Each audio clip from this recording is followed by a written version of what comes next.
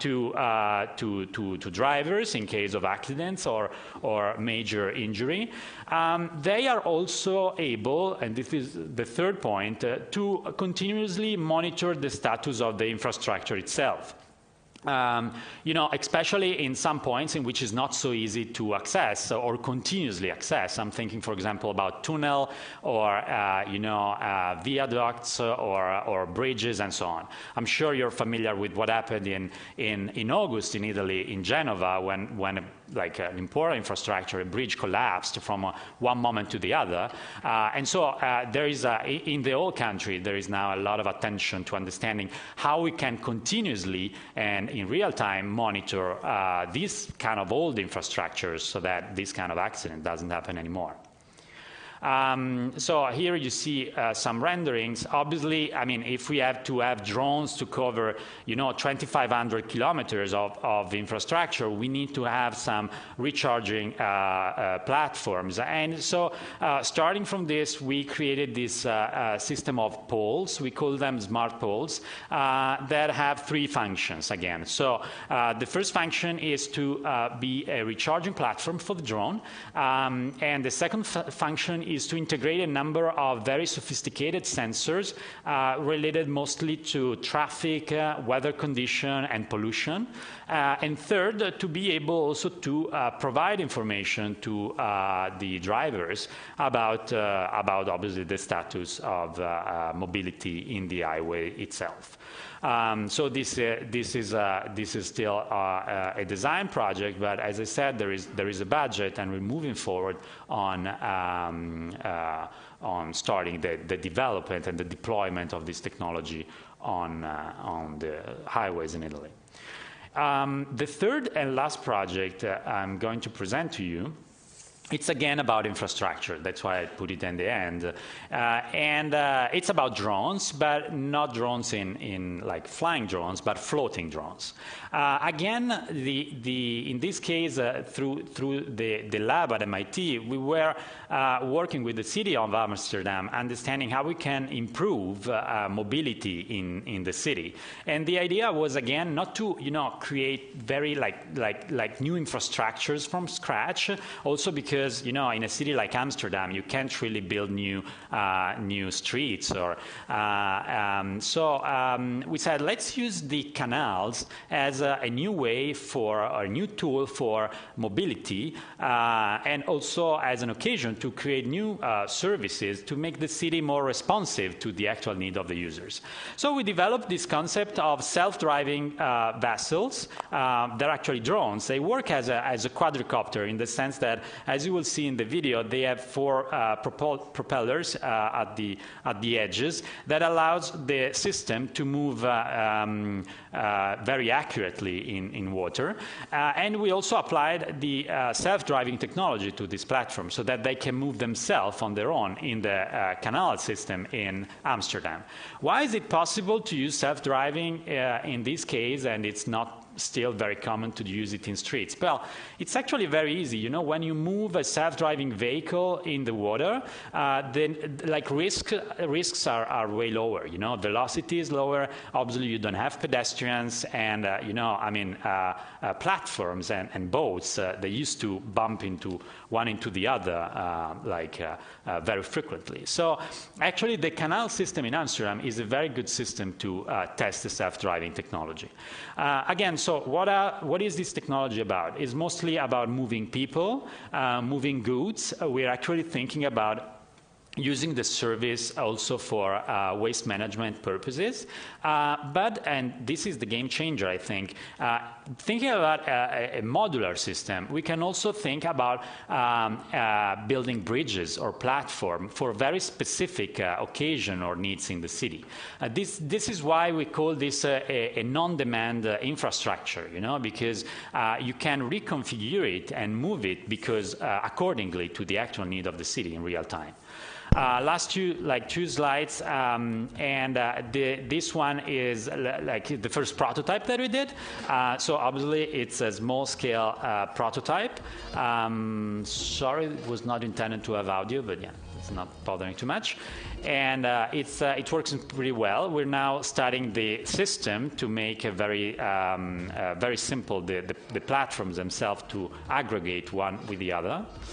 And since the system is actually using LiDAR to move around the city, on time we actually understood that we could collect a number of data about the city itself to have this kind of real-time image of the city, which is a completely different perspective. You know, I mean, not sure if you're familiar with LiDAR. It's actually a radar that like detects objects through a kind of a cloud of points, and is able to continuously update a different vision, a different image of the city in real time. We can obviously aggregate the whole data and add this unprecedented and unseen vision of the city. That's why these kind of technologies can also offer us new insights on the space we live in every day. These were the three projects, and thank you so much for your attention and again for having me here.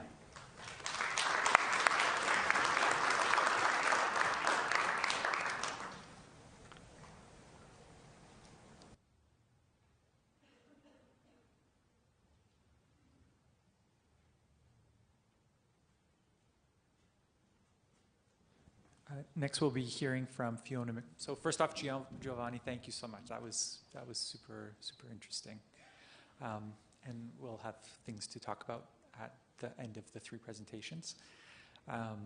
Next, we're going to hear from Fiona McDermott, who is addressing us from Dublin.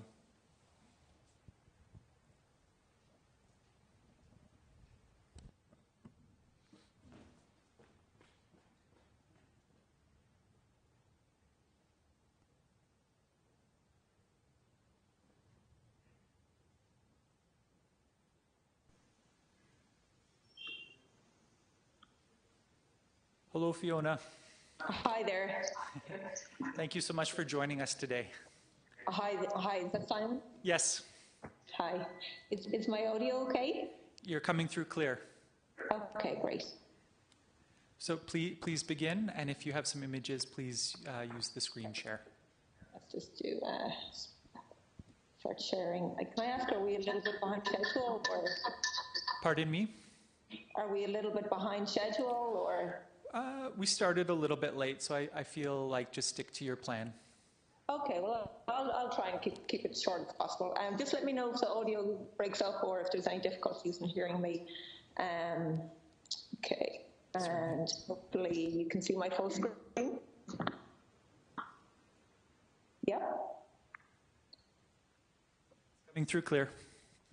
Okay, great. Okay, I'll get going then. Okay, so thanks, Simon, for the invitation. It's great to participate even remotely. I'm going to try and keep this really short, about 15 minutes, and I just want to acknowledge the feedback from colleagues of mine, Bart Skalkin, Linda Doyle, and other colleagues at Connect. So just to give you a little bit of context of where I'm coming from, I'm based at a research centre that's part of Trinity College in Dublin, and we do research around telecommunications and the development of networks. So there's both theoretical work and applied work, and we do a lot of work with industry partners. So I'm going to talk very briefly today about the application of UAVs to telecommunications. So one of our major research areas is looking at the idea of moving networks. So the idea of moving away from static fixed network infrastructures to nomadic or mobile infrastructures that are based on different modes of mobility. So trains, connected cars, and UAVs is kind of increasingly becoming a larger area of research within this field as well. At this stage, I should probably say, unlike a lot of my colleagues who are coming from computer science and engineering backgrounds, I'm not a computer scientist. So my own research looks at network technologies and how they interact with the materiality and politics of the city. I'm coming from kind of an urban design background. But one of the things that continually fascinates me working in this field of emerging technologies is the idea that they're always new, and these are very new concepts, but you, at the same time, you constantly see this reoccurrence of concepts. So for me, the moving network has real parallels with these ideas that we've seen in architecture before. So this is Instant City from Archigram from 63, so it's like 50, 60 years old at this stage. And it's a concept that proposes this aerial technological objects that temporarily settles down within an existing environment, and it's delivering new services and superimposing new means of communications and information overlay onto kind of an existing community. So I always kind of like to remind the engineers of this kind of longer arc of aerial infrastructures on the move, or even if they are just kind of conceptual. But I'm also very interested in the different motivations and different value systems, say, behind speculative work like this, and maybe the more kind of utilitarian motivations behind the network infrastructure that we're doing today. So I'm going to talk very briefly about two areas that UAVs are being used or potentially used in telecoms.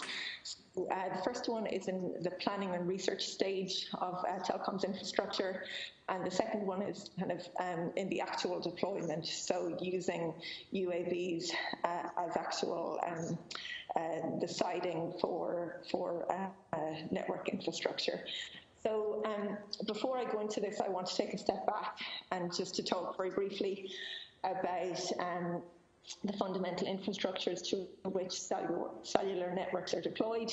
So people will be familiar with these type of structures. They're macro base stations. They're normally at very high locations. You'll see in all sorts of different settings, from kind of rural to suburban to maybe an urban setting at a higher vantage point. And they have this coverage up to like 20 kilometers. And the other kind of very significant and becoming increasingly significant infrastructure is what we call small cell or micro cell base stations. So you find these on the side of buildings or disguised within existing street infrastructure, like traffic lights or street lamps. And these are becoming really, really important in terms of delivery capacity, and especially in dense environments like cities. So but with this kind of increased density, the planning and deployment of them is kind of increasingly difficult as well, as you can imagine, working within city environments versus working on a brownfield site. I think most people will understand the differences of that. But it's becoming this real kind of interesting race between traditional network operators like I guess, I don't know if you guys have AT&T or Verizon or Sprint, but you also have these new technology players like Facebook and Google, which are effectively infrastructure companies also, who are kind of racing to adopt new technologies and design cellular networks. So I'm going to talk about one example of kind of a small cell-based system and how UAVs are used for the planning of it. So this is Facebook's Terragraph. I don't know if anybody's familiar with this. I think they started it originally around 2015, 2016, and they're trialing it in San Jose. But it is effectively what they call fiber in the air. So if you think how fiber works, a fiber optic works underground, you have these like super efficient conduits that are delivering light streams. This is taking that concept and moving it up in the air.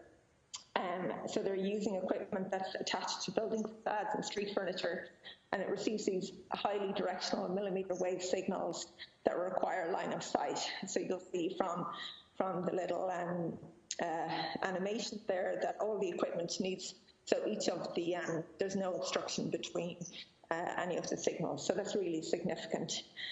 But the planning and the planning and pre-deployment of these is usually problematic, given the kind of high density of it, the mesh topology, and the line of sight that's required. If we think about traditionally how telecommunication infrastructure was planned, it would have required things like site surveys, walking around the streets, manual inspections, kind of trying to identify installation sites, and then doing some very kind of sketchy estimations of radio wave propagation. So it's really slow, really arduous, really difficult to get good information.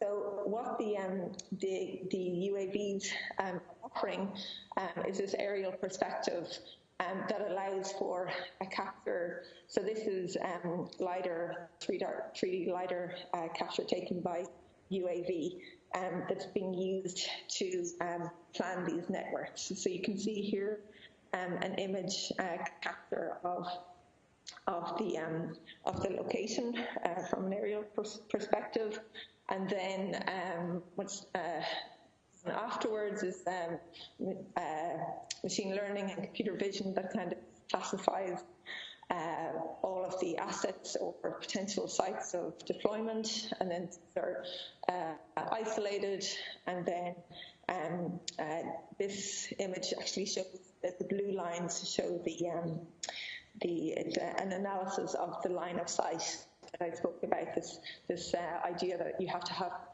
point-to-point line of sight in order for these networks to operate. So ultimately, it's this kind of really big advancement in terms of reducing the time and making the process more accurate and comprehensive.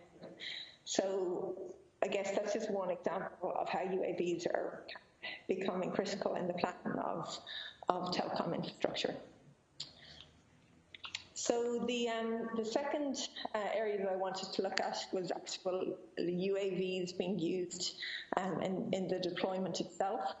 And I guess I want to say straight out that infrastructure it sometimes moves anyway. So you can get broadband on a plane. Base stations are connected either to satellites above or to the ground below.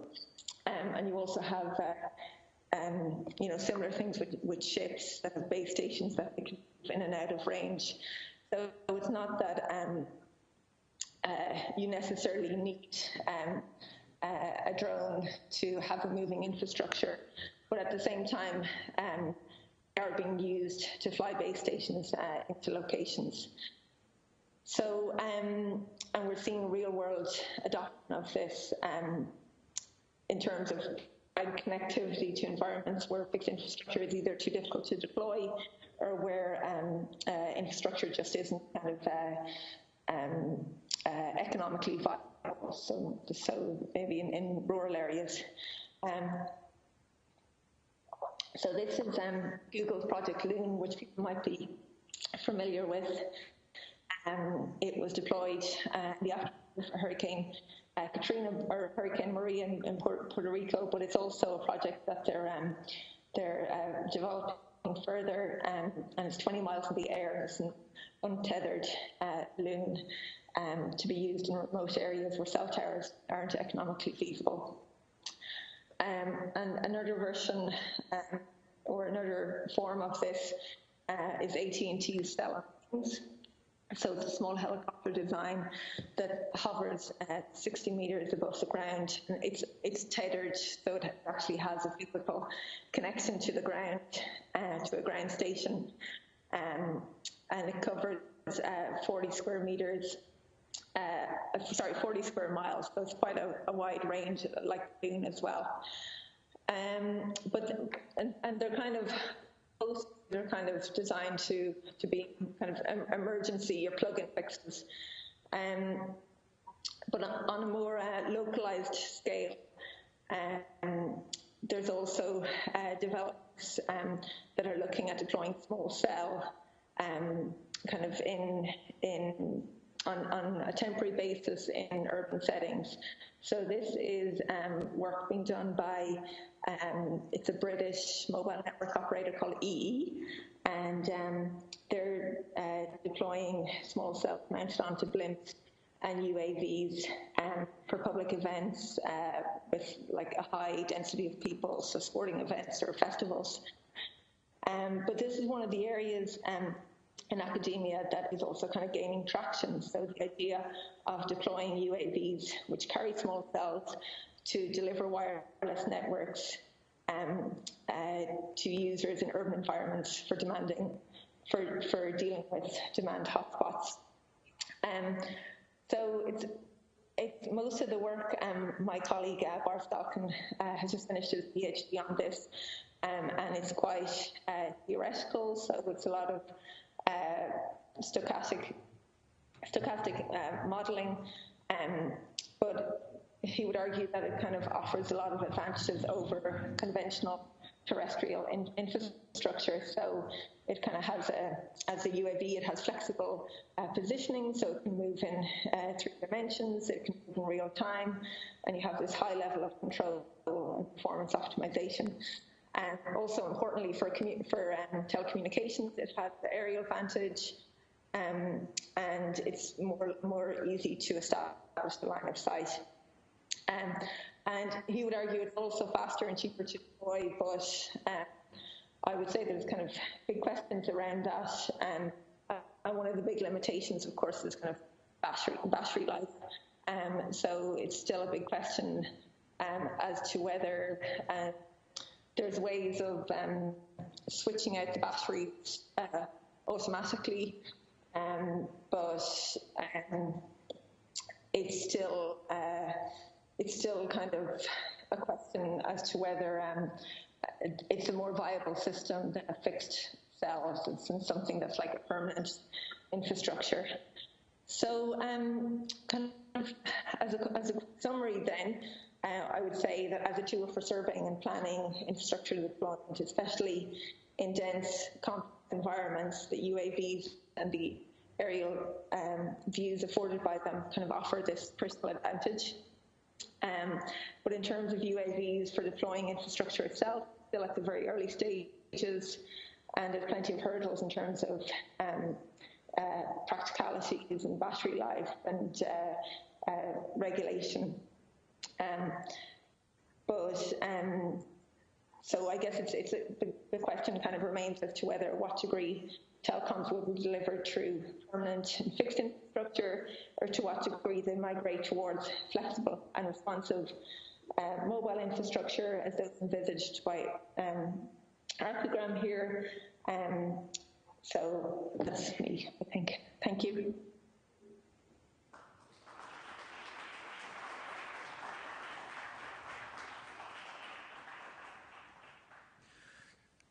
Thank you so much, Fiona. That was really excellent and definitely well paired with Giovanni's and pointing to a number of lines of conversation. We're going to hold questions until the end of the 3 presentations, and so next we're going to hear from Imani Men.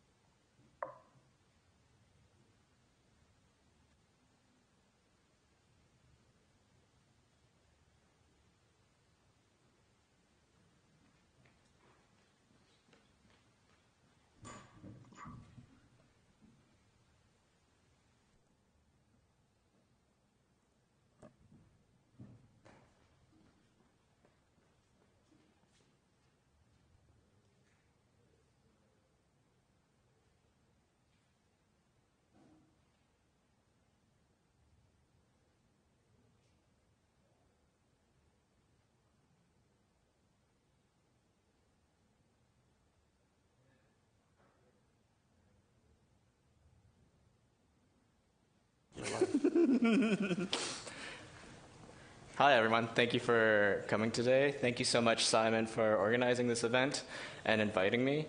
So I'm going to be extremely candid and very honest. So I'm going to disclose that I'm not a specialist in the area of drone photography, videography, or piloting. I must admit I'm an extremely reckless drone enthusiast. You can ask my partner if I'm a specialist of anything. It's making a mess, and perhaps that's like some form of critical design practice. So I'm currently the co-director of the Public Visualization Lab with Patricio Davila, where we work alongside communities to represent and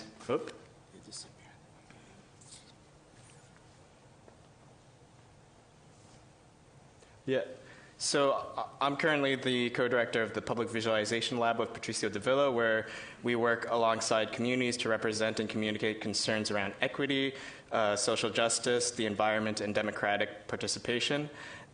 This art and design research lab employs visualization, curation, mapping, modeling, and storytelling through digital media.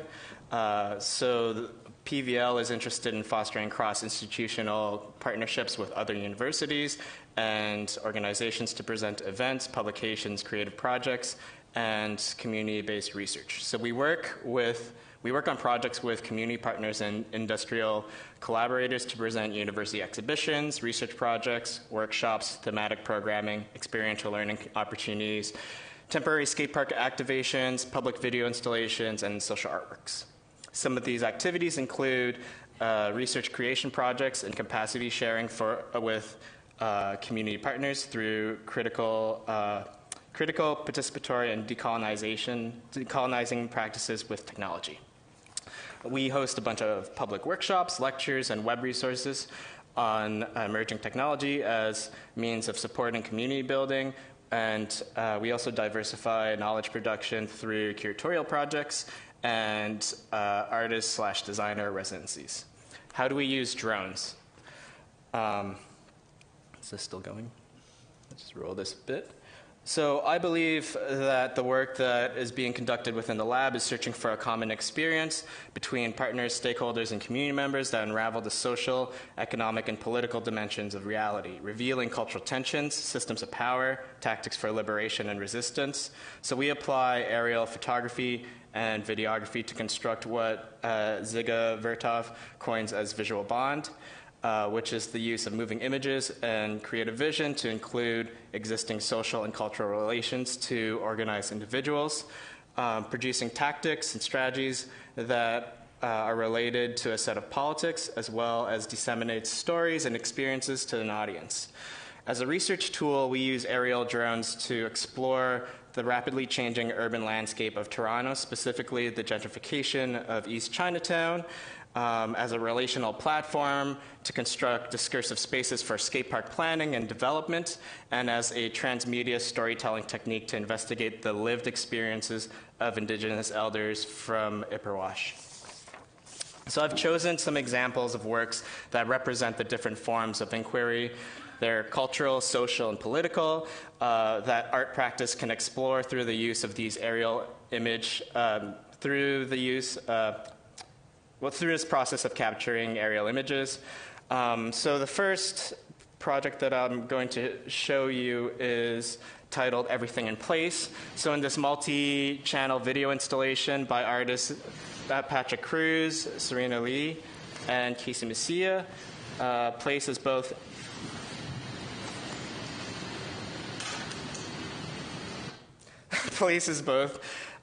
inheritance and memory. So it holds a dual role in shifting ground, and it also holds colonial remnants. So marked by distinct geographies of Toronto's Asian communities, these works address the politics of space, diasporic tensions of tradition, racialization, and translation. So this exhibition was co-produced with the Modest Eyes Collective, and it was led by myself, Michael Tanaka, and supported by the Public Visualization Lab. So what you're seeing right here is you're seeing Serena Lee. She is a Chinese-Canadian artist. Her work layers cinema, performance, voice, image, and text to map a political grammar of harmony. And the work that she presented for Everything in Place was titled Needle to Sea Bottom. And it draws from Ido Sterl's concept of free falling and the Chinese martial arts of Tai Chi Chuan. Lee explores the idea of balance not as a state but as a movement through inherited narratives of materialism, immigration, and animism in Toronto's gentrifying Leslieville and Broadview Chinatown. And at first, we started to explore these technologies that capture gesture and motion, and we were trying to figure out how do we create an essay film using these technologies. And Serena invited me to fly this newly purchased drone in her grandfather's backyard. And again, I'm very reckless, and I flew it in her backyard, and from the images that from those images, I was able to apply a technique called photogrammetry. So photogrammetry is the input. It's the use of photographs to create a 3D model of a space or object or person. And aerial photogrammetry is when you use a drone to do that. So from the video footage that we captured, we were able to reconstruct this 3D image of her grandfather's backyard, and as well as her neighbor's backyard. So this is building on that notion of materializing bodies, materializing spaces, and also cultural tensions that support data narratives. So we were able to experiment with what you're seeing is that 3D model of that backyard space with the motion capturing technique that was applied for the Tai Chi set that she choreographed. Okay, so that's Everything in Place. The next project that I'm going to talk about is community-based visualization and skate park planning. The overall goal of this project is to use data visualization and mapping practices as a platform to recontextualize public space by constructing a counter-argument for defensive architectural designs related to the activity of skateboarding. In result, it will construct a model for social art practice as a form of research. But this work will articulate a critical approach of how visualization and community engagement as a research and creation practice can respond to both civic and citizen inquiry. The primary goals of this project is to develop a theory of community-based research within a social art practice that includes the process of data collection, community outreach, and project making as a part of the creation process. It employs theories developed by creating a visualization and mapping project that rivals defensive architecture against skateboarding within Toronto by providing an alternative design typology that can be applied to municipal skate park planning. So I've worked with the TSC on this project, and what we've been doing is we've been addressing some of the issues that are coming up with the city directly in relation to DIY spaces. In 2016, the City of Toronto adopted the Toronto Skateboard Strategy, which had a series of different recommendations from an increase of community engagement and skate park development to other recommendations. So I've been assisting them with advancing these plans and also working with DIY skate park groups.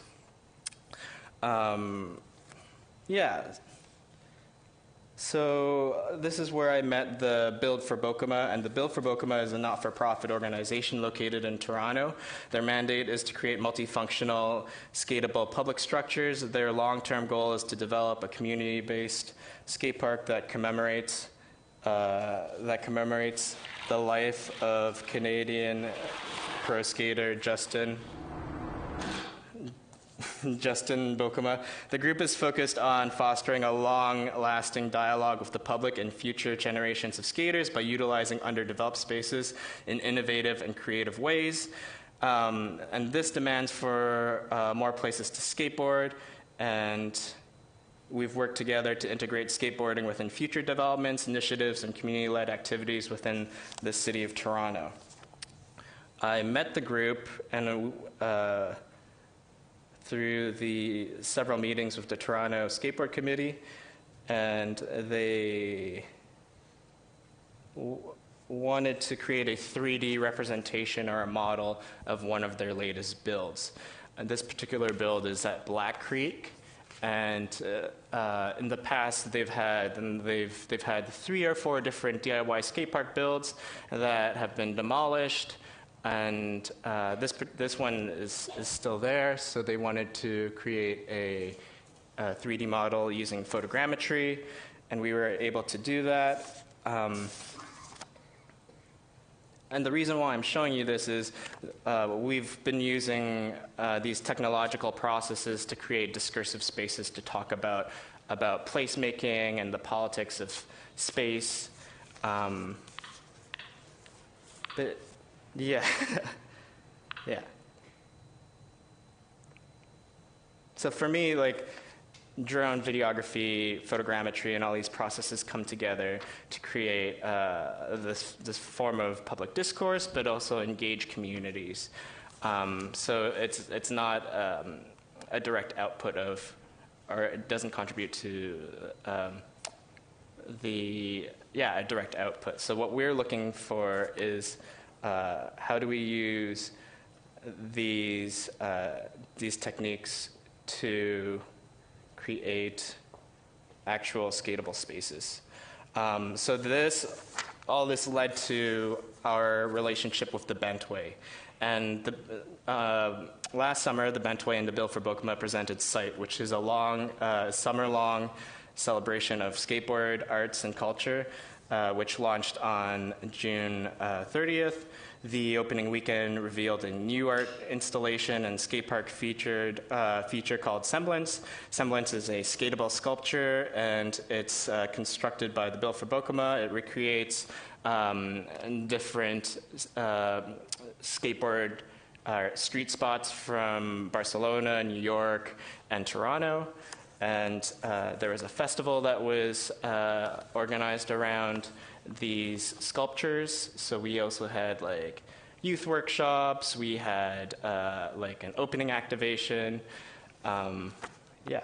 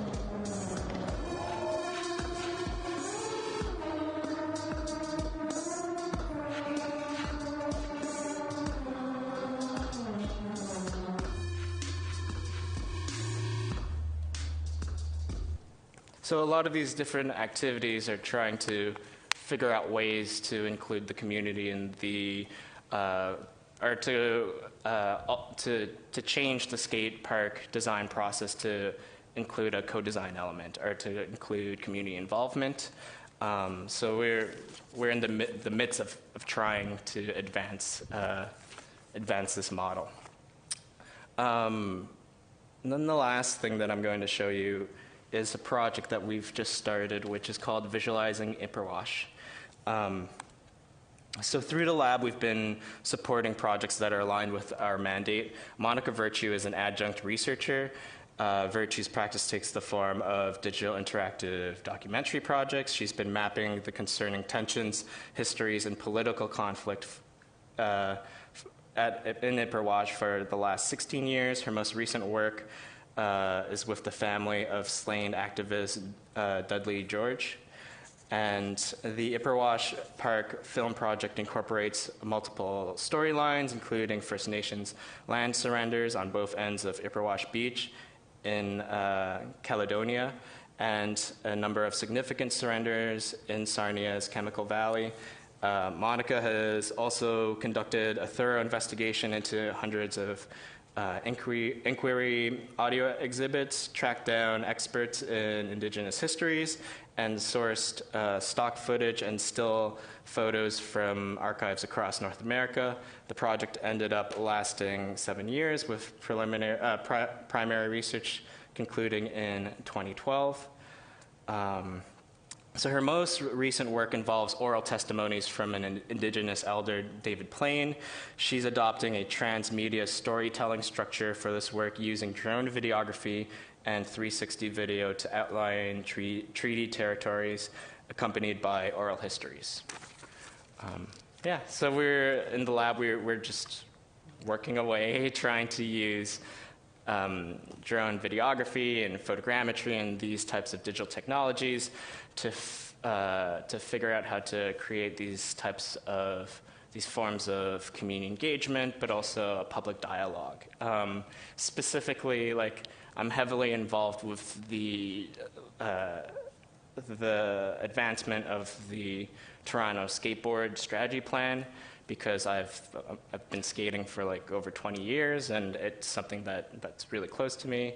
But we're seeing a lot of change in terms of how can we include community involvement in the designing of skate parks, in the building of skate parks, and yeah, so that's it. Thank you for listening.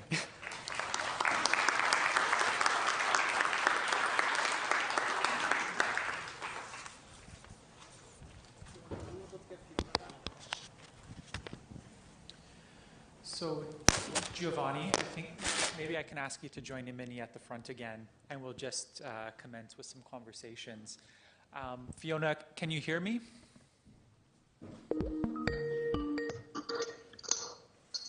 Thank you for listening. Hi, Fiona. Hi, I've knocked it off, Fiona. Were you able to hear Imini's presentation, Fiona? Yes, I heard it. Yeah. Awesome. Fine. Awesome. So, thank you for 3 excellent presentations.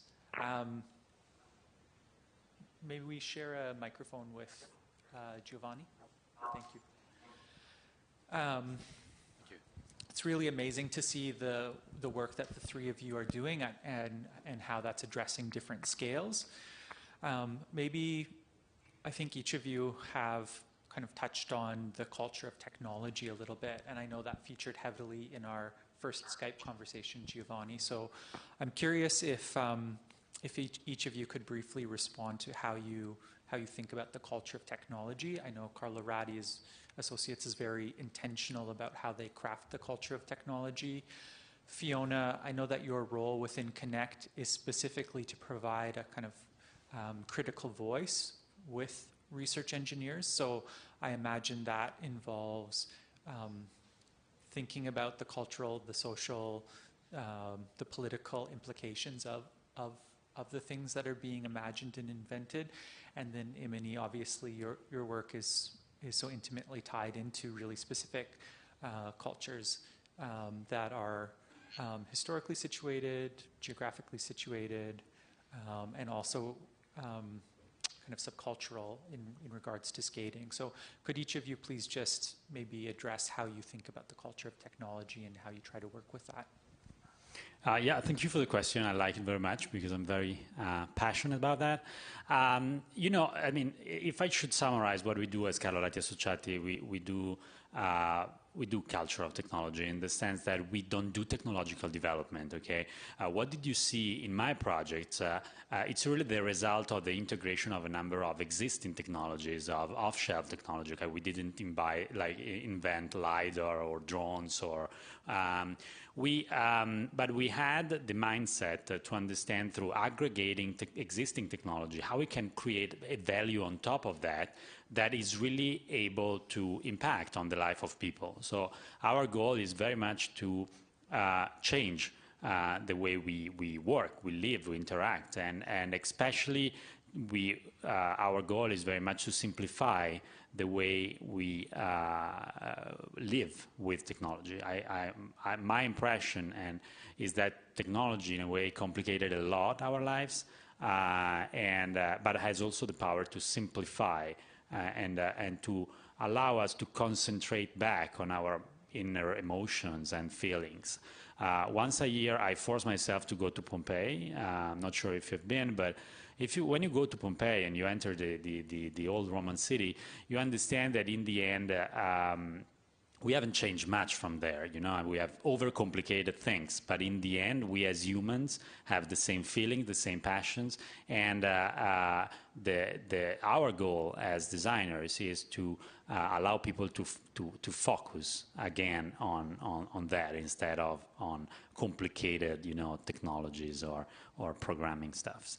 That's why, for example, for us, just to conclude, it's like the most important thing as like in managing a company, because I'm the CEO, so I'm very much engaged, like into the management also on the whole organization, not just on the creative side. That is more on Carlos. But the most important thing for us is the company culture. Okay, so the first thing is to create a very strong identity, to create and share with the whole team a vision and a methodology. That's why, I mean, it's company culture of technology and company culture when you do innovation and design are very much linked. Will I go for it, Simon, or? Please go ahead, Fiona. Yeah, I mean, I'm going to be probably a little bit more skeptical about the culture of technology, but that's, as you said, kind of my job. And I think kind of working in the context of a technology research center, I guess my job is kind of constantly asked, just because it's technically feasible, what is the type of value that it's adding? So especially in Ireland, everything's focused on all of these technical developments are focused on the economy, what jobs are they bringing, what kind of stimulation to the economy.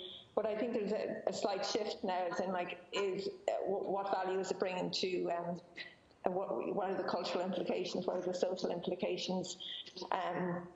But I think it's interesting to think in the context of the work I presented about, the likes of Google, and I know Facebook have kind of abandoned their drone-based infrastructure, or they've parked it for a while. To think about what is the kind of motivation and value system behind this technological development. And I guess I can't, there's aspects of kind of when you're delivering infrastructure to remote areas. There's, Jim Thatcher talks about, the geographer talks about data colonialism. And so I guess I verge a little bit more on the skeptical side. Maybe just as a brief follow-up, and we'll actually, Emily's apologies, please go. For me, when I think of the culture that surrounds technology, I think about, I'm just going to speak directly to my experience with working with skaters within the city of Toronto. It's about creating these tactics that allow them to interface with municipal strategy. It's all about building out literacy and agency, being able to create visualizations and contributions that allow, that will actually be implemented in the future. So I do a lot of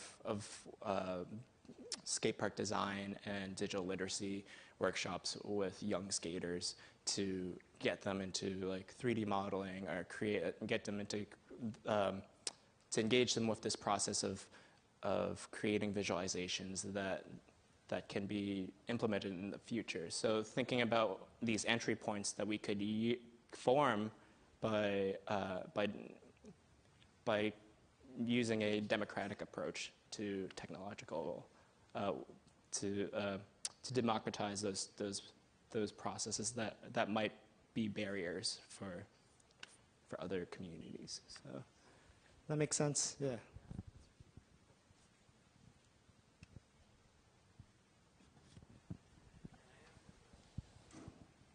Sure.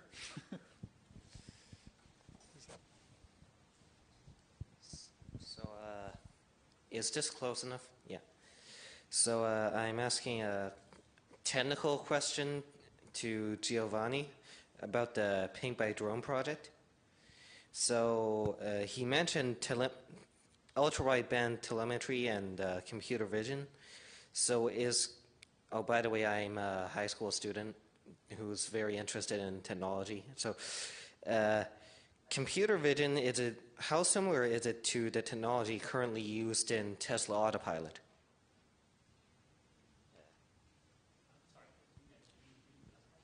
How similar is computer vision to the technology currently used in Tesla's Autopilot?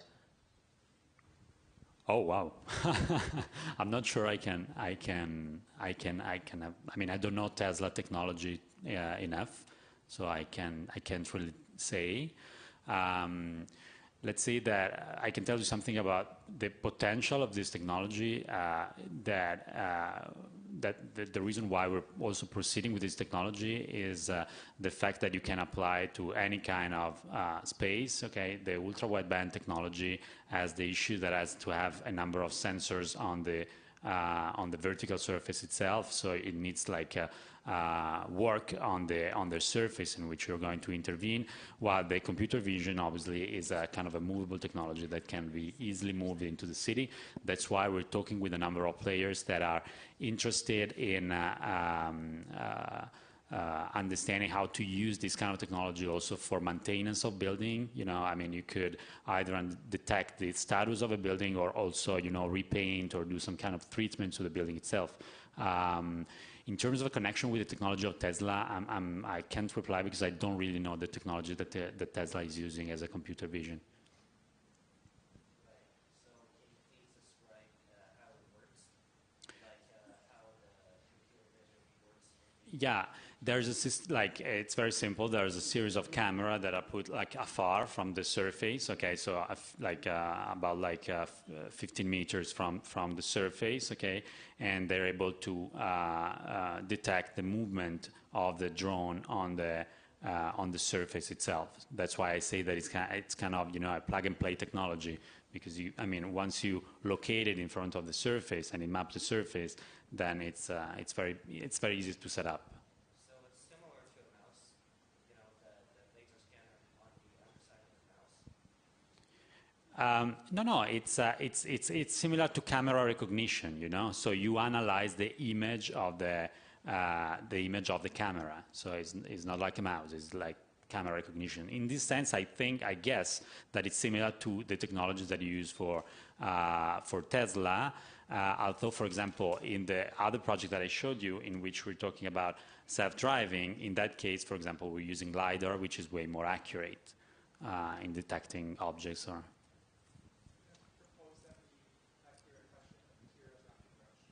Sure. Hi.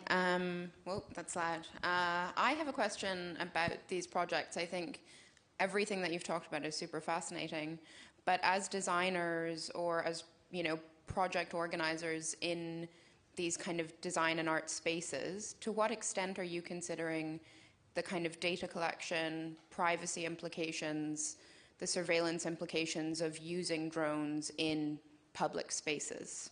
And you can answer that maybe on a personal level or on a more pragmatic level. Yeah, I'll do both. So on a more pragmatic level, the three projects that I showed you, they don't actually collect personal data. You know, they mostly collect data about the functioning of the city. And this is very much part of our research, understanding how through data collection we can have a different insight of the city as a living environment, you know, as a living object. In terms of personal answer, I think my idea when we deal with personal data, I think that if I think about the future in 50, 100 years, I believe that as it is happening now, things will become more and more transparent. So I don't think there will be a moment in which we ourselves will be able to really protect our data. And so I envision a society in the future in which everyone will be able to know everything about all the other people, you know?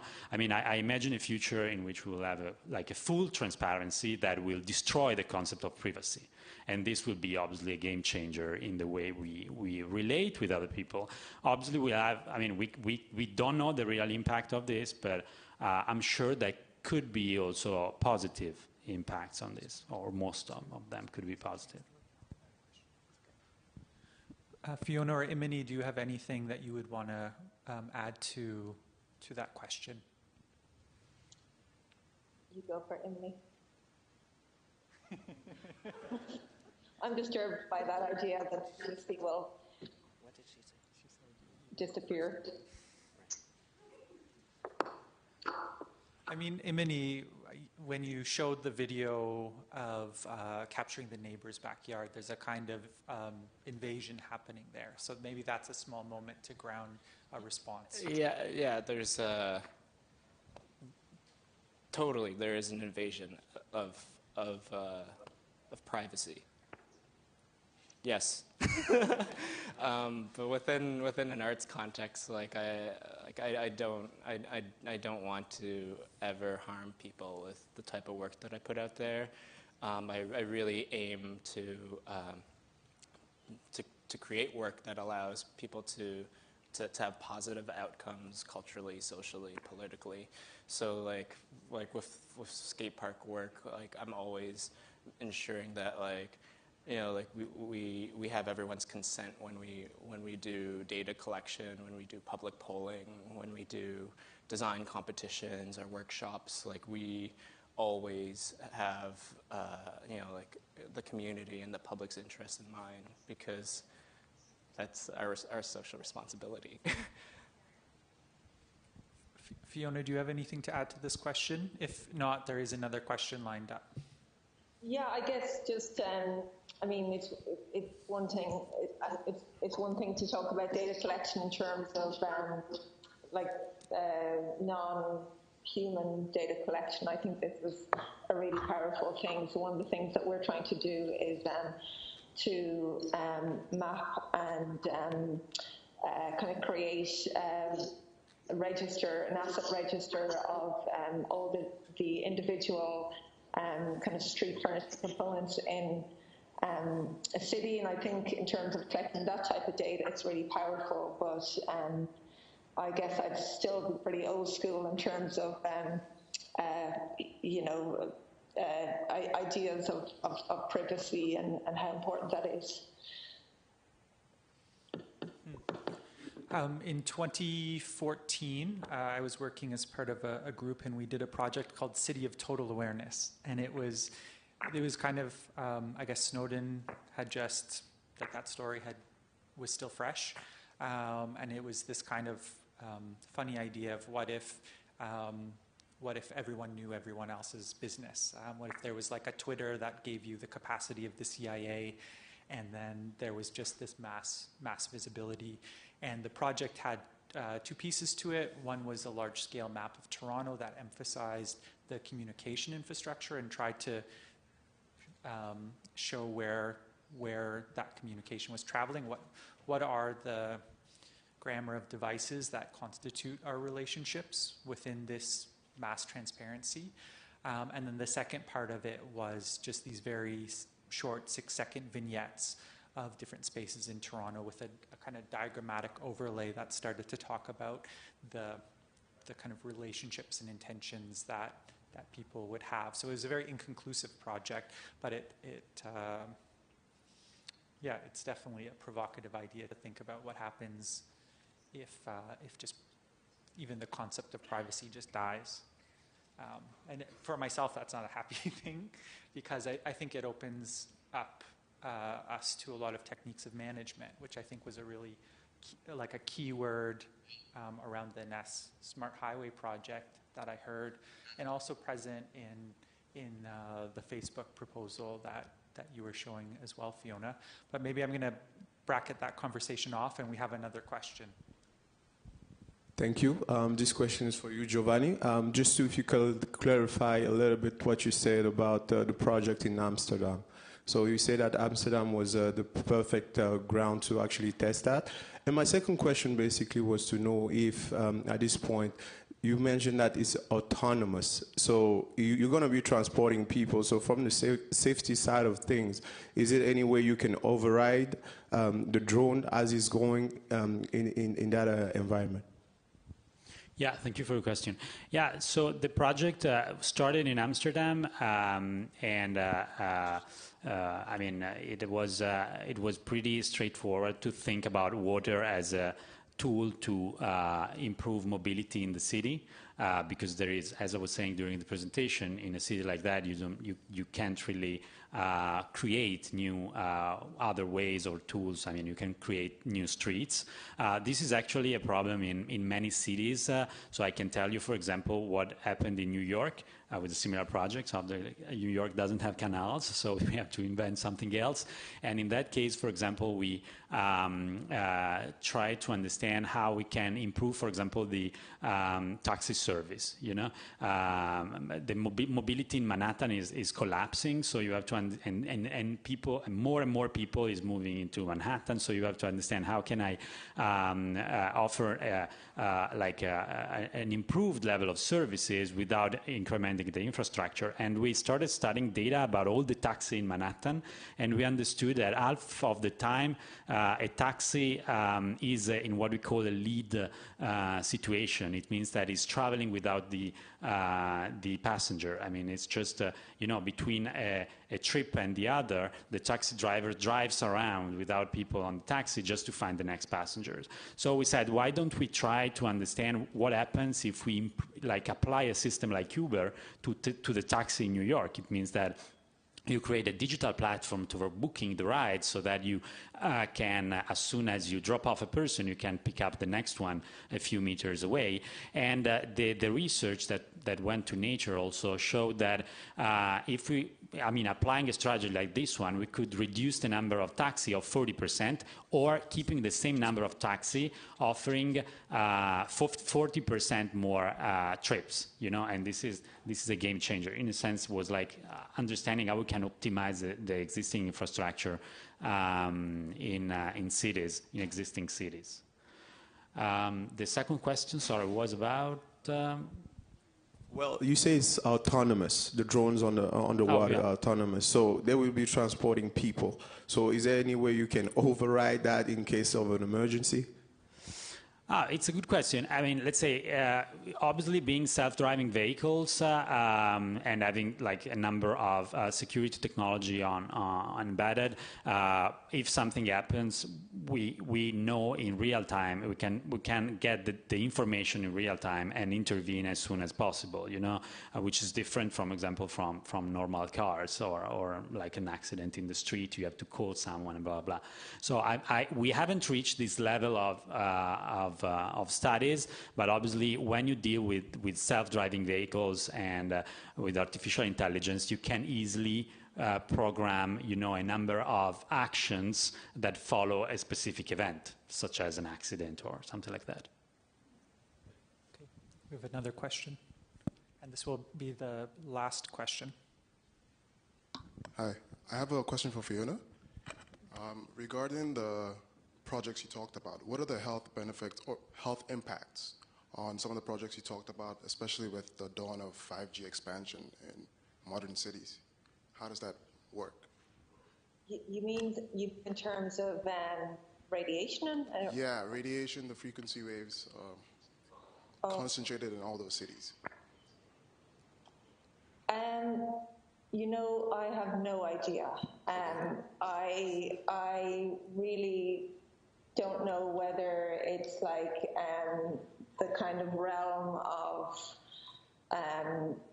what's the word, you know, people who are kind of scared of everything, and it's really not my area, and I'm really not a technical person. It's not something I look at all. I guess people have concerns. I mean, apart from radiation, people have concerns about the amount of equipment that they propose will kind of be introduced, especially when you look at like new generations like 5G, you know, the oncoming of 5G. I mean, there's some prediction that you would need a small cell every square meter for certain densities of users. So, I mean, that's really immense. And I think it's something that is not going to go, I think in terms of like the amount of equipment, I think it's something that's going to become much more, it will become much more of an issue, and you already have people kind of protesting the installation of small cell, and you know, they can be done in a very, I've seen, you know, US postal transfer style boxes that are masquerading as small cells, you know, so it's kind of, there's this kind of trickery going on, I guess, to kind of disguise them. But I'm sorry, I'm really not sure about radiation. Fair enough. But, yeah. Unless somebody else, maybe Giovanni or anybody know? You don't. Sorry. So it is 1:30. I guess lunch was supposed to begin at 1, but I guess we can just push the afternoon sessions a little bit. Can I propose that we come back for 2:15? It'll be a little bit of a shorter break. We'll start with the panel staging the apparatus, which will feature Elle Flanders of Public Studio, chaired by Scott Sorley, as well as feature Hilary Mushkin from LA. Following that, we will hear from Kira Bracken-Rausch, who asked the privacy question, so we'll get kind of her thoughts and response to that. It also features Ala Rushan, who, if you were provoked by the LiDAR images of the city, machine vision is one of her significant research interests. And we'll also have Sam Seward joining us from Prescott, Arizona.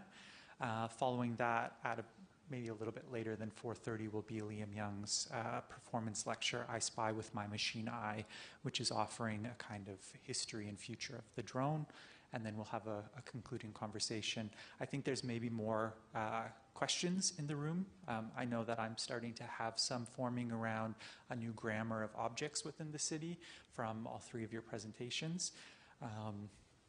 But I think that we'll get to continue to think about that and work on those questions this afternoon. So please enjoy lunch, and I look forward to you joining us again at 2:15.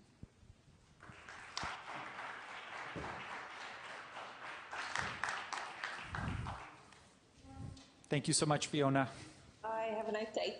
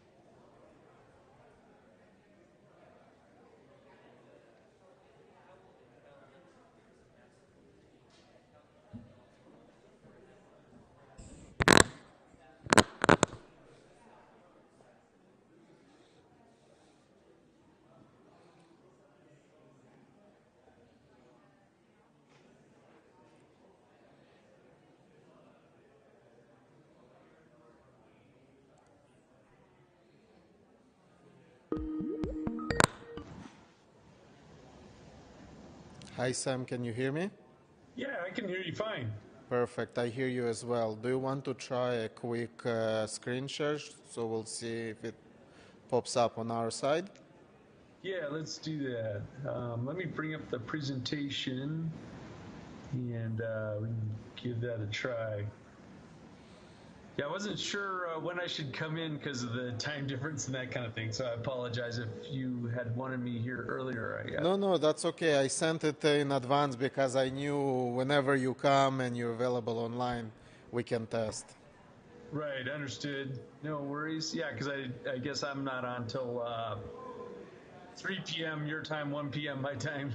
I was hoping to sit in on the session right before too, just to try to kind of get a flavor for how how it goes and that kind of thing, if that's possible.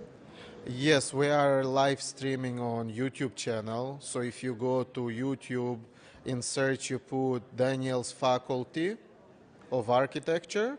In the videos you'll see live stream ongoing, and you can actually see and listen to the whole presentation before we call you. Oh, okay, great. Yeah, that sounds fantastic. I'll do that. And let's see, so here's my slideshow, and then let's see, as far as screen share, looks like I can just select that monitor and say share screen. And so you should see my presentation now. Yep, I see it, nice and clear. So by the look of it, we're ready to go. So I will send you a quick message just before we're ready for you to let you know we're about to call you, and then I'll call you whenever we're ready. Okay? Sounds good. So you're going to call me on Skype, right? Yes. Yeah, gotcha. All right. Okay. Okay, Sam. Thank you so much. We'll talk soon.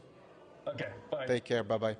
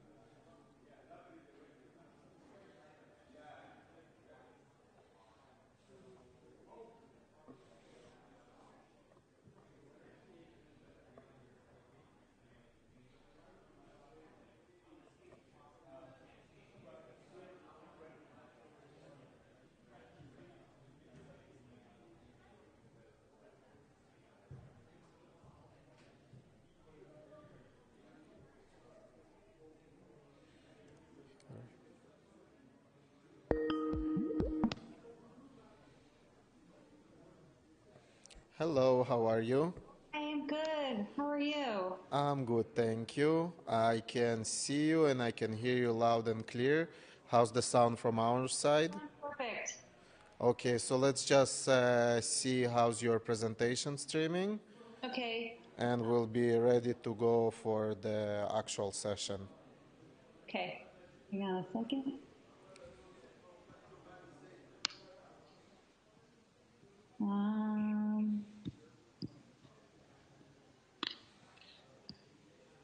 Let's see. Share my screen. Okay. So hang on. I want to see if I give you the presenter view here. Oh, that doesn't work. Hang on. Yeah, you're supposed to choose an option, share this screen somewhere. Oh, you don't see it right now? No, I do not. I see only you. Oh, I know why. Oh, okay. Sorry. Hang on. I didn't choose the right one. The Cinema HD is the one. Okay. Okay, perfect. So now we see your screen. Right. It's nice and clear. So by the look of it, we're ready to go. One thing I wanted to mention, if you would like to see a live stream of what's going on before we call you, and you can go to YouTube. In the search, input Daniel's Faculty of Architecture. And on that channel, you'll see in the videos tab a live session going, so it will be live stream from what's going on here. Okay. And just before we're ready for to call you, I'll just shoot you a quick message so you'll know we're almost done. Okay, before you go right now, I want to check one other thing with the screen here, because right now you're just seeing my work screen and I want to set up the, just give me a second. Yeah, no problem.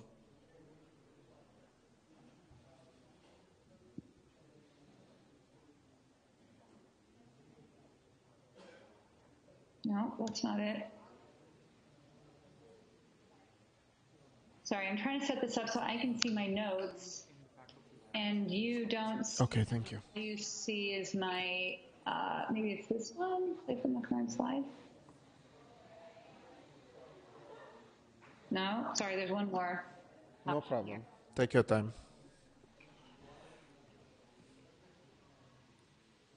That's it. Oh, wait, you don't need to see this. Let's put this over here. Okay, so now do you just see the slide?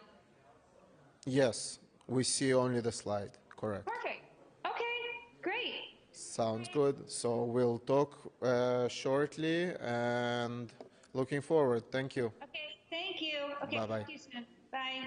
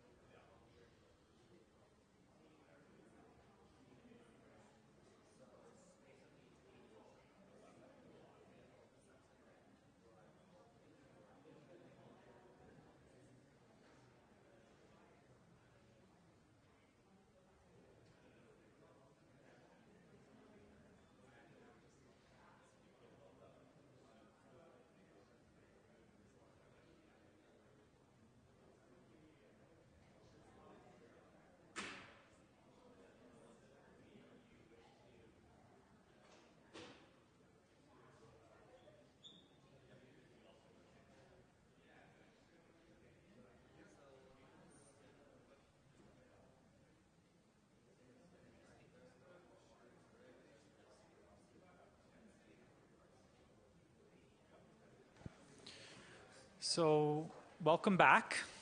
We're going to begin the afternoon sessions.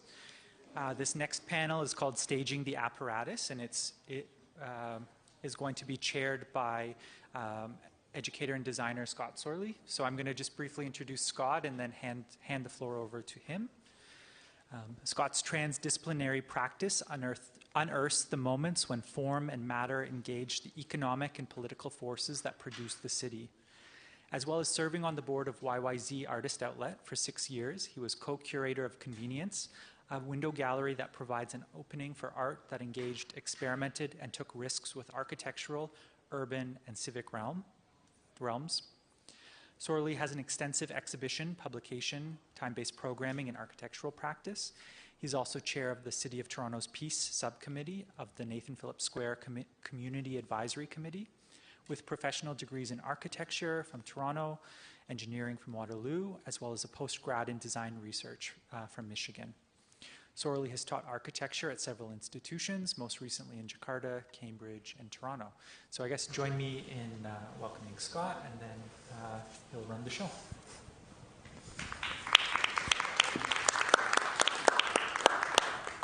Thanks very much, Simon, and thanks for putting this conference together, and as well this particular session on staging the apparatus. I really appreciate the opportunity to moderate and ask questions from two artistic practices that I really admire the work of. And I also want to thank tech support and the cleaning staff for making this room presentable for the day. So what I'm going to do first is I'll introduce Hilary Mushkin. Hilary will be appropriately enough presenting digitally. So Hilary Mushkin is a visual artist and research professor of art and design at Caltech, the California Institute of Technology. She started Incendiary Traces, an art research and media initiative to reverse engineer the politics of landscape visualization. The initiative, which can be seen at incendiarytraces.org, situates civilian drawing and observation as collective visual practices parallel to the military's, while highlighting human subjectivity, gesture, and interpretation. To perform research, teams of artists, architects, and scholars observe and sketch at military bases, training grounds, engineering offices, and surveillance control rooms where global military and paramilitary leaders develop and use specialized landscape visualization practices. The project was recently the subject of a retrospective exhibition at the Pomona College Museum of Art with an accompanying publication, Incendiary Traces. It has also been exhibited at the NGBK Gallery in Berlin and Museo Ex Teresa Arte Actual in Mexico City. Mushkin's writing on the project has been published in Places Journal and KCET Artbound and will be included in the forthcoming book, Control Rooms, Nodes in the Networked City. So please welcome Hilary Mushkin.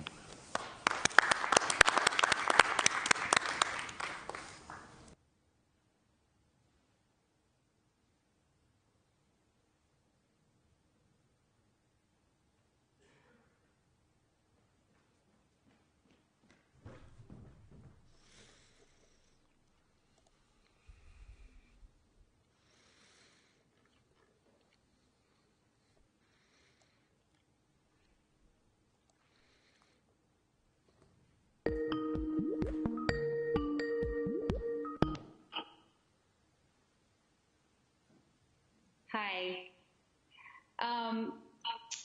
Hang on a second. Sorry.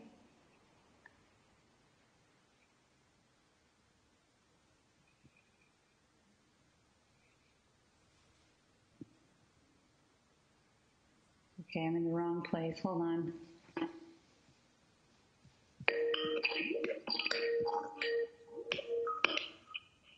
Hello? Can you hear me? Oh, wow. Hi, Hilary. We can hear you. Okay, can you hear me now? Yes, we can. Okay, great. There was a little delay. Okay. Actually, I think I'm getting I can hear myself, so hang on. Let me try to adjust this really quick here. Hold on.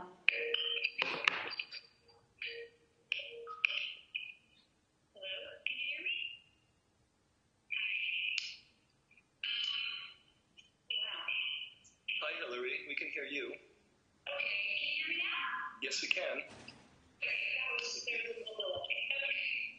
Okay. I think I'm getting some, I can hear myself. So hang on, let me try to close this really quick here. Hold on. Hillary, if you have the open stream, live stream, you have to pause it before we do that session. Otherwise, everything will be doubled. Thank you. Okay. Can you hear me now? We can hear you. Yes, we can hear you, Hillary. Oh, no. Okay, let me see. Hello? Yep. Okay, Hillary? Yeah, can you guys hear me okay now? I'm sorry. Yeah. No, this is perfect. Okay, now I think that we had a little recursive audio there. Okay. All right. Thank you. So actually, I can still hear myself, but I guess I'll just live with that. All right, now I don't think it's quite so delayed. Thank you so much for inviting me, Simon, and I am really happy to be able to present my work to you all, and I really wish I could be there. It sounds like you guys are doing having a fascinating conversation today. But in any case, I'm happy to be here remotely and in whatever capacity is possible through the amazing technology we have today. So I'm going to talk to you a little bit about my project, Incendiary Traces. And Scott, thank you so much for that introduction. That was super helpful for getting me started here. I have one more thing I need to figure out before I can get this to work, so bear with me. Okay. I'm going to talk to you about a chapter in the project Incendiary Traces, which Scott mentioned to you, which is focused on the largest reconnaissance drone training center in the world, which is at the U.S. Army base Fort Huachuca in southern Arizona. And this is an Army base that I visited with a group of artists and other arts professionals in 2016, almost actually a few years ago now. And just give me a second here because I want to make sure I've got myself organized.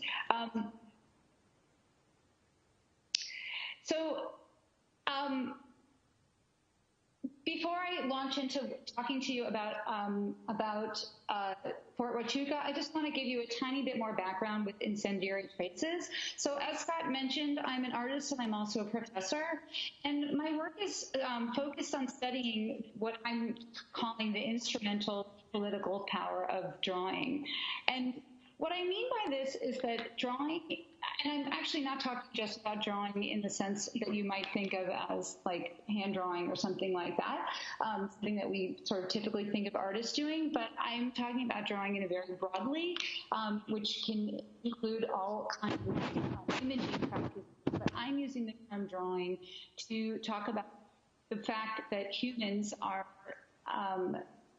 in control of the way that the images that they make are constructed and how they look and what they represent. Even if you're using a machine, whether it's a computer or a camera or something else, you're a human, are still making all sorts of decisions about what kinds of images are created with those tools. And when we make images, those images are used by all kinds of authorities, including armed authorities, militaries, border agencies, police, also other kinds of authorities, economic authorities, all sorts of authorities, to establish knowledge and fact, and to use what they are asserting as factual representations to wield political power. So drawing sort of comes from this kind of what I think today we think of as something that comes from the field of art as something that's kind of, subjective and interpretive and emotional. And I'm taking that understanding of the idea of drawing and putting it in parallel with practices that are decidedly procedural and systematic and intentionally trying to diminish the role of human interpretation in order to establish a sort of fact of a truth which is intended to be beyond the subjective interpretation of any individual, and therefore to hold sway, power. So I'm just kind of prefacing that to give you a sense of where I'm coming from, and then now we can talk a little bit about what's going on with in Fort Huachuca. I just pulled up a couple of other things here just to give you a little bit of background with Incendiary Traces. I've been to with this group. It's a loose collective that changes every time I go to a new place, of artists and scholars and architects, and we've visited a number of different places. This is the police surveillance system headquarters in Mexico City, where we drew in the observation room, and then they took all these photographs of us, even though we were not allowed to photograph, and they posted them all over their social media.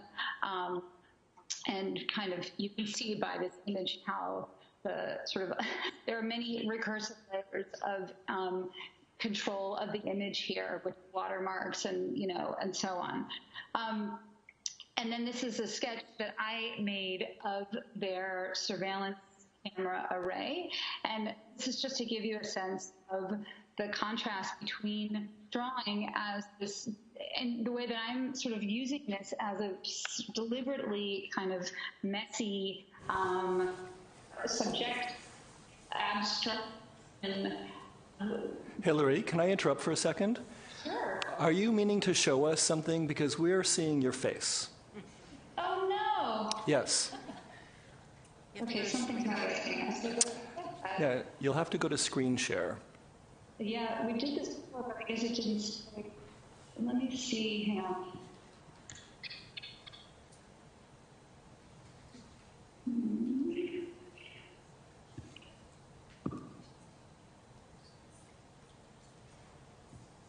Screen share.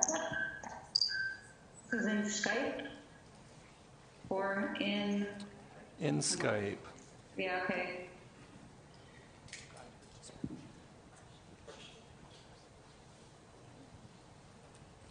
Do you remember where it is now? Sorry, I've lost. There you go. He's coming to help you. Give it a moment and you'll be getting some assistance.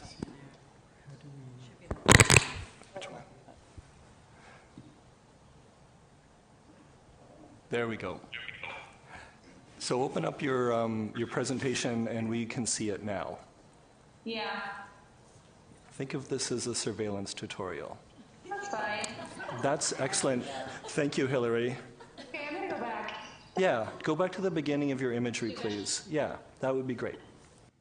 Okay, this is what you missed, this fabulous slide. I know it's really was important that you saw that. I was talking about this image of Mexico City's surveillance center with the watermarks and all that sort of stuff on it briefly. This is a sketch that I was just talking about that I made that's of their surveillance camera array. But I want to actually move on now and just talk about, and this is at the U.S.-Mexico border. So talking now specifically about Fort Huachuca and the reconnaissance drone training facility there. So one of the things that I have to sort of just talk about briefly here before I get into this is that so there are various terms that people use to talk about what we colloquially talk about as drones, okay? In the military, so military acronyms are used pervasively. When you go to military bases, you hear, if you talk to anyone who is involved in military contracting or anything, there's a lot of acronyms that are used. And military acronyms are kind of special language that give the people who use them a sense of camaraderie and belonging to a closed society. And when you talk to military people about drones, one of the first things they tell you is that they don't use and they don't like the term drone. The military refers to the terms UAV and UAS over drone for political reasons. The acronym military personnel stress implies human control of the aircraft, even though the pilot is not in the plane. The public has gotten used to the term drone for the same reason. It implies that the human oversight has been usurped by the machine.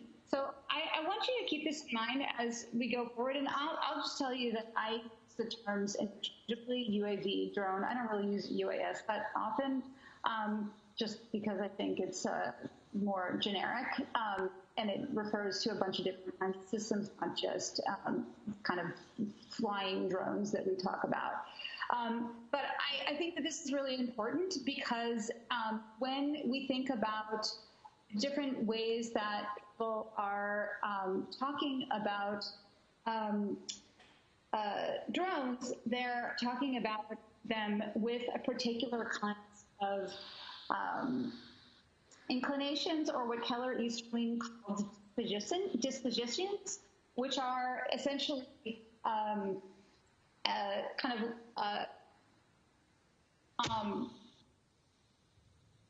selected, or it's a kind of bias that's inherent in the way that we represent the world, okay? And everybody has a bias, which is a subjective interpretation of the world.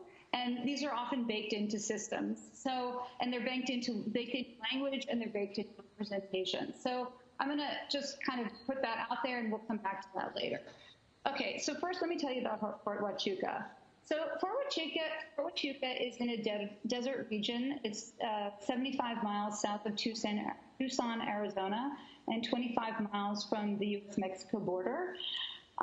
It's the largest reconnaissance UAV training facility in the world, where all U.S. military and NATO drone pilots are trained except U.S. Air Force.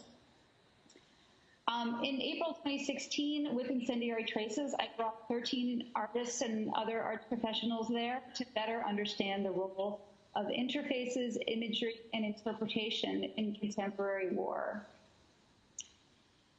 So just to give you a little bit more information about this, in 2014, the U.S. Army took over a drone operation related to supporting Army ground troops from the Air Force, Navy SEALs, and Marines.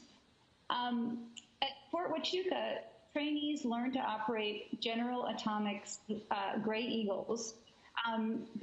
General Atomics is a major global military contractor, and they make also the Predator drone, which is probably the most popularly known in the general public.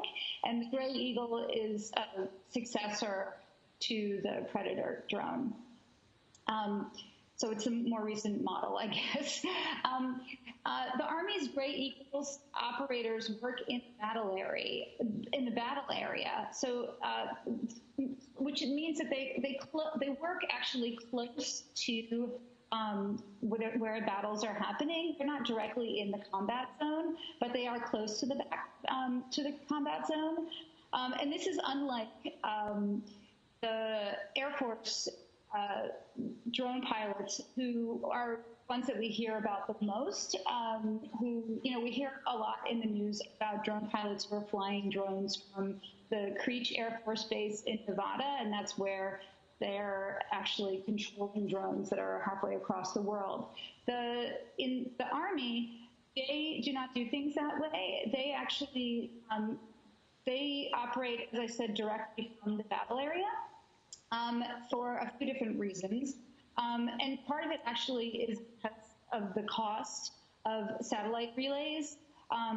It's actually it's a lot less expensive for them to operate close to the battle zone. And so that's one of the primary reasons that they do it. And another reason is because of the sort of glitchiness of the satellite communication between the controllers who are in these control rooms and the drones themselves. They have a better connection when they're actually physically closer. So, and I'm bringing these things up to you because I want you to understand that even though I think civilians have a sense that the military technology, especially this kind of advanced military technology, is sort of incredibly all-powerful. And in fact, it is extremely powerful, but it's also fallible. And this is not something the military advertises because it exposes weakness. But if you start talking to anybody who actually works in the military or who develops military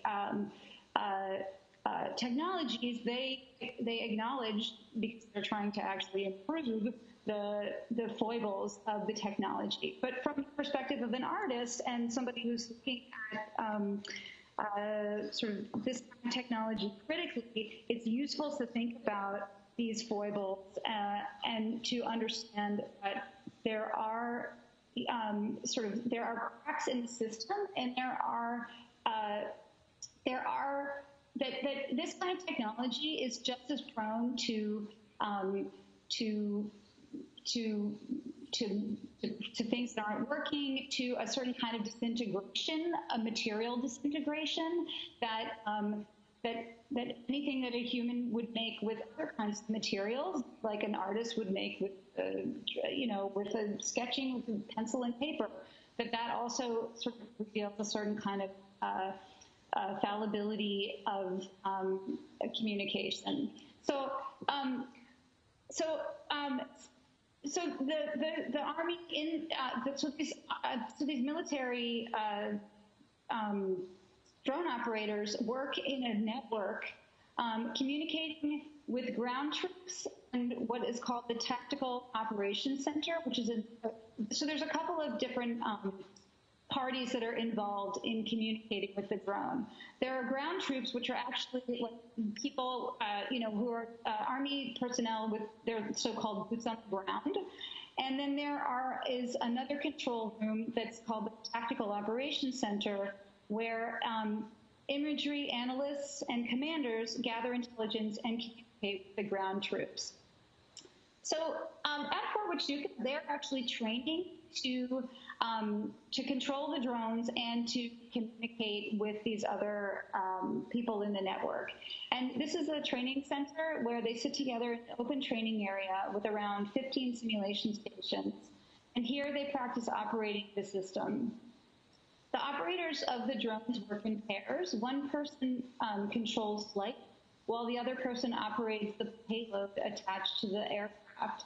The payload could be something like a missile, a camera, or a radar transmitter used to visualize the ground. And their goals are to gather intelligence on a variety of targets, including identifying and locating enemy bodies, vehicles, buildings, and equipment, and, of course, attacking them. So here's one of the people that was part of the group, and we were allowed to kind of test out these flight simulators. So UAV operator trainees practice using operator stations that are tricked out with simulation software, featuring virtual people, a market, bomb site, and moving vehicles overlaid on live or pre-recorded video footage shot from UAVs in the Arizona desert outside the training room. You can see here, this is the actual Arizona desert.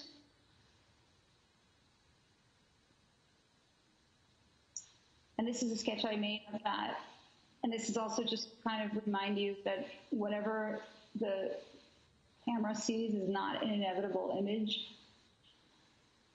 So there's a few strange things about this experience. The virtual foreign inhabitants, cars, and structures are rendered in very low resolution. People appear as 2D cutouts in a 3D space. You can see these little slivers here in the kind of middle bottom.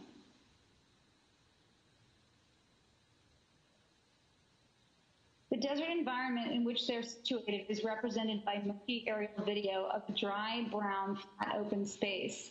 Simulated and video environments are crudely integrated at best. Animated markets and people are placed near the video of the Arizona road, and virtual low-polygon chunks representing foreign vehicles move along a blurred, low-resolution vision of American asphalt.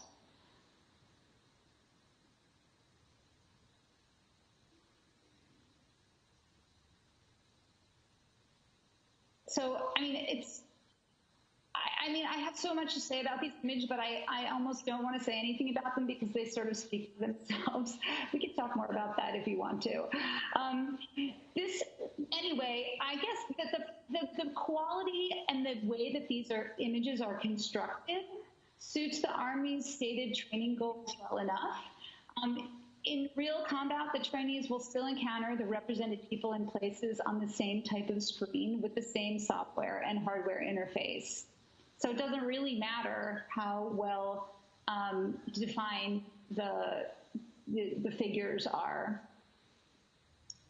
So outside of the training, the simulation center by the Gray Eagle hangar and the airfield are 4 ground control stations that house these operation systems on site, where trainees practice real aircraft flight and payload operation. So we have some real Gray Eagles out there, and they fly them around in the Arizona desert.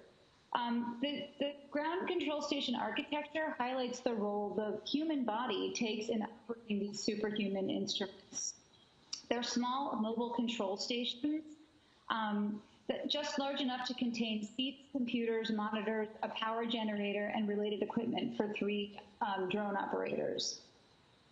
The power generator is really, really loud, and the space is dark and cramped, really cramped. The operators wear headsets to communicate with each other, as well as ground troops, air traffic control, and commanders. There's frequently crosstalk on the headsets. It's a very sort of, it's kind of like what you would imagine a flight center to be like in a closet. It's very cramped, and also a lot of information that's kind of like flying by in your ear, in front of you visually. The UAV operators work in concert with what are called the 35 Gulf imagery analysts. They're trained to look for what they call EEIs, or essential elements of information, which are otherwise, I would say, colloquially, we would think of them as clues. And they're also trained to track trends in large-scale events. They work with the drone operators to collect information from the camera payloads. This is reconnaissance, obviously. For example, to identify a recently buried ID, so an explosive device, right? The image analysts will look for disturbed earth, thermal traces, and footprints in the desert. So those are the kinds of traces or, clues that they might be looking for. The most common camera payloads on the Gray Eagles include an optical camera, color daylight vision, an infrared camera to reveal heat in black and white, a sparkle laser spotlight, which is only visible with night vision goggles and thus hidden from view, and a laser designator used by in guiding missiles. However, these instruments are limited by atmospheric disturbances, obstacles on the ground, like buildings or natural obstacles, and inclement weather. So they don't always work. And of course, the military doesn't advertise that. That's not helpful for them they don't want people to know that. They're also tasked, so the military analysts, imagery analysts, are also tasked with what they call making a product that tells the so-called intelligence value of the intelligence and the surveillance and reconnaissance information that they've gathered. And they're basically supposed to sell the information that they've collected and the conclusions that they've drawn from what they've seen as a certain kind of knowledge or intelligence to commanders. And the reason that I want to stress this is because so in these so-called products can take the form of 3D simulations, maps, GIS, and LiDAR data taken from their aircraft. So this is particularly relevant because I think that, we have to remember that here is a perfect example of where certain kinds of drawing are directly related to and seeing and observing and kind of interpreting what one sees in an image are directly related to knowledge production, and that knowledge is then used to create a direct plan of action, which in this case includes military force. Just back to how this whole system works here. The ground troops remotely share a computer interface with imagery analysts and payload operators. The interface is called the OSVIT, which allows a ground troop person to take control of the drone itself, and not the drone itself, but the camera on the drone if they're not getting the person who's controlling the camera from the control station to show them what they want. So it's like a kind of a tablet, but it's really heavy. And this is the face that the ground troops can see, which is similar to what the people who are in the ground control station can see. And I bring that up because I just want you to understand that there are, because the drone is operated remotely, people can see it in different, people can control it from different places on the ground. Our host, while we were at the reconnaissance drone training facility, our host there, the people who run the place, made a point to tell us that there was a question that came up about gamers and whether, because it's often in the popular press, people often equate drone operators with gamers. That it's that the drone operators are sitting in some remote location and they don't really have any understanding of what's on the ground, and to them, operating these drones is basically the same thing as playing video games. And so our host there brought up the fact that it might seem like gamers would be perfect Army recruits to actually control drones. But their criticism as the people who would be hiring people to control drones is that gamers themselves frequently lack critical ability to communicate well via voice or speech. So the entire no-tech action of interpreting what you see on screen and heads up and articulating it quickly, clearly, and succinctly in words and images points to the important role that subjectivity and human interpretation and representation between these different controlling parties of the drone in the ground control station and their operation centers have. And it's also very, it also sort of visceral and highly mechanized space is there that they're really a part of. Hillary? Yes. We're coming up on time. If you wanted to continue in the answer part of the session? Yeah, I'm really happy to do that. Okay, did you want to wrap this up with a concluding sentence? Yeah. So I just want to say that our hosts were telling us this because they were joking that artists were perfect recruits. Because they were saying, oh, you guys really know, you're sort of experts at interpretation of images.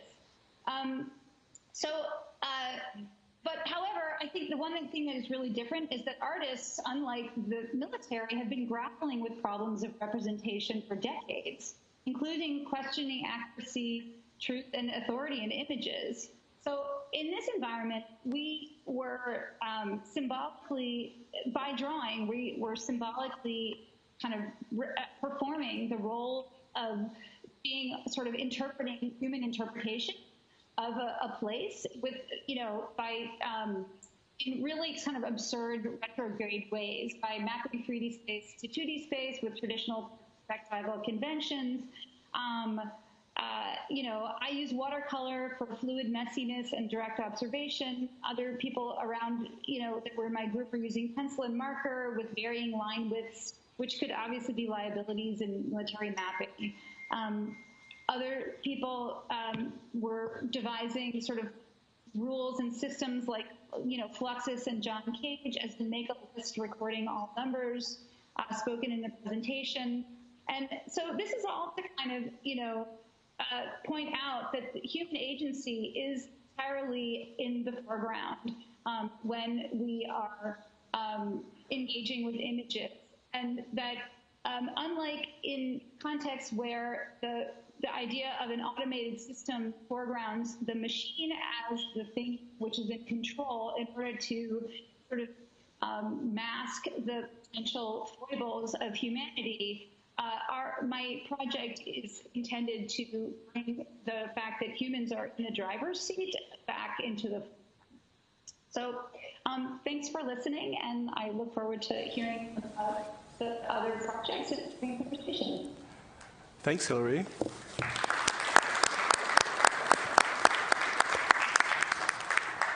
What we'll do is we'll have Elle Flanders present next, and then I'll have a question for Elle, and then follow up with a question for you, Hillary, and then we'll open up the questions to the audience. So if you hold for a few moments.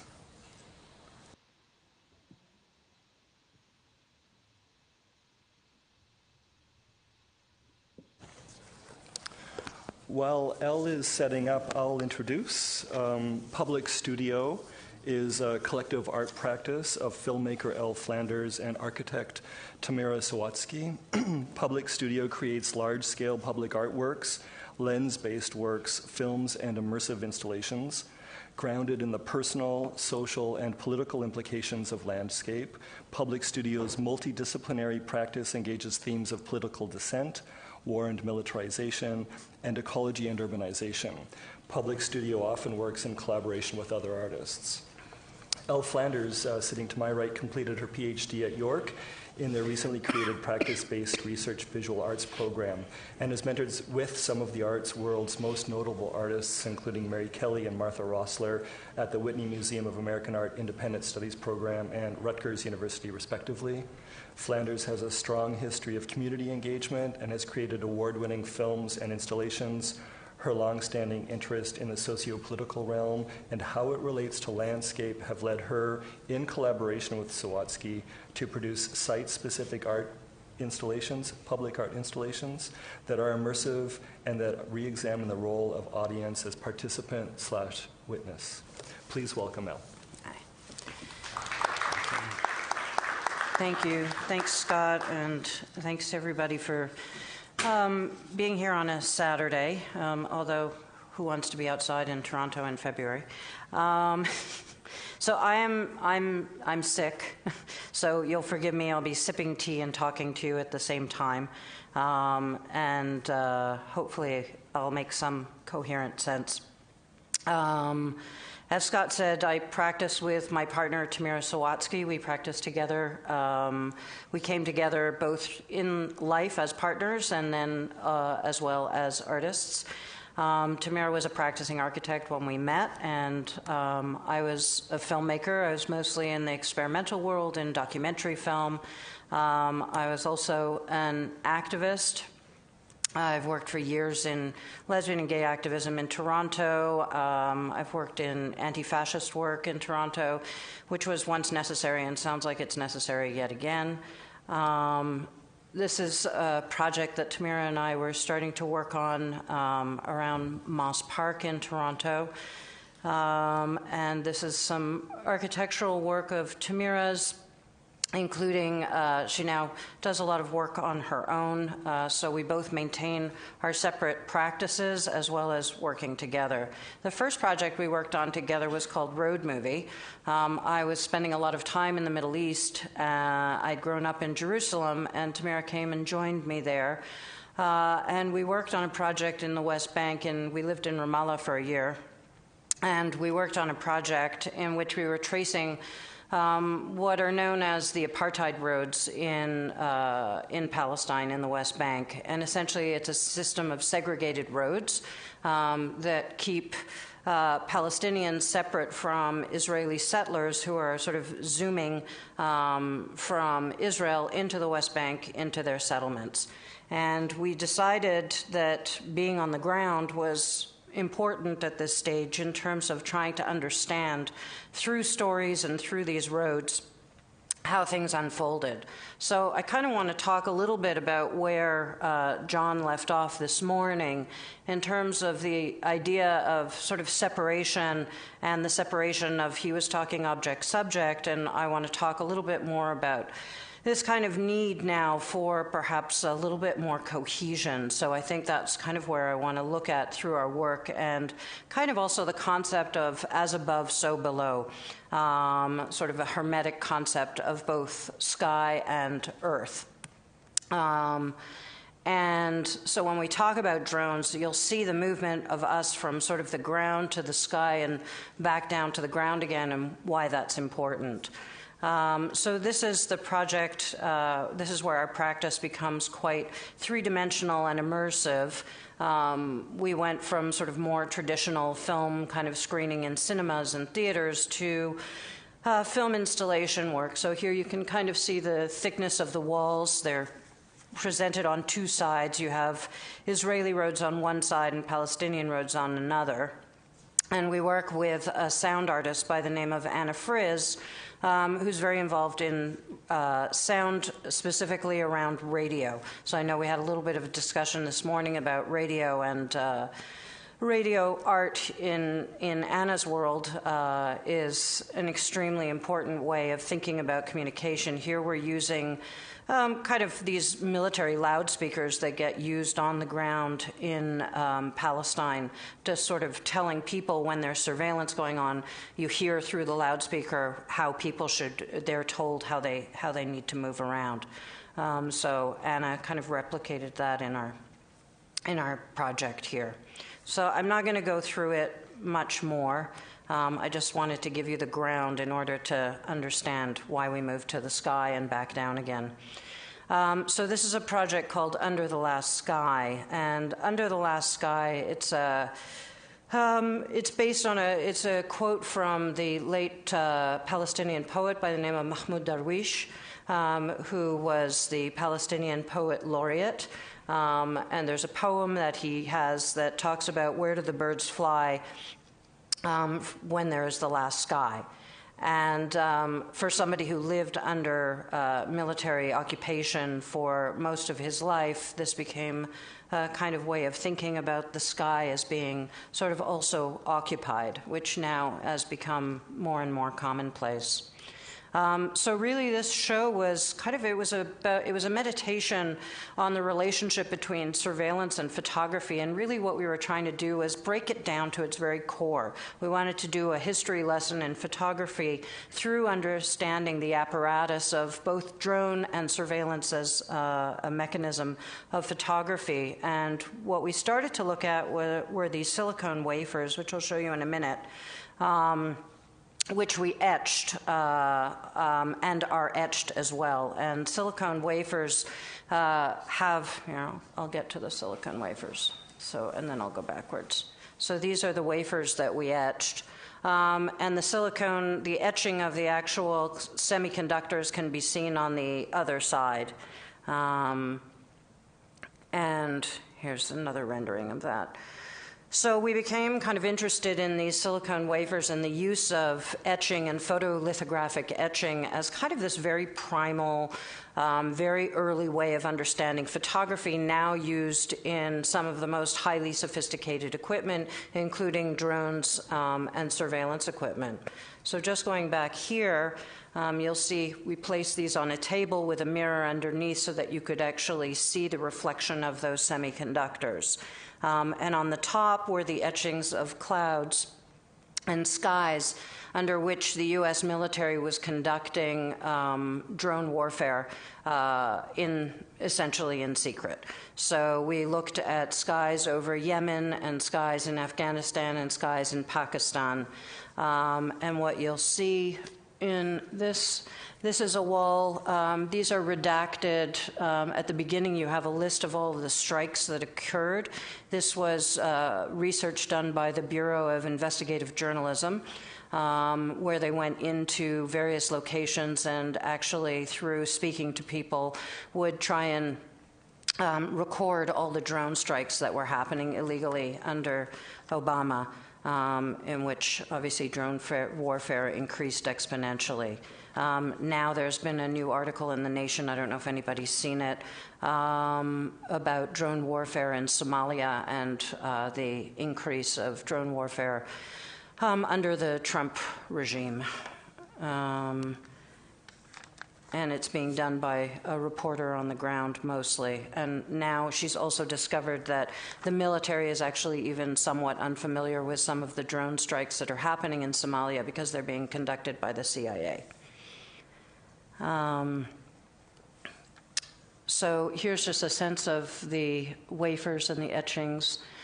This was, if you can see in this, you see on the back, in the background there, you sort of see these vinyl strips on the wall. So what we decided to do was actually kind of go from the sky down to the ground and have a conversation with photographers working in Afghanistan at the time who were very much part of what was in fact happening and who were kind of recording the day-to-day lives. What Tamira and I think about our work is we sort of work in landscape, but we think about what we do around war as looking at the everyday in war instead of the spectacularization of war, which you see in most media. We kind of want to come down to the idea more of war in the everyday and how, you know, there's this very much a life that happens in the everyday that kind of gets missed because it's not sent to you in sort of spectacular images, and that's kind of where we find ourselves. So we wanted to have conversations with Afghani photographers, and this was a series. So what we did was we started to collaborate with them, and this was a series of photographs. This was actually a Dutch diplomat at the time, who was working in Afghanistan, and he was just taking sort of photographs of the everyday, and we started to look at these photographs of his from the perspective of how a surveillance or a drone might think about this as a nefarious activity. This was a guy changing a tire on his Jeep, which we then manipulated to kind of have this other how it might be seen otherwise from a surveillance vantage point.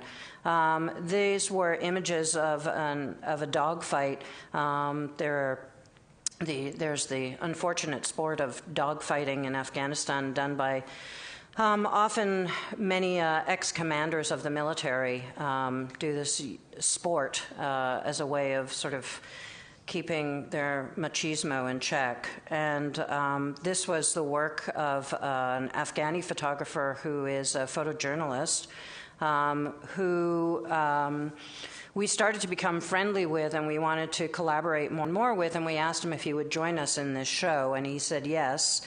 And we kept up a conversation over the internet, over email, over Facebook for a couple of years.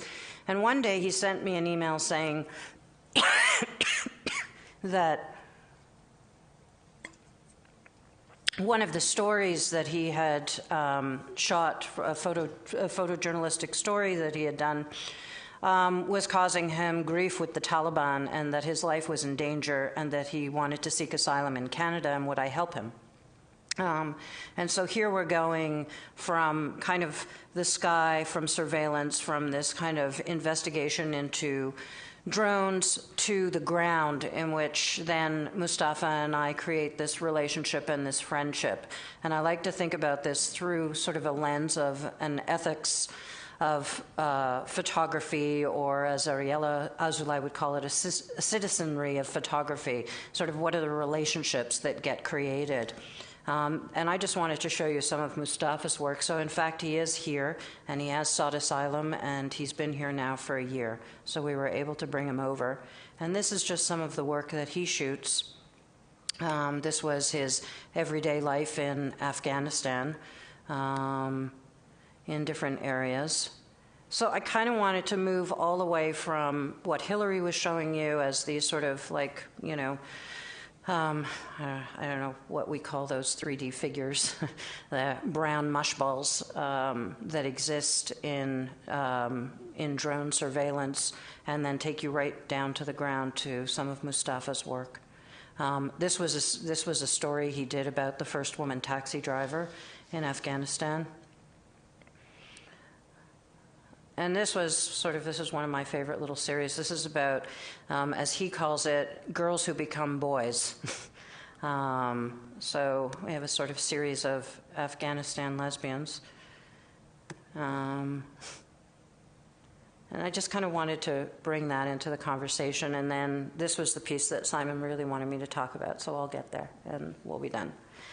So this was a piece that Tamira and I did several years ago that was just kind of at the same time as Under the Last Sky, a little bit afterwards. This was commissioned by the Ryerson Image Center. And we were showing together with Harun Faraki, a great late artist, German artist, who did a lot of work around surveillance and certainly the military and in ways in which sort of the psychology of the military, some of what Hillary had sort of talked about a little bit in terms of thinking about gamers as either fit for military or not.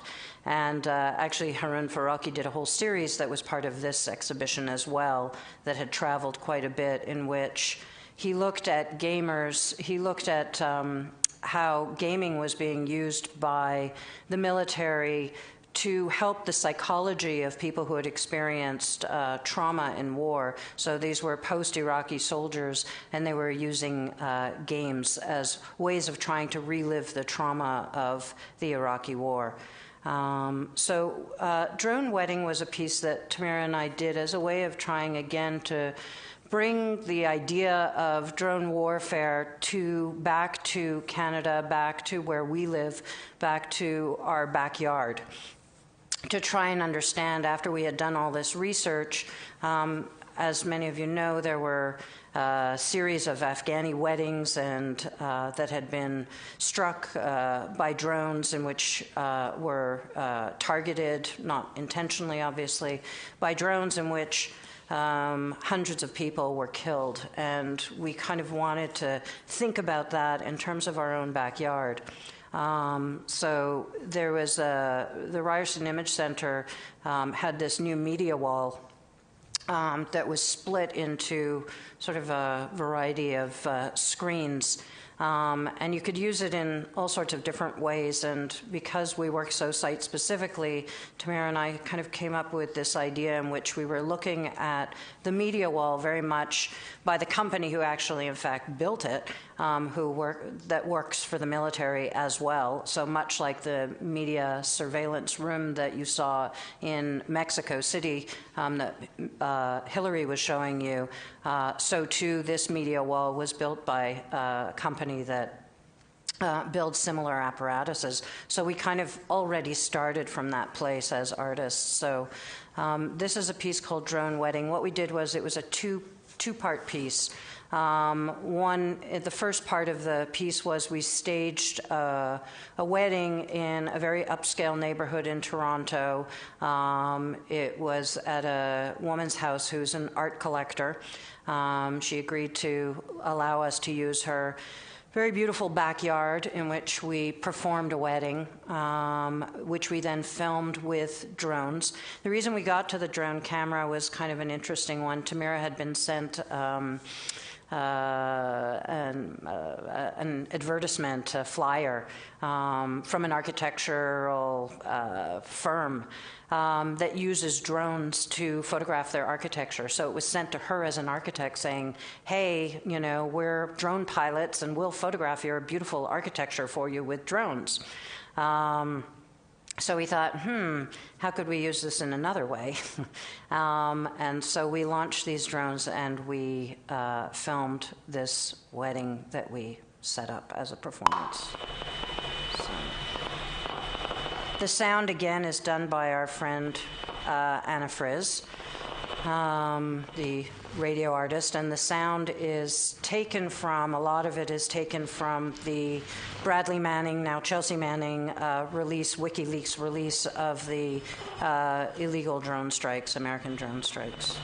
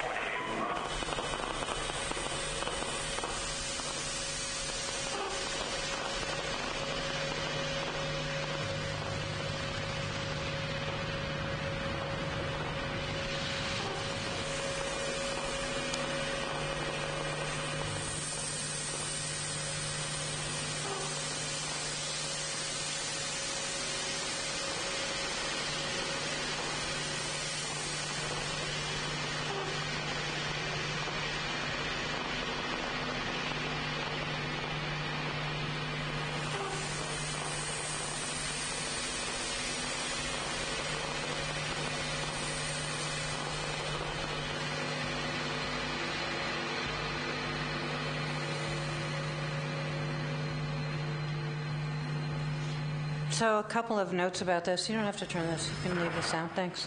Oh, I see. It cuts out when I speak. Uh-huh.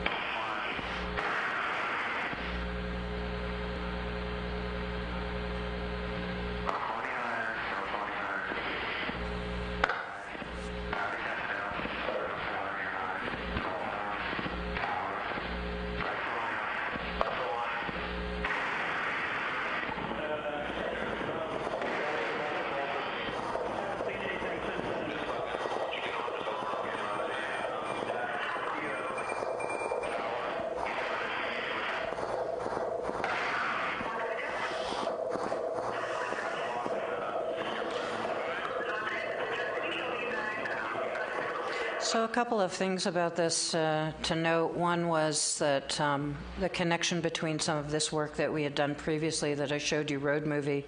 This was also a direct result when we were in Palestine. Tamira and I had gone down to Gaza to witness the yet one more invasion by the Israelis of Gaza, where they were dropping bombs via drones, and there's been ongoing drone warfare for the past many years.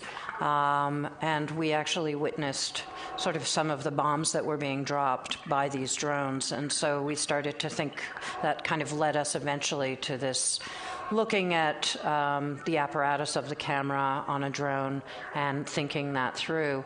The other thing that we noticed when we did this piece specifically was the woman who had the house. After we put together this piece, and it's put together randomly so that it's edited using randomizing software. So essentially, it's sort of a loop that is continuous, that's constantly pulling out images from what we shot. So we had several cameras on the ground, we had the drone in the air, and then we had a couple of other surveillance cameras set up around her house.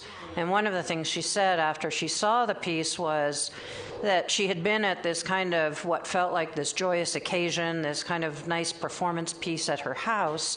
And when she came and she watched this, she had this overwhelming sort of creep factor. And she kind of, for the first time, understood what surveillance meant, to have it reflected back to her through this, through these images and this mechanism. This is kind of that's a bit of a Hitchcock nod over there, but we'll talk about that later. And so she kind of, for the first time, felt like what it might be like to be seen as an other, and seen from a distance, and seen without one's knowledge. And I've forgotten his name, the Italian who presented earlier, Giovanni. When Giovanni was speaking about a world in which, he dreamt of a world in which there was no more privacy. Of course, it chilled me to the bone, because I think that right now we're living in a world of big data, and we're living in a world in which there are people who control that information, and then there are the rest of us who are overwhelmed by information in a sort of morass, in a mess. It comes at us in sort of this fragmentary, disorganized way of which we have no control. And so I think that dream of a time of no privacy is just that, is a time in which, there will always be those who control our information, and those of us who no longer have control, which we're obviously now in the midst of. So I'll leave you with that. This just continues, so I'll pause it there. So thank you. Thank you very much.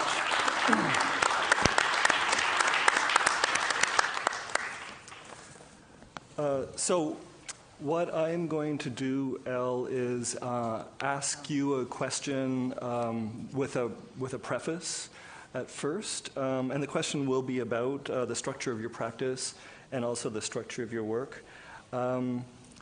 Simon put this panel together, and he titled it Staging the Apparatus for a Reason. And it took me to Giorgio Agamben's definition of what is an apparatus, and I thought that that would be a good place to start the questions. Agamben summarizes an apparatus in 3 points. He says, one, that it is a heterogeneous set that includes virtually anything: discourses, institutions, buildings, police measures, philosophical positions, and so on. 2, it has a strategic function, and it is located in a power relation. And 3, it appears at the intersection of power relations and relations of knowledge. So, I mean, I really love your film, Elle and Tamara.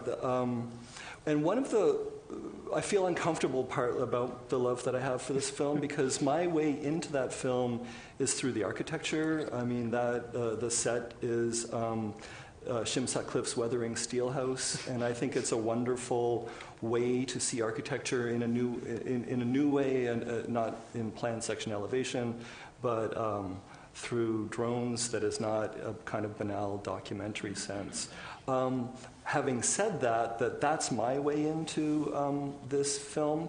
There are an enormous number of layers in the film, and so it's very obvious just the number of screens that we have. But then on top of that, there's the audio, which is layered as well. And so the piece itself functions as an apparatus in and of itself, and then the work that it does engages, let's say, a military, industrial, capitalist apparatus as well. So the piece operates on multiple levels. And I wanted to ask you about the structure of your practice, that it's collaborative and that it's multidisciplinary and open, and how that relates to the structure of the work that you do, and how that opens up possibilities that you wouldn't have had if you would have followed a more, let's say, traditional architectural or artistic practice. Okay, well, the architecture question is for Tamira in terms of the more traditional practice. Right. I don't think I could say anything about anything I've ever done as traditional. I think coming from both an activist and a filmmaker background, working in documentary and experimental practice, always led me down this path. And I think there's always a place in which ethics entangles itself for me with aesthetics, and we're always playing with that, we're always working with that. It becomes the primary kind of question and focus of our work. I think because I grew up in Jerusalem, I was constantly surrounded by a question of war and ethics or a lack thereof, and so it was just sort of very much for me a logical and a ration. No, it's not rational. It's not rational at all. It's an emotional response to a world around you that is in constant flux and falling apart, and watching suffering on a regular basis. And so I think that became my response to it. I think when Tamira and I started practicing together, I think there were a whole set of questions that were not answered for her as a practicing architect at the time, that maybe we started to research more through our practice as collaborators. So I don't know if you want to talk to that. There's a mic right there. On the bottom, maybe? I think it's... Oh, yeah. Okay. Well, I think, I was a very traditional architect practicing very collaboratively in an office, and I think that carried over into our practice. I think architecture is collaborative in its natures, just as buildings are also multidisciplinary. So I think it was very natural for us to sort of think of a joint practice that way, as is filmmaking. Architects have skills, but they're also producers, and I think for the most part, how we think about involving other people is always about how to coordinate a large group of people, just as architects always do in the design and construction of a building.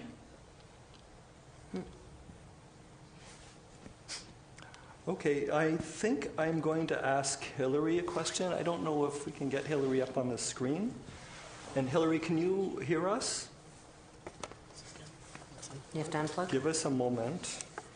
And I just want to make sure Hillary can hear the question before I ask it. There we are. Hillary, are you? You can hear us? All right.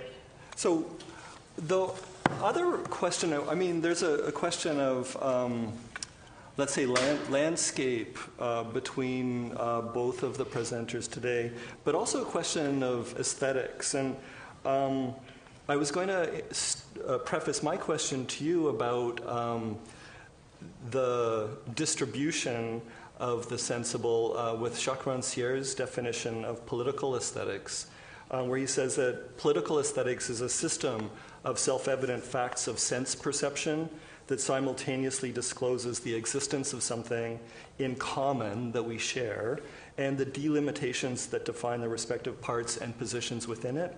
And this apportionment of parts and positions is based on a distribution of spaces, times, and forms of activity, and that this distribution is politically determined. The question I have for you, again, is one of artistic practice. You have a similar way of working that's collaborative, but it also seems to me that the fact that your practice can be labeled an art practice opens up certain doors so that your art machine can face the military machine and engage that machine in a way that perhaps other practices wouldn't have that kind of permission. Would you want to talk about that? I mean, how did you even get the opportunity to go into a military base and draw it? Yeah, it's a long process. So, yeah, actually, that's it's interesting when I present my work in context outside of the United States, I'm reminded about the fact that being American makes a really big difference in this case, actually. Because, in fact, I was inviting a group of people who were connected with the Arizona State University. And one of the people that went to join me is an Iranian citizen who's currently a graduate student at ASU. And the person who I was negotiating access with told me that, there was some negotiation about whether or not he could join us. It wasn't a point like, no, he can't come, but at the end it was, no, he can't come. So it was just, we were going to place where they decided that it was not accessible. They would not let non-American citizens in there. And I guess just to sort of be totally, in the most practical sense of answering your question, what I do is typically call the public affairs department of places, because there's always somebody who has to deal with the press that's part of these organizations. And that's where I start. And I sort of then pry open pathways for doing something that's not just a typical press visit, through building a relationship with the person that becomes my press contact, and kind of continually not taking no for an answer politely, and trying to present, trying to find ways to have them understand or believe that there's some advantage to them hosting us. That's a big part of it too, which is that's why I think the guys who were presenting the drone stuff to us, they had a sense that maybe artists would be good recruits. They need to validate the time that they spend with us for themselves. Like, oh yeah, we're getting something out of this. The military thinks they're getting something out of this, and this is something that I've learned over years of having good conversations. From like maybe the first one where the guy just told me, this was the 29 pounds Marine base, the guy just told me point blank, I can't just let you come in here and draw someplace because because that's not like I get paid to do. I need to tell you about the military. And so I said, oh, okay, so can you take us someplace to draw while you talk to us for an hour? And he said, oh, yeah, let me think about where that would be. But his first response was no. So that's just like, so this is how I operate. I like the French definition of the word draw, which is more active. It can be translated as a volley or an arrow that you would shoot. And it seems to me that the drawings that you do work for you, but they're useless to the military. And I'm really interested in that sort of uselessness deliberately being located. And I'm wondering if you could talk a bit about that. I like that you said located, because that's really important to what I do, which is that drawing on site in those locations, to me, is sort of that's sort of where that juxtaposition takes place. It's really more in the performance of drawing and the actual outcome of the objects themselves. Yeah, so I don't know. Yeah, and what's funny because it's not activist, and we don't show our drawings to the people that were hosting us, and I don't think, and I never, and I don't know that they really. I mean, nuances of what we're discussing are not part of the conversation that I have an entire conversation with them. So I'm not sure how directed it is. In ways, it's not really an activist practice in that sense. Maybe it's a more sort of meditative, I don't know, I'll use the word meditative with the word, and I appreciated that. Yeah. So I like the idea of directness, but I think that I'm aware of the limitations of that in my work. Thank you. Simon, do we have time for a couple of questions from the audience? I think it would be great to have maybe 2 questions from the audience. And it'd be nice if it was one each for the artist practices.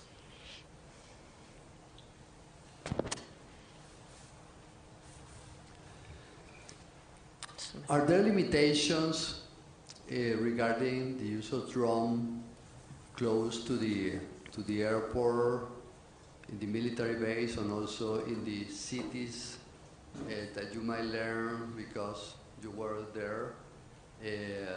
I'm talking about both questions. The case of that military base and the airport close nearby, and the use of drone from both sides of the border, and also from the, if you are, in your knowledge, limitations that are bringing about lately for the use of drone nearby airports close to cities. I mean, actually, there are laws in the United States about that. I don't know, it probably varies according to where you are, but there are laws about that in the United States. I think that the law is that you can't fly a drone 5 miles from an airport. I probably would check that if you're actually doing it, because I don't remember what the distances. And for military installations, they don't have. I don't know about what the rules are for flying drones near military installations. I do know that there are limitations on taking photographs, video, even drawing military installations. There are laws against doing that are varied. It's not a blanket statement that you cannot photograph or draw any military installation.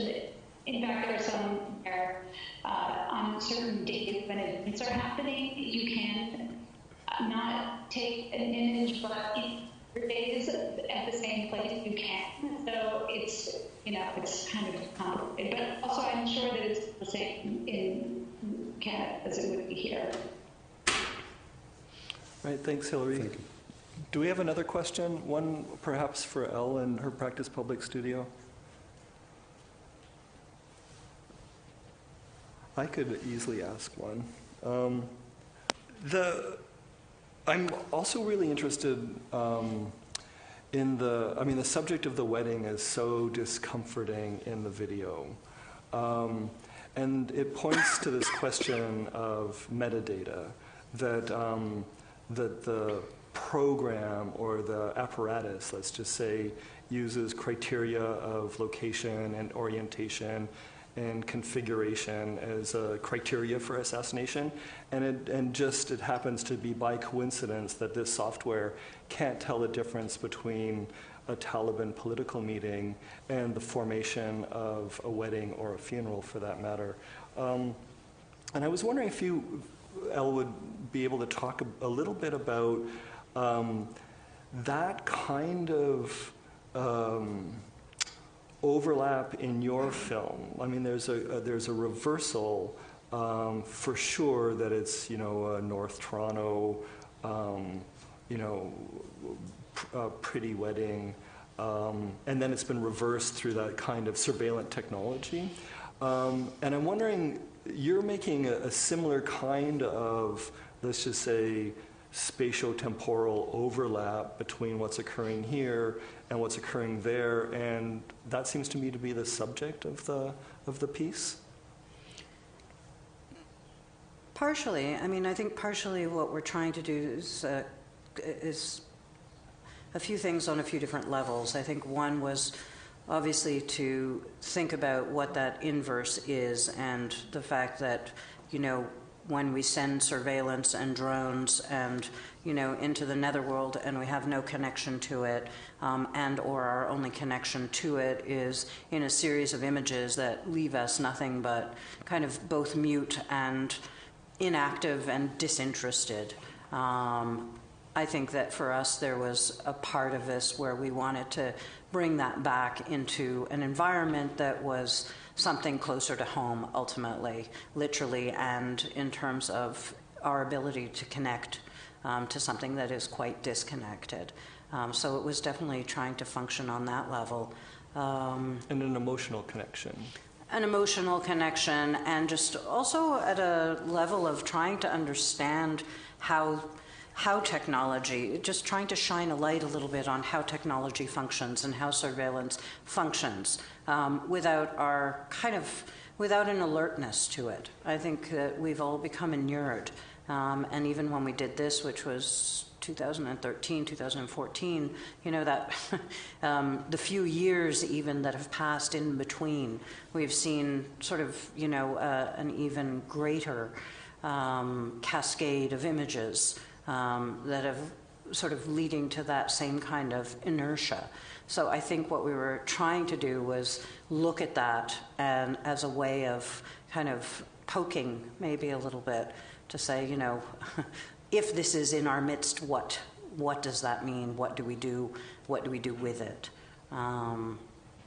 So I think it was definitely trying to function on that level. It's a piece is now, it's now like practically 5 years ago, and it feels like it could be 20. Or one. Which is, we were talking at the very beginning, when John Harwood did his introduction, he was talking about, how do we in fact slow things down? And I thought it was an interesting contrast with the next panel, which actually didn't even ask that question. It didn't stop to think, to breathe, we were just going to talk about apparatuses in which communication was going to happen, here as opposed to at a tertiary level.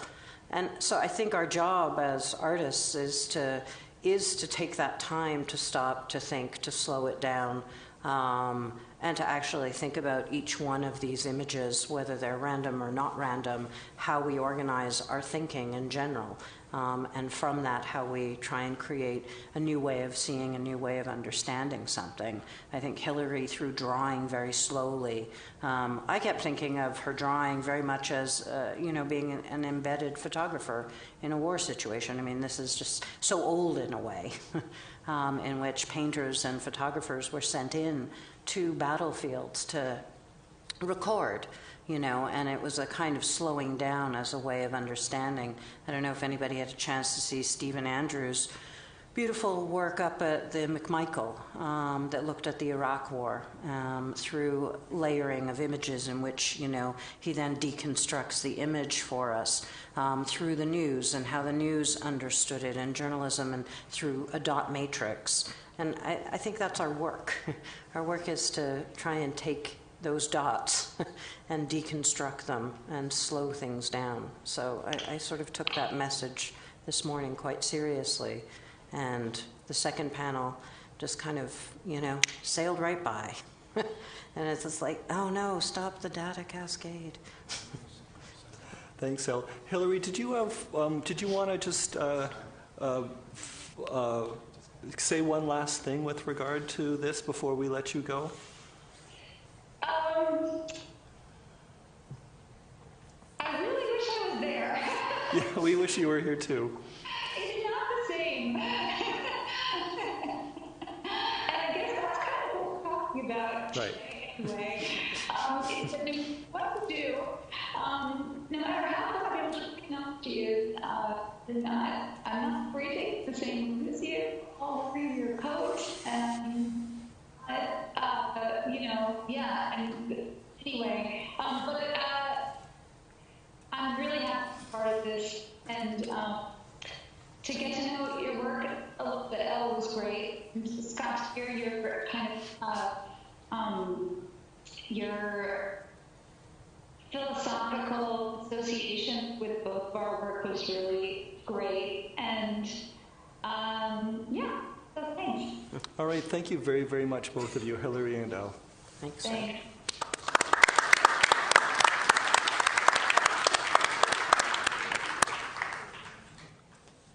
Thank you so much, Elle, and thank you, Hillary, if you can hear us.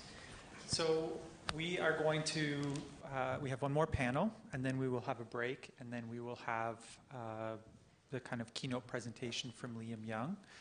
So we're going to move into this next presentation fairly swiftly.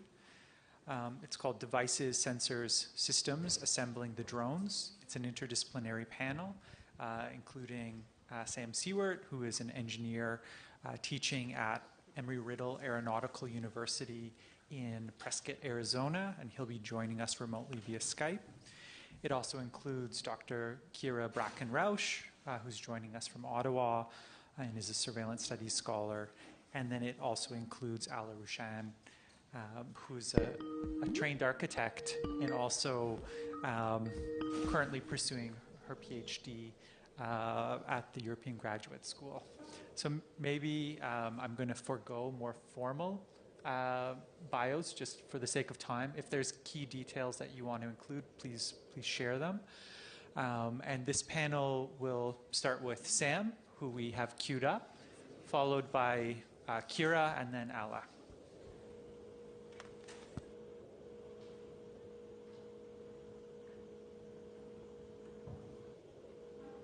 Hello, Sam. How are you doing? Good. How are you doing, Simon? Very good. Thank you so much for joining us today. Yeah, I also regret not coming to Toronto because we have 3 feet of snow here, and you are a couple of degrees warmer than we are. There you go. Which I didn't expect. No, neither did we. So you're welcome to begin when you're ready. Okay. So very interesting. I listened into the previous panel. And I think I'll go ahead and just start sharing my slides right away. And bear with me while I remember how to do that on Skype. It was obvious when I tested it. Now it seems less obvious. Let me see. I don't know if there's anything I need to do here. Oh, it just sort of popped up before. Now it's not popping up. Oh, there we go. I think that's going to be it. Share screen. And I'm just going to share my slides. Okay. And if I can, I'll go into slide presentation mode because then I think it's a little bigger. Is that okay? Can everyone see that all right? Super clear, Sam. Okay, excellent. So Embry-Riddle's heritage is aviation safety and security. The university was actually started in Ohio and moved to Florida for pilot training, commercial aviators, military, anyone who flies aircraft. And really it started in the, it was a quiz for myself. I don't remember the exact date, but we're about 80 years old. And so, you know, in the 20s and 30s, at a time when general aviation was new. And interestingly enough, as I think has come up already, unmanned, unoccupied aerial systems and vehicles known as drones are very new as well. And of course, given our heritage, we almost had to embrace them and look at how to make them safe and secure and that sort of thing. So one of the things that's maybe different than some of the previous presentations is people are definitely concerned about drones, watching them. We are watching drones on our research project. And so that might be an interesting kind of a way of flipping things around a little bit. So some of the montage of images I have are some of the camera systems, radar, et cetera, both passive and active methods we have to observe drones. We use our campus as a lab, and it's an interesting environment because we are less than 5 miles from our airport, which is a commercial airport. We also operate our own pilot training flight line out of there. And so we are what in the US we call Class D airspace. We have to contact the tower, and we have a standing waiver in order to operate drones on our campus. And so obviously safety and security is something that we need to take seriously given our location. And we have fairly high traffic, aerial traffic in our area, even though we're in a semi-rural location in the mountains in northern Arizona. We're situated roughly between Sedona and Flagstaff at about 5,500 feet. And I'll explain more of the instruments as we go forward. So the next slide shows what NASA to date has envisioned as a way of managing aerial traffic that includes shared airspace between general aviation and unmanned aerial systems. This, of course, makes a lot of people nervous, including pilots, for good reason. So there's perceived risks as well as real risks. And the start to this has been, I liken it to the Department of Transportation kind of came out and said, look, this is like anything. We need license plates, we need aerial freeways, and we need tracking devices. And otherwise, you know, this won't be safe.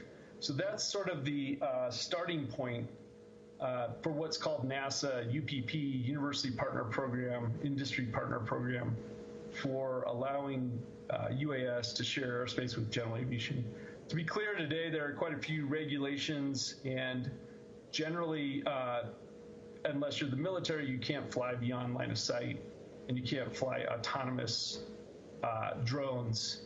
And that is the current status in the United States. So, and I'll talk about that a little bit as we go forward. But what we wanted to do is consider an urban infrastructure, particularly urban, because we saw that as a bigger challenge than rural, that collaborates with drones in a network, hence the name DroneNet, and has almost what I would call an immune system for non-compliant drones. And everything in the system, including compliant drones, if they are compliant, self-localize, self-identify. So the camera systems, the sensors, and so forth, all know where they are located, mostly on rooftops of buildings, and communicate. And in fact, this could scale almost like the internet. And we do work with some other universities, most notably University of Colorado. We've done some work with University of Alaska, where I came from before I started here at Embry-Riddle about 5 years ago. So, and our vision is probably more similar to what you would call intelligent transportation, but for aerial systems. We're looking at passive and active instruments, so radar, acoustics, or distributed ears on buildings, narrow field eyes, so electro-optical sensors on the ground, observing and tracking drones, and wide field eyes. So these are things like all sky cameras. If you're not familiar, they're used to do things like track meteorites so you can find them, and quite effective. And so we've built these things ourselves here with students at University of Colorado and here at Embry-Riddle in Arizona. So probably of most interest to this group, and I love the interdisciplinary nature of this group, are the buildings, which, we have probably typical kind of engineering school buildings, not particularly interesting, but our campus does serve well as like I said, like as basically a lab for us, and we're in a unique position to have something like this. We are not a designated NASA research site, but we have the ability, given our background, to be able to do this sort of thing safely and securely. So we've started to construct this lab using our aerospace experimentation fabrication building, where we have an EOIR camera, and I just showed where it is. We have radar and an all-sky camera we're actually putting up on our academic facility that we call AC1, where we already have weather radar. We have launch points for UAVs where we can operate line of sight, fairly sizable UAVs, for the most part, quadcopters, hexacopters, et cetera, rather than fixed wing, given the distances and speeds we want to deal with for urban. And then we have places we can put acoustic ears on buildings where it's difficult to mount more sophisticated instruments, like our planetarium and so forth. So I'll go through this relatively quickly, and if there are questions, we can always come back. Our location is semi-rural technically, but we're somewhat urban in a semi-rural location, if you will. So we are in Class D airspace. And you can see the FAA does not, of course, allow drone operations around the airport where you see all the zeros. And our campus is down here about 1.5 miles, 2 kilometers away from the runway at Ernst Love Field. Ernst Love Field has commercial service to Denver, Colorado, and Los Angeles on a daily basis. It has, of course, our flight line, and it has other civilian pilots. And so, roughly speaking, we just have to abide by these ceilings of operation and let our tower know when we're flying. So I guess that answers an earlier question. You can't operate around an airport as long as you have a waiver and as long as you abide by the rules that the FAA has for operation in Class D airspace, in the U.S. anyway, much like a helicopter or something like that. So why is there danger? So there's real danger. It's not just perceived. This shows an impact that occurred in Mexico on a 737. So I don't believe there are documented impacts other than this one prior to this occurrence last year. There's a lot of interest, so there's opportunity as well as challenges and potential risk for things like urban air mobility, air taxis, as well as things like parcel delivery or blood delivery for hospitals and things like that, which I'm sure people are aware of. And at the same time, there's security risks. So most likely, you may have heard about Gatwick's shutdown over the holidays. And if not that, there was also a shutdown at Newark Airport in the U.S. The really interesting thing about Gatwick to me is nobody's really sure whether there really were drones at the airport, but over 60 people reported sightings of drones independently. So there's strong evidence that there may have been drones, but there's no actual recorded kind of instrument-based observations of the drones or anything like that. Sharing airspace has challenge as well as risk. our campus in Florida has a research project to assess those risks. We're looking more at how you would manage them. The opportunities, even at airports, are fairly substantial, like runway inspection could be done by drones, which at first almost sounds like, why would you want to do that? But it turns out that runway inspections are hard to do any other way, costly, and they're very critical to aviation safety. And in fact, a drone is almost the best device to do that, or one of the better ones. So our goal is to enable safe urban UAS operations, and the basic understanding is that you should trust UAS operations, but you need to verify that drones are compliant that are operating and determine when there are non-compliant drones, and hence DroneNet. So to go a little bit into both real and perceived risks, there's already been a lot of talk about military drones. And I think one of the things that I learned very early on getting into this is that because of the use of the word drone is military, which is an interesting point that Hillary made. Drones were designed to train basically the Navy to shoot down enemy aircraft. So really, I don't particularly like the use of the word drone either, but we used it because then everyone knows what you're talking about. So it really should be unoccupied or unmanned aerial system or aerial vehicle, or UAM, air mobility. There's a lot of fear, and some of it could be very real, some of it is just perceived.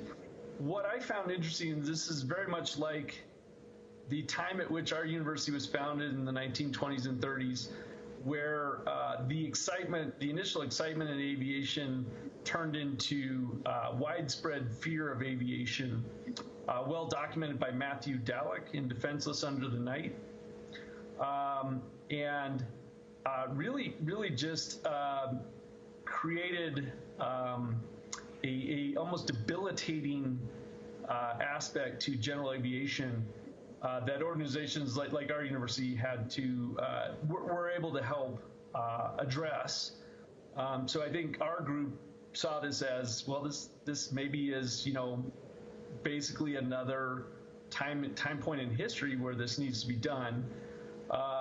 Another interesting reference I have for the panel is Army of None, which does talk about military use of anything that is automated, including drones.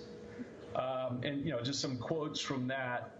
So it brings up for engineers, of course, the question of should we do things that we can do, right? Which generally by engineers are seen as policy issues. And sometimes we try to get out of, I guess, the line of debate there and say, well, we understand the technology. But I think, as engineers, we also have to answer those questions because, of course, we're all in this together. So the observation that I made that rang particularly true with some of the audiences I have is that history is not repeating itself, but it is sort of rhyming in that we have many of the same concerns about drones that we had about general aviation. And when you think about it, probably right now, not too many of us are concerned about general aviation. Many of you probably flew to Toronto. We generally consider general aviation a safe, positive thing, although it also has military uses. So one thing we thought of is, well, there just really isn't a lot of, there's air traffic control for general aviation. That's part of what makes us all feel safe with regard to general aviation. And, we don't have the same sort of thing for drones. One of the problems is that there aren't pilots involved with drones, and if there are, they're remote. So that changes things dramatically. So we looked at how could we build a system with automation on the ground to essentially verify that drones are operating as expected. So there's a lot of instruments. They're active and passive. They're multimodal. We're looking at how to lower cost so that anyone who wants to do this can do this. building these systems in order to determine how well they work. The other reason we were motivated to do this is we saw that there were a lot of companies selling systems like this and not being as forthcoming with how well they work. We're, of course, a university nonprofit organization with no specific bias or set of objectives. So who better to assess these things and just present them than a university? That involves building some of our own instruments, and we hope in the future testing instruments as well. So, and for those of you not familiar with ADS-B was built as a replacement for ground radar. I don't know if it's just in the United States or not. I honestly don't know, but it stands for Automatic Dependent Surveillance Broadcast, which means almost nothing. But it's a replacement for radar where aircraft can identify themselves and give their position to each other so that ground radars and air traffic control don't have to get involved with the deconfliction of aircraft in flight corridors. It really was developed as a cost savings to the FAA in the US for air traffic control. And of course, a lot of people say, well, why don't you use that on UAVs? We don't think it's a very good idea. I'll just leave it at that. There's a lot of technical reasons for that, but that's a lot of our work. And we're looking at improved variations on ADS-B as well as ground systems, basically to watch the drones, if you will. And we, of course, can put these instruments on a drone itself as well. And in some sense, in our view, then the drone just becomes an aerial node within the drone net, which otherwise is largely integrated into buildings in an urban environment. So how does this work? We have arrays of all-sky cameras and EOIR cameras around campus. We can cover our entire campus, which is roughly a 1 kilometer square area, for much lower cost than would be the case with just radar. And we believe we can cover it better. There are other hazards in these types of environments, like bird strikes. We happen to also keep the National Bird Strike Database for the FAA, so we have data on that as well. Essentially, we detect the drones in this hemispherical kind of airspace above an all-sky camera, and then cue a more higher resolution multispectral imaging tilt-pan camera that can redetect and actually move toward identifying and fusing information in order to determine whether this drone is expected, compliant, non-compliant, etc. We're not trying to do anything about that. That's called counter UAS. It tends to be a military or security kind of thing, but our position is that you have to know what's going on before you do anything about a drone that's non-compliant or a threat to your campus or your urban environment. And so that fits well with our safety and security background. How do we do this? There's a lot of technical details, and we certainly have papers that we publish with AIAA, IEEE, and other kinds of organizations where you normally publish this kind of work. But to put it simply, we have a hemisphere of visibility in the sky, an all-sky camera. We can correlate that with acoustic data. And this is actually one of our planes with our pilots from our flight line for pilots that are being trained that we detected. So we can detect planes or drones. We can figure out where they are, their azimuth, elevation, etc. And we can determine whether there are dangerous scenarios for interaction between general aviation and drones. And things you could do with this are, for example, ground takeoffs from the airport, wave off incoming flights, and so forth. You basically can solve the problem that Gatwick had, right?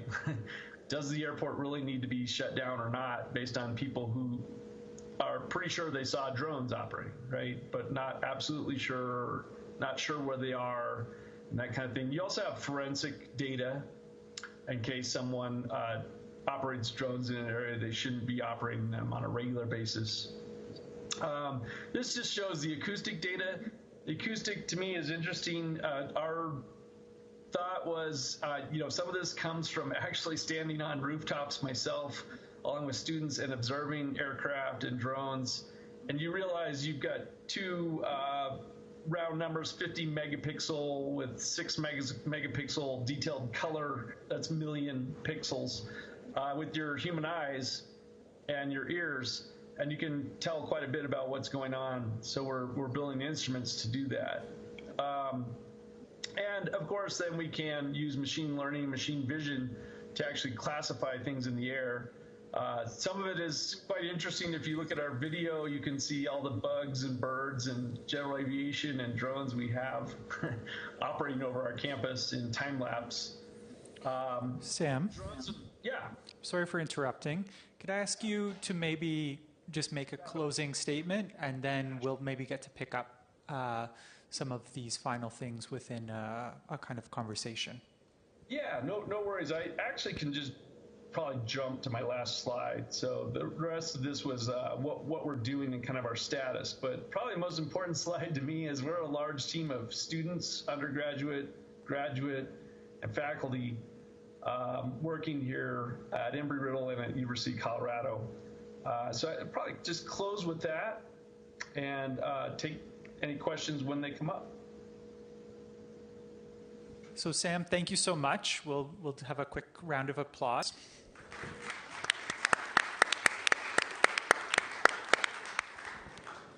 Kira is going to present now, and I think we'll ask you to watch via the live stream, and then we'll call you back for questions once Ala has finished presenting. Sounds good. Awesome. Thank you so much for that presentation.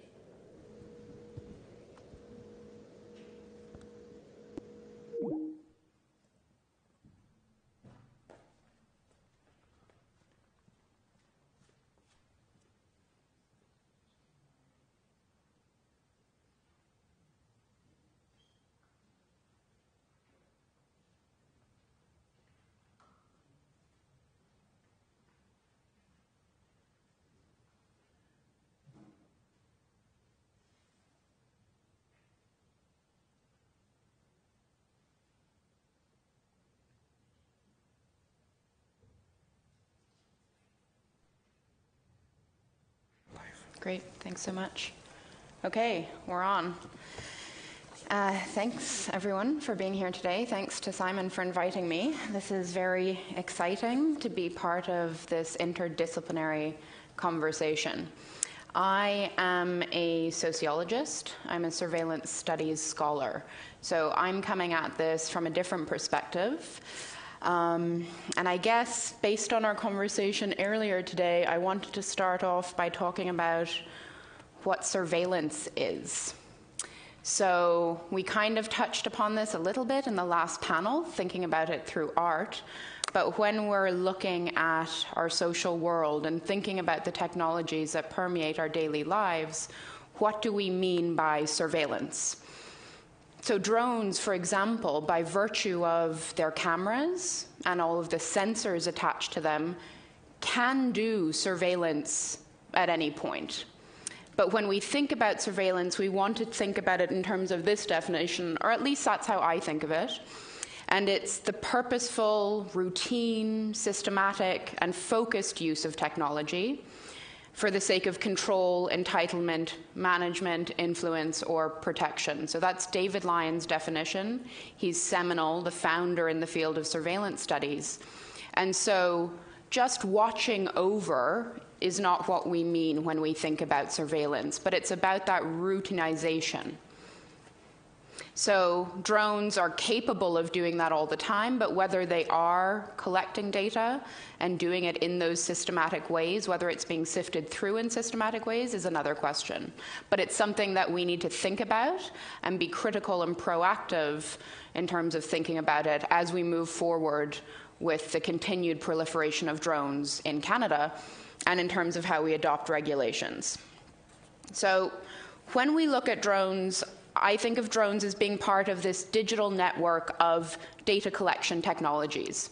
that allow varying flows of information, new flows of information.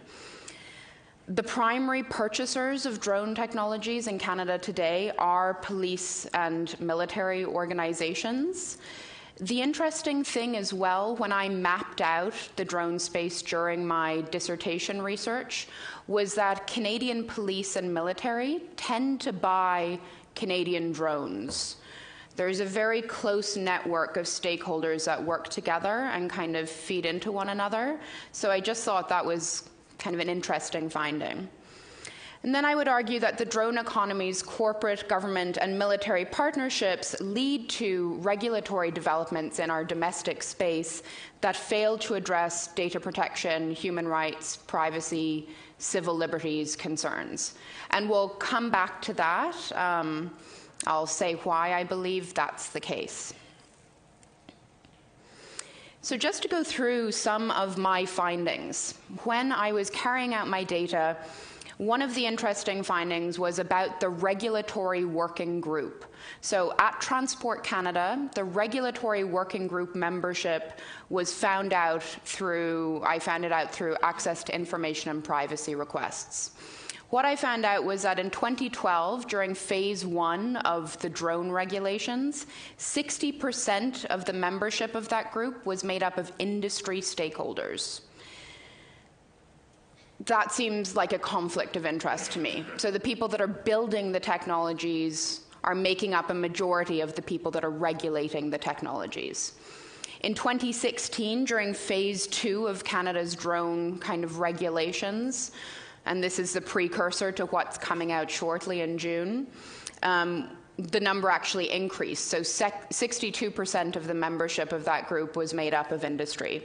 So again, even after consultation with the Office of the Privacy Commissioner, with research groups such as the one that I was a member of, membership had just increased.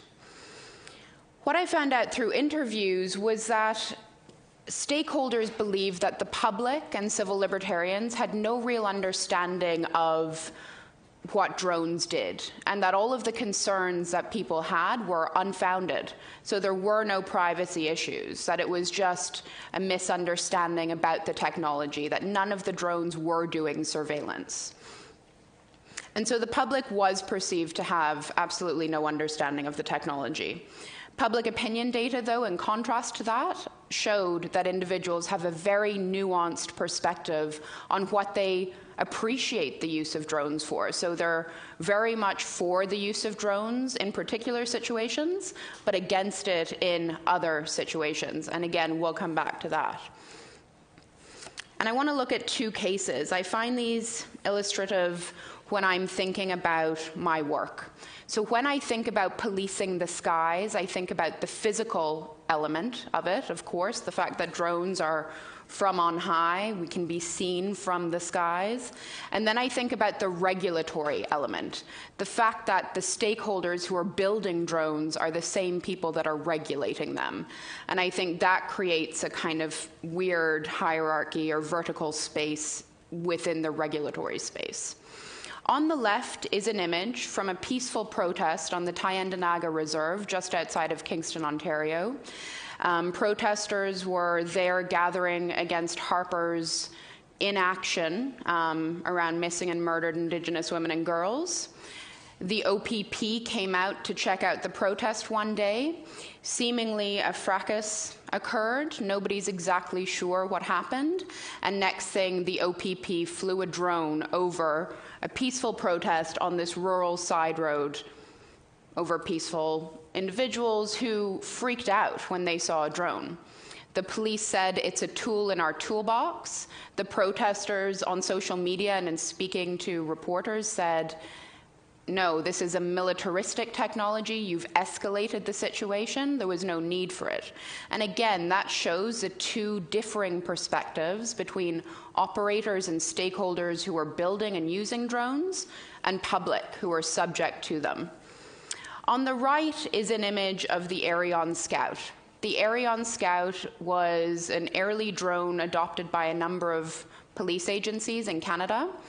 It was coming from Arion, who were a startup at the University of Waterloo, and they came up with a kind of lease to buy program. So as they were starting to develop their drones and see what the various uses were, they were giving great rates to police forces in Canada.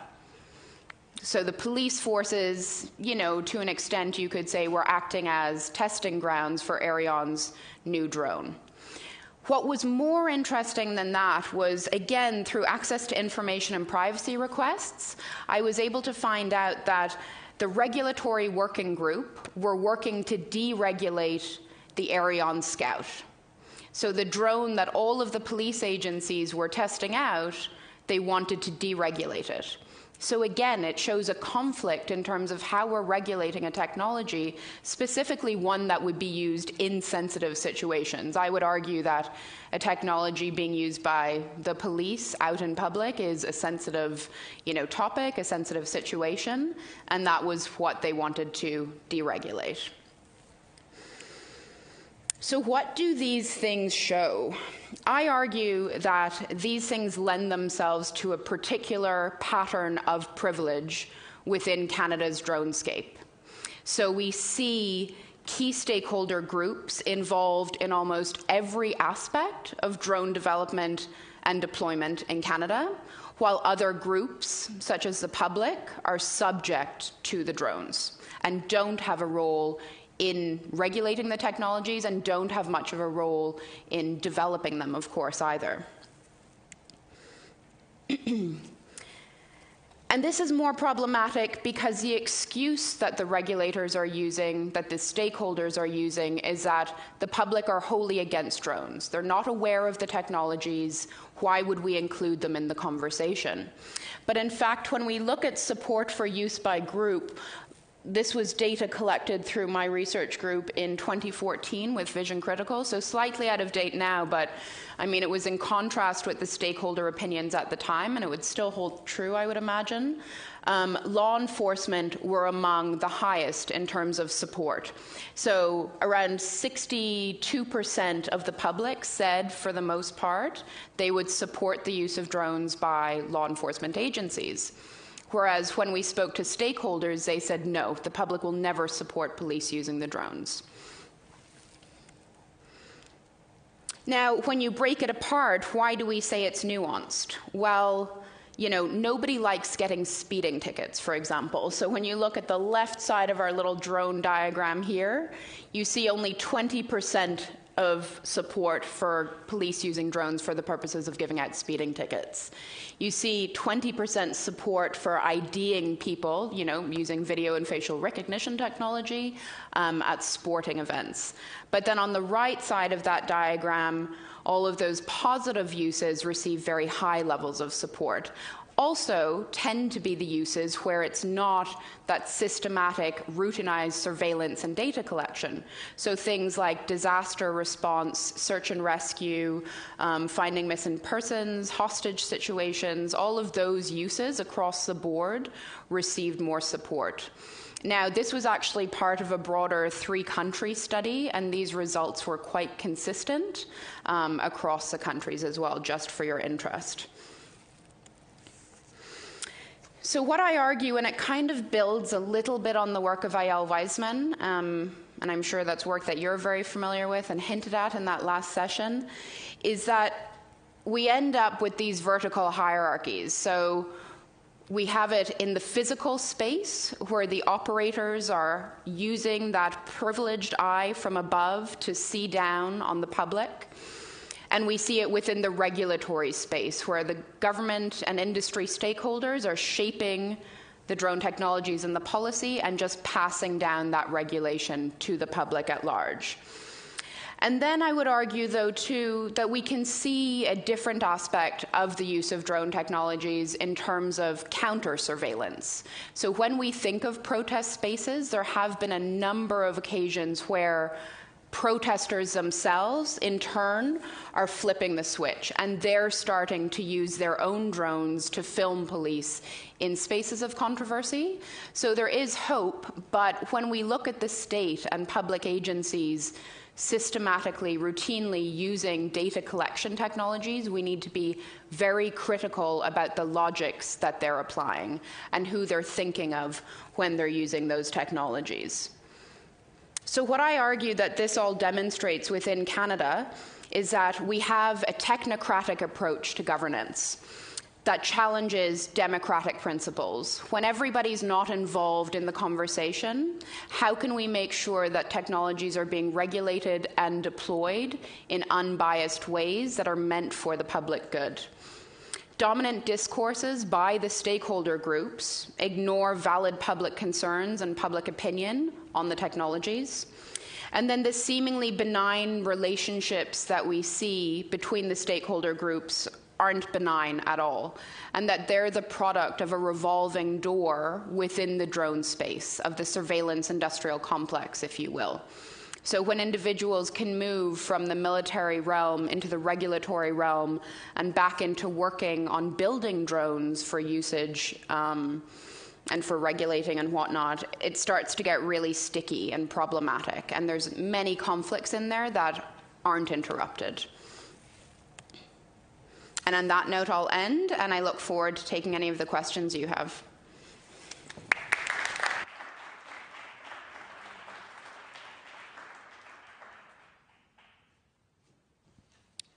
Up next will be Ala Rushan.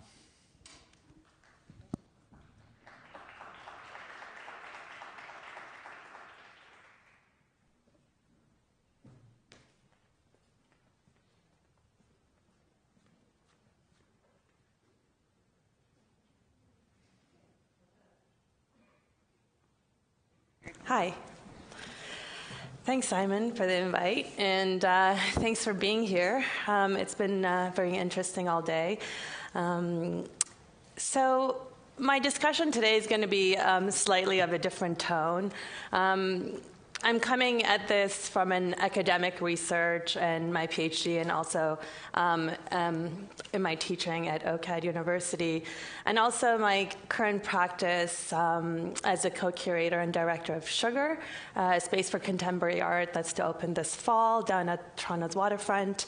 And a lot of these conversations around technology and the drone I've been discussing with artists that I'm going to be collaborating with, one of whom you'll see his video playing in the background amongst other videos. But the way I frame the talk is sort of a speculative tone in a hope to maybe respond to Elle's comment about a slowing down and maybe looking at the evolution of the drone. And this is sort of saturated in my larger research of looking at animism and agency in emerging systems. So, okay, here we go. This will play in silent, sort of, the sound is off, right? Okay. So spirits, ghosts, and flying witches. If spirit, according to Hegel, is to make itself, in this case as spirit, the object of its own consciousness, and to comprehend itself in its interpretation of itself to itself, then I want to ask, can technological autonomous systems be of spirit? The reason I choose to speak of spirit, and specifically through Hegel, is my encounter with Persian philosopher Reza Negarestani's recent book, Intelligence and Spirit. I'm fascinated with how Negarestani formulates a functionalist perspective of the mind using Hegel's Geist, or spirit, to present new perspectives on human and post-human intelligence. Intrigued by this lens on spirit, I'm interested in the speculative potential of the drone as an intelligent object of having spirit. If an intelligent, conscious, cognitive condition is required to be of spirit, then can the drone be on the trajectory of evolving into spirit? So according to Negarestani, spirit is only what it does, rather than an essentialist perspective of what it is. And what it does, quote, is first and foremost realized by the sociality of agents. In the context of being human, this sociality is bound through the semantic space of language. Now, if we consider the future evolution of drone, as multiple autonomous agents interconnected in its own language, then perhaps it can point to the emergence of a new ecology of spirited beings. A spirit that is part of a planetary cognitive ecology, one that places the human, other sentient beings, the technological objects, within systems of connectivity and exchange. So Catherine Hales, in her recent book, Unthought, The Power of Cognitive Non-Conscious, defined the state of connectivity as assemblage, as opposed to network. So, quote, she defines, assemblages allow for continuity in a fleshy sense, touching, incorporating, repelling, mutating. Assemblages include information transactions across convoluted and involuted surfaces with multiple volumetric entities interacting with many conspecifics simultaneously, end of quote. In defining assemblage, Hales maps the topological space through which various autonomous spirits operate, interconnect, and converge. Autonomous drones and their increased agency perform as part of this assemblage, contributing to the planetary cognitive ecology or infrastructure that we are too part of. The drone intersects within its own species as swarm, as well as connecting back to the human and other conscious and unconscious cognitive entities that resonate in the world. The exoskeleton of the drone, augmented with cognitive and sensory mechanisms, enable it to touch, connect, and intersect within its swarming body, switching from singular to plural according to circumstance. And here, the rigid shell of the drone softens to embrace the dynamics of singular to plural, and what emerges as swarm is a flexible morphology. One might speculate that the tendency towards cognizant amorphous entity continues to shape the destiny of the drone, becoming more spirit in its evolution.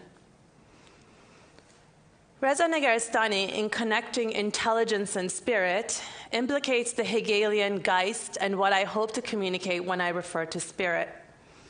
The semantic definition of the German word Geist in English includes ghosts, spirits, mind, intellect, revealing an interconnectedness in language to bind fiction and matter simultaneously.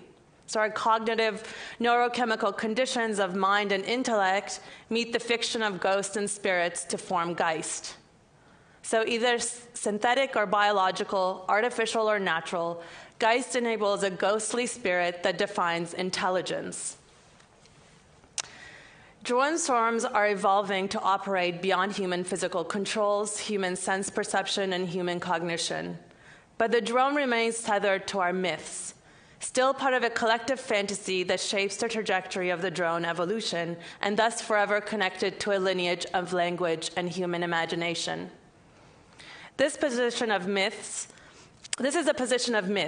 Drones levitate to defy gravity and implicate the atmosphere.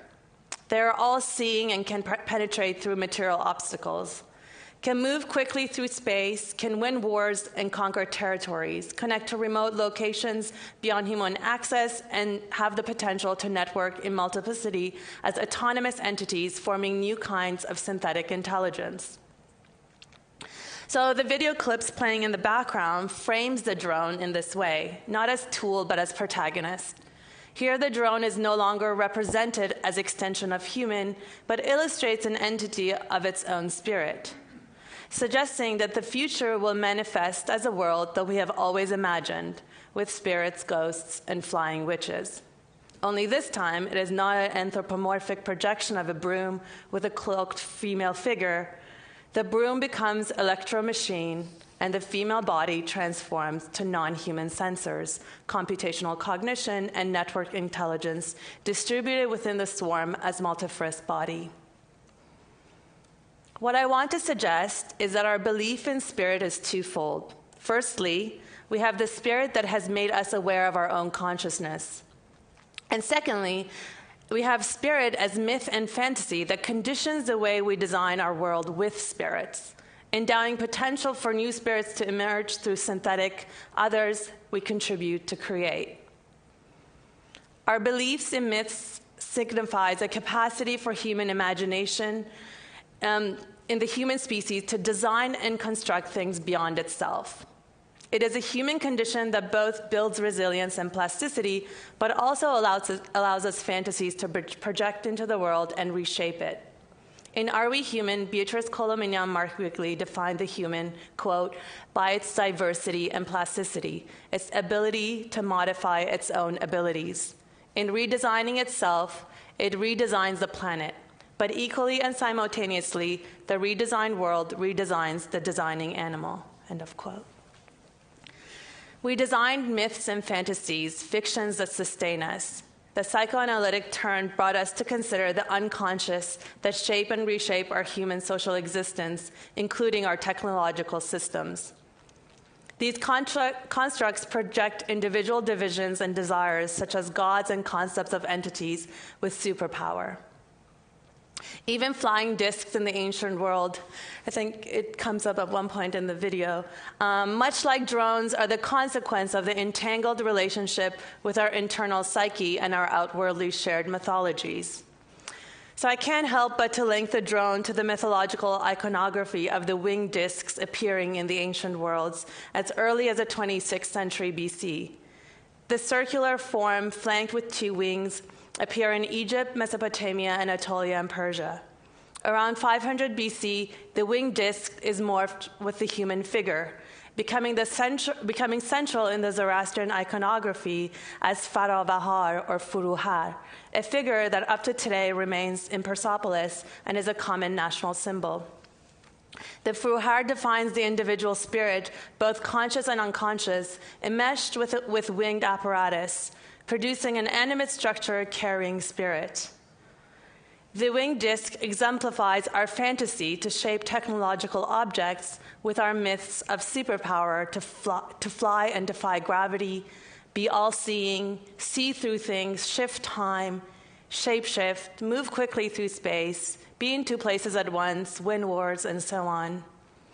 These objects expand from us, shaping our material world.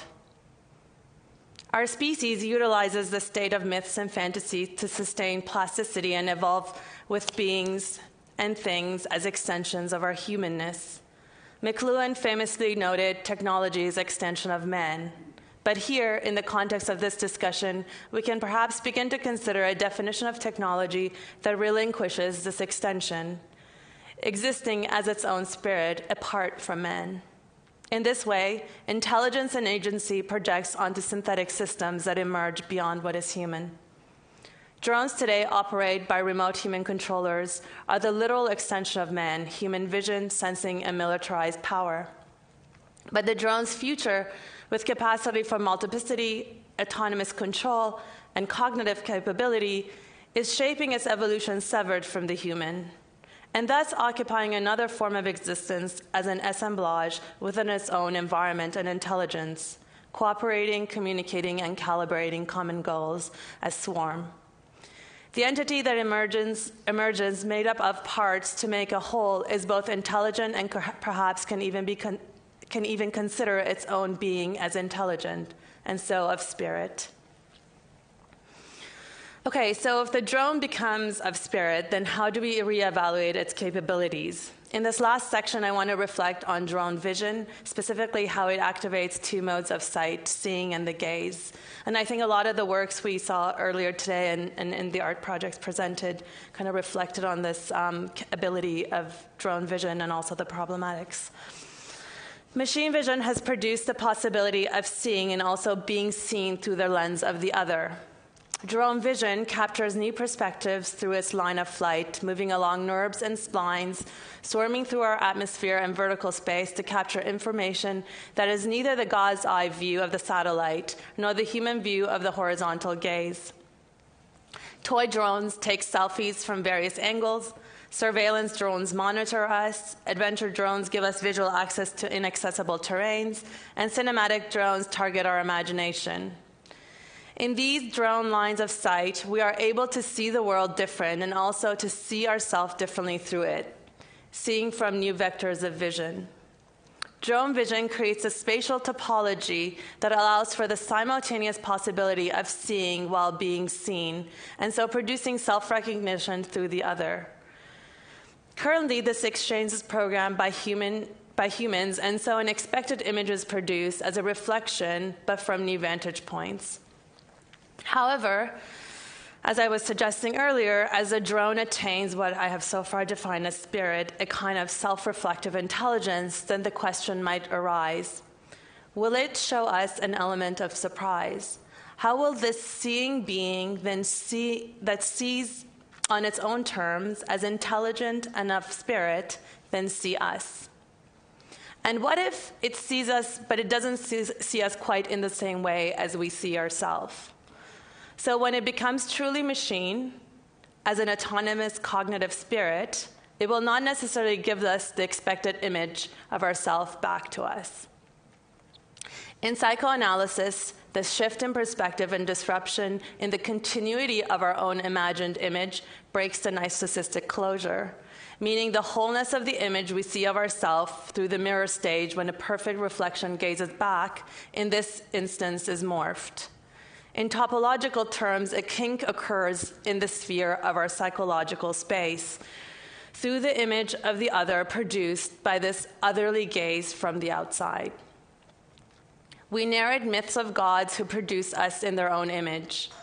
Now in this techno-turn, we have produced machines as extensions of that image, extensions of our myths and gods. But in addition, we are entangled with the desire for it to produce an image of us back to us. Finally, I want to distinguish the ability of the autonomous drone swarm to both produce vision, so this image back to us, as well as produce gaze, the act of being seen. Vision requires eyes, machine or biological, whereas the gaze is detached from producing an image and is the phenomenon of being seen. The gaze is a fantasy projection of the big other as a symbolic social system that cannot be defined at a singular point of sight. Rather, it is an infrastructure of an awareness of an outside that sees us, and so defining the I as that which is being seen. Gods were never looking at us.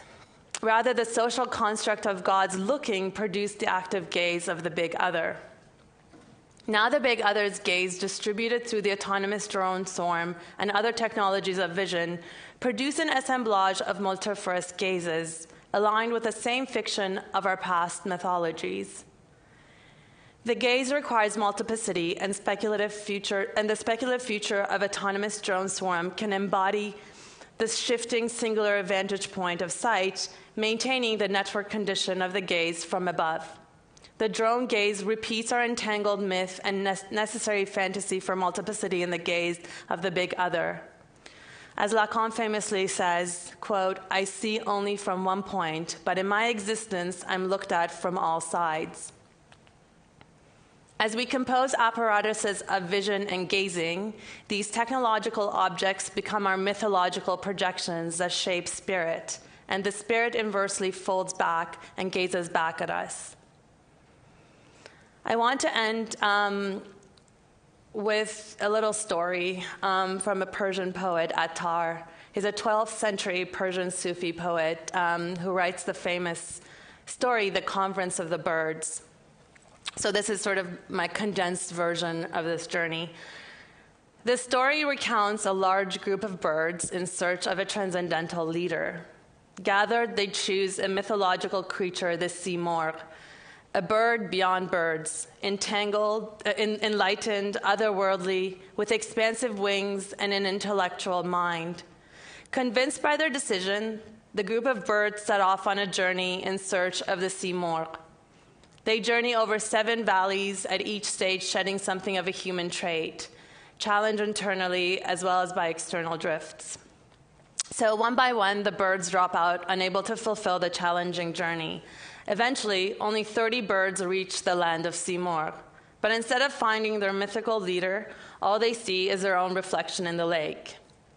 In that moment, they realize that a metamorphosis has occurred through their desire for seeking a leader to unify them.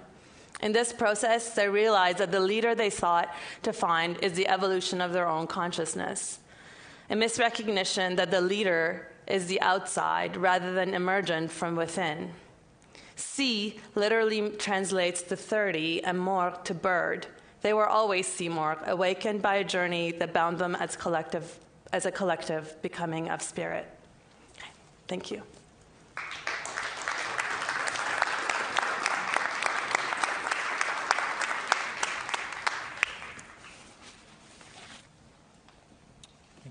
Thank you very much, Alla. Sure. Yoni, do we have Sam? So we're going to, I guess, get Sam back via Skype, and maybe I'll lead by just saying that at some point I will ask whether the three of you have any questions for each other. I think that while this panel has a kind of element of whiplash to it, which I think is a little bit exciting, I think it's kind of meaningful to see these different disciplinary values, methodologies, and languages sitting next to each other so closely. Alla, I mean, this was a really dense kind of poetic work that you've shared with us, so thank you for that. It seemed to be grounded in a type of mythologizing of the drone, and thank you for helping us to kind of like, or inviting us to kind of like not imagine it being regular, but imagine it being something different. So I think that was a really nice work that you did with that. There's something, I mean, I guess a kind of text I've been dipping into a little bit this semester has been Mythologies by Roland Barthes, and where he analyzes very kind of normal things, or where he analyzed very normal things and then tried to understand them as a kind of instantiation of a dominant ideology. And this is a kind of interesting intersection maybe between your two works, Kira, where you kind of have very carefully mapped the relations between a kind of military kind of industry and the act of regulation. And so presumably within that there's a kind of chain of a dominant position that is getting entrenched through kind of regulatory decisions. And then it's through Hillary's work before, there was this idea of disposition in technology, and I think a conversation that would be great to have with Sam is around how engineering kind of establishes that disposition and produces that bias. So those are just like some quick reactions, and hopefully they make sense in some kind of way. I have a follow-up. I don't know if it responds exactly to that, but one reaction that I had to something Sam said and that Hillary said earlier was about the word drone. So how they don't want to use the word drone, they want to use the word unmanned aerial vehicle. I actually insist on using the word drone because I think that the various stakeholders want us to not use that word because of its negative connotation, because it makes us think of those relations of power.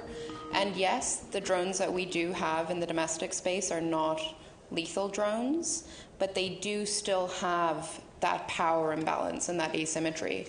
And they do still have the potential to do terrible things.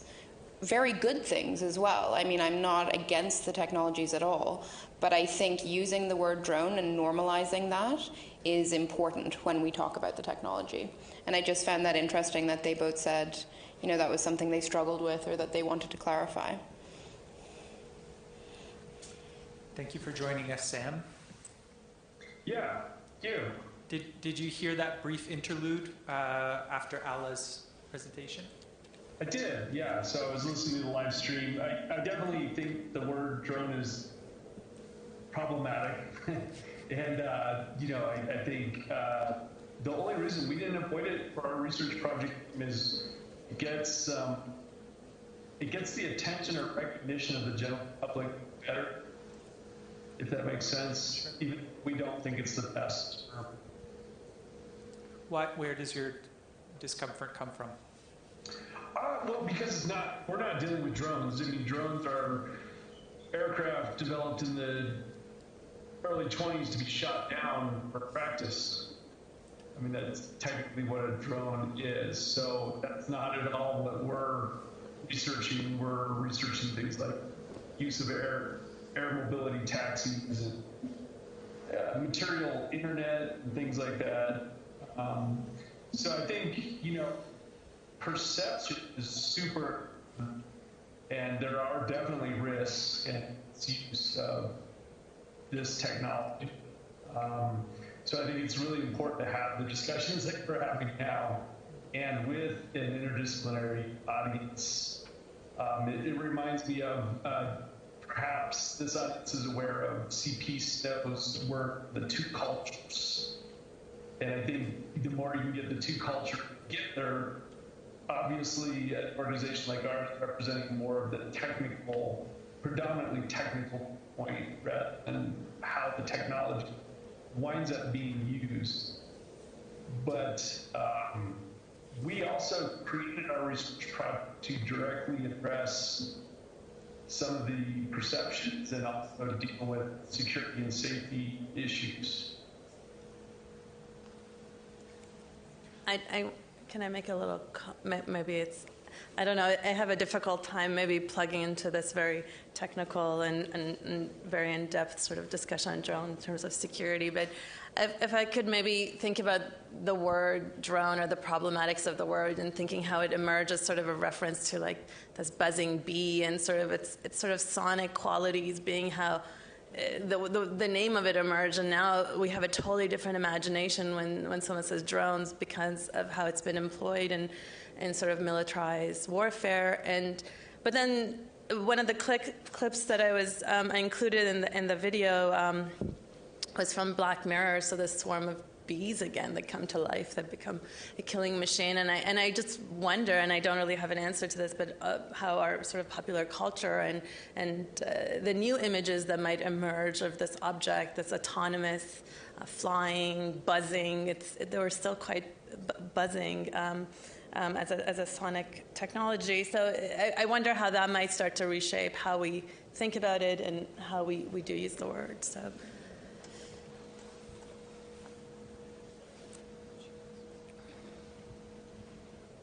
It's when you brought up the buzzing, as we hear the buzzing of the technology around us. There have been countless studies done in Gaza of the effects of the sound of drones. So never mind all the other damage, but the effect of the sound, merely the sound of the drones that they have on young children, especially.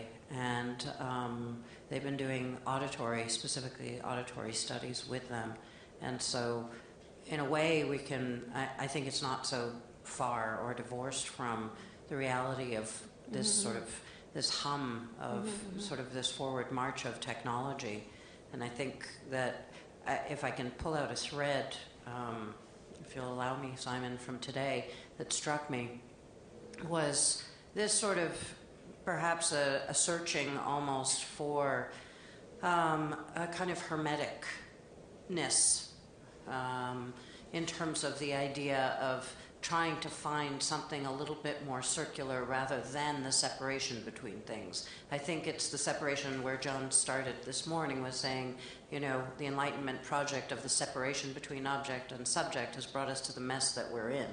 And I think that, listening carefully to all of the papers and some of the comments is that if we can start to think about more of a connectedness and more of hermetics between earth and sky, which is where, in fact, John started with the fog, if you remember.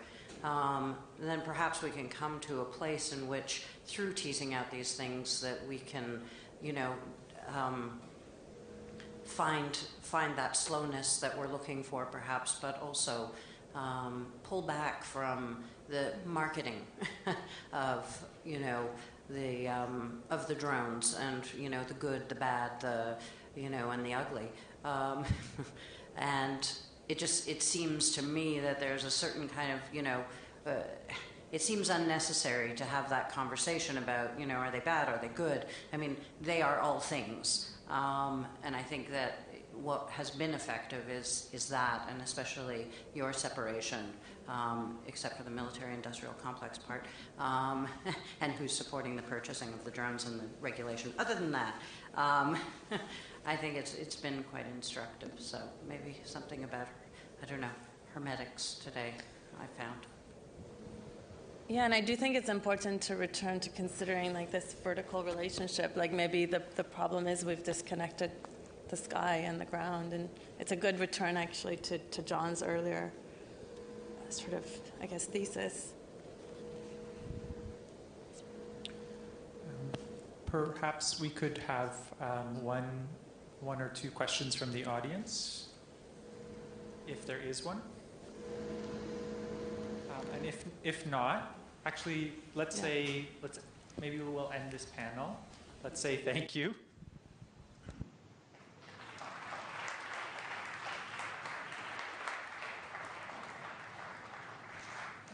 And thank you so much, Sam, for being with us today. I'll follow up with you via email. We're going to take about a 15-minute break. And so I'm going to, maybe you can stay in the space or you can leave the space as you like. When we come back, we'll have the keynote presentation from Liam Young. So thank you. Hey, Simon, a quick question, if I can, offline. Is this going to be recorded and distributed at all, or is it just a live stream? Oh, so I think we're off already. Hey, Sam, can you hear me? Yeah. I think it is automatically recorded. Automatically recorded. Okay, yes. That's good to know. I'll catch the rest of it later then. And thank you very much. I'll follow up with you by email. Thank you so much for being with us today. You bet. Okay. Bye.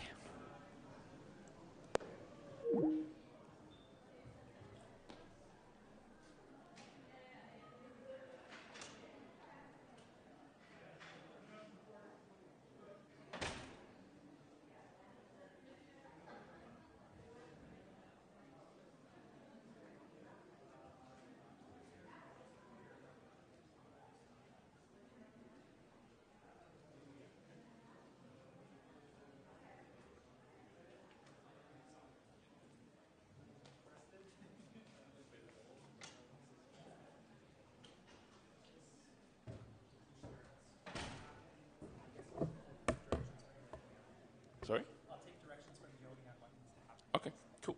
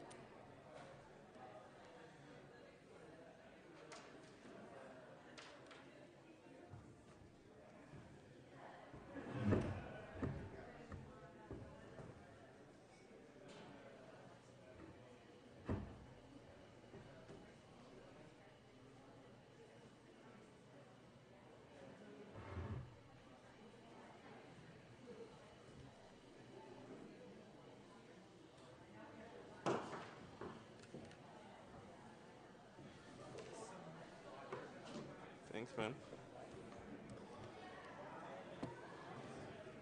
I should be all good. I just need Mr. AB to.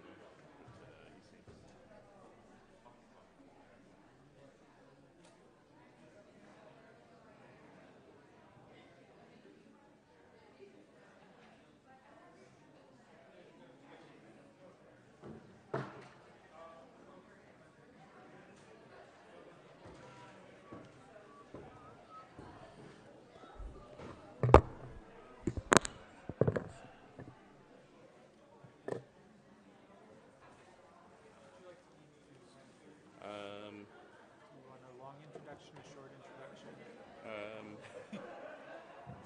between, I guess.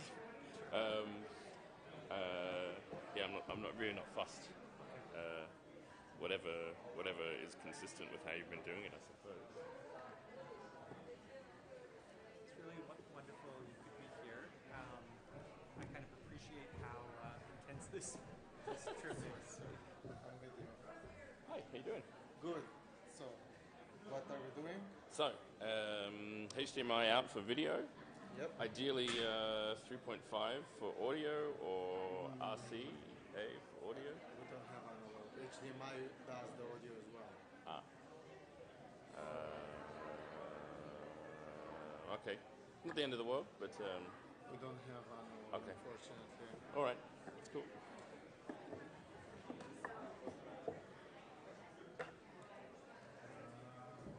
This side. And I need power. Power we have.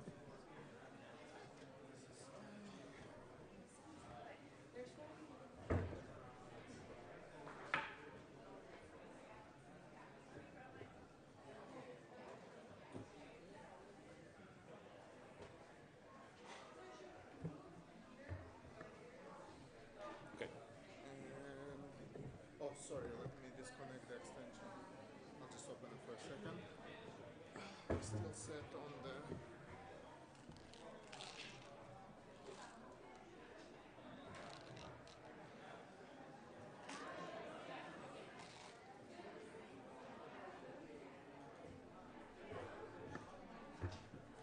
Yep, we're live.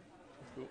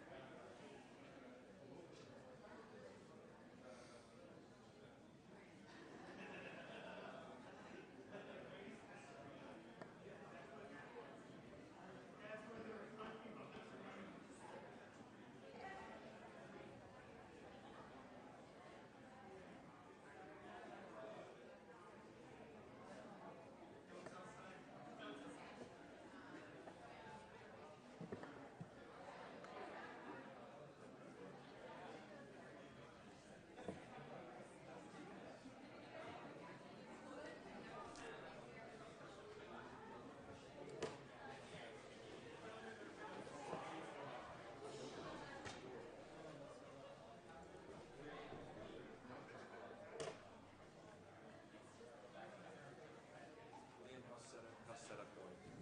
Not too bad. I think we're Good. about to do a sound. Can we check the sound? Yeah, cool. And in the meanwhile, I'll just go on the podium machine behind him. And there's a mouse. Can we close the screen? Maybe I won't close it all the way. I won't close it. I don't need to close it all the way. Side maybe there. Is this the mouse here? Yes. So that's the machine. If you copy, if you. Oh, there it is. Okay. Yeah, perfect. Perfect. That's perfect. Yeah, thank you so much. I'll let you get back to his sound issues.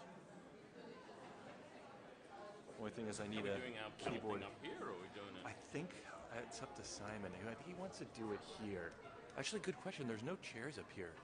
Maybe you want to grab that and ask afterwards. So I think it's the two of us, and then certainly any other panelists. But let me check with Simon on that. He's just behind the machine. Oh, can I use this one? Yes, but if you move or turn your head. Because of the video, because it records. Okay. Yeah, that's the idea. That's why we're. Okay, that's why I want to use that one. So they will not hear you? Yeah. Okay. So I can control when I get heard and when I don't get heard.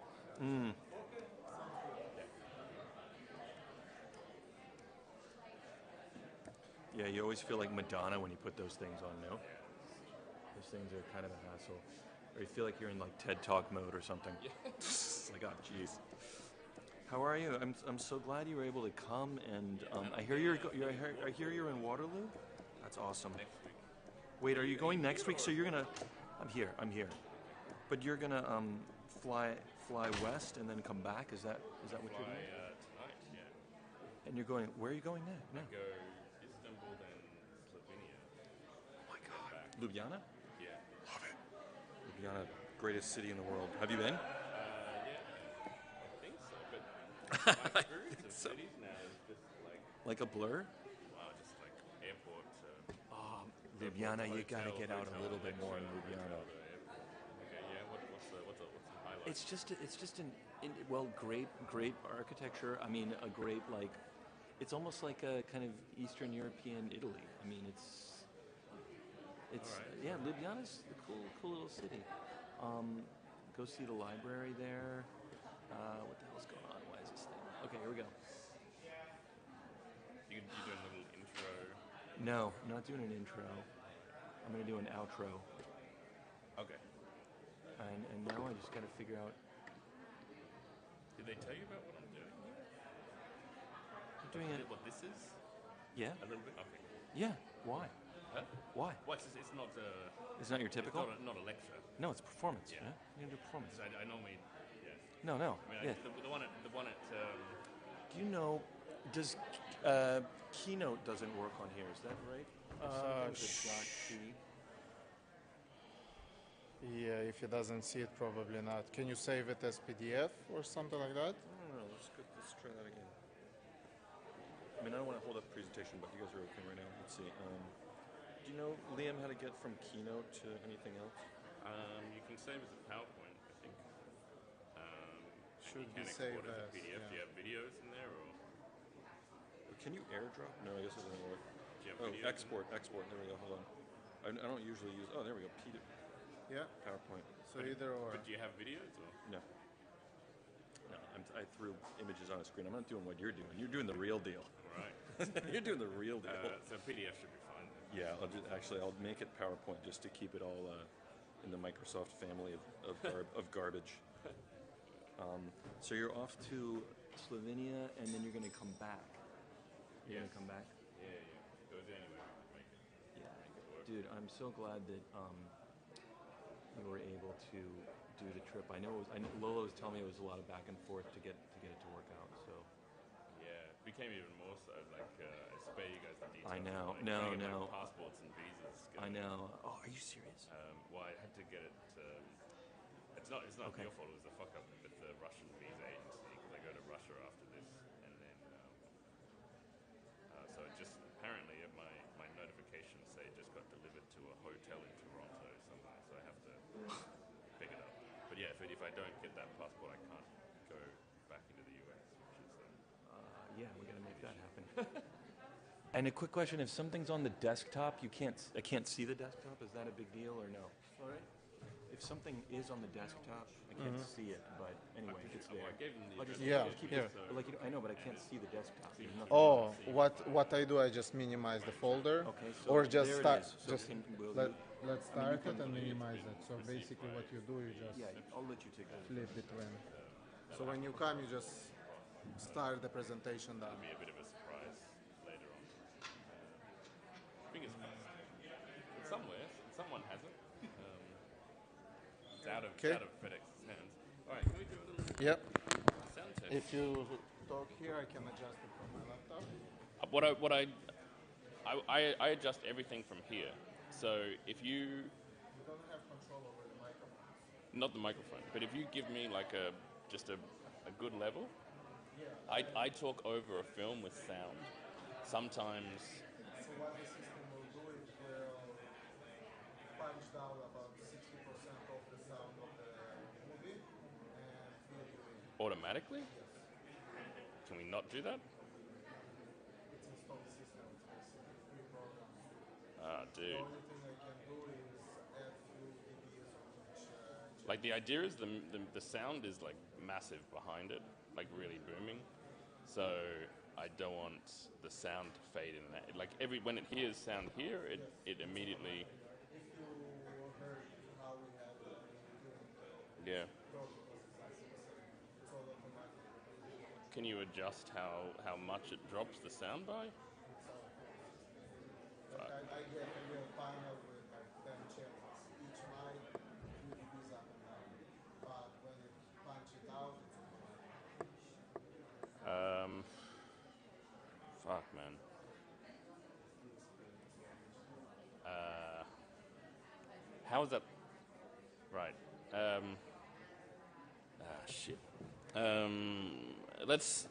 Can you give me like a?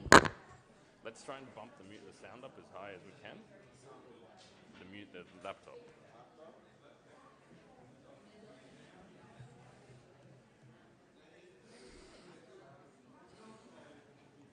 Hey Simon. Oh, sorry, whenever you're finished.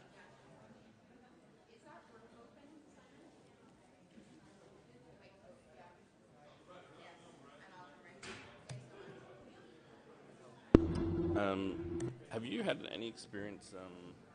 Apparently, there's some automatic thing that drops the sound of my video down whenever I talk, which kind of like that's an issue, I guess.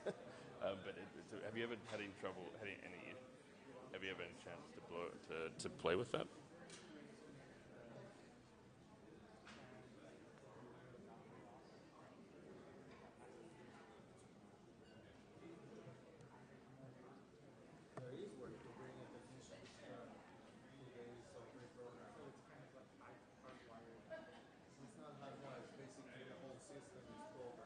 Can we just bypass that system?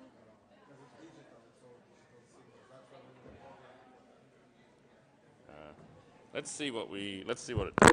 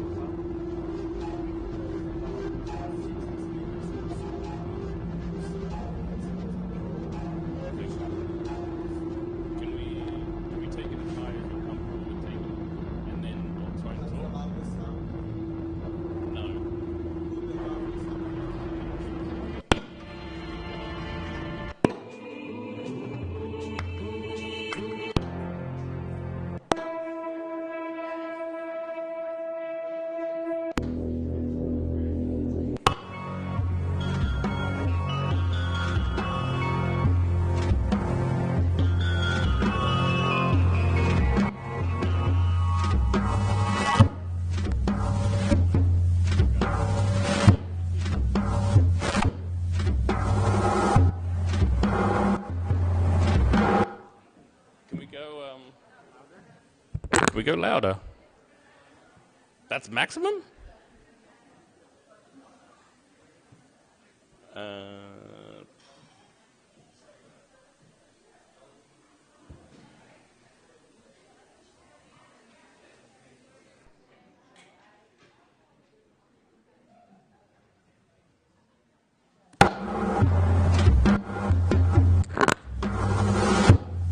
Testing 1 2 1 2. Test 1 2 1 2. Test 1.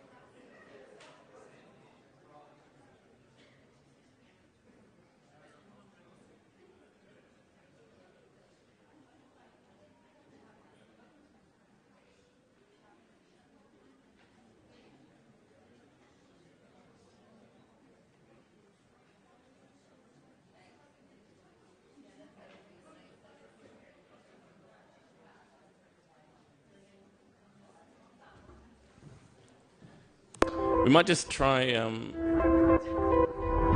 Sound is on. Sound it off. Sound it off. Sound it off. We might just try turning. I'll try and turn it down a bit. See if that does anything with the frequency. I mean, I'll turn it down locally here, not on your end. So if you keep it at full.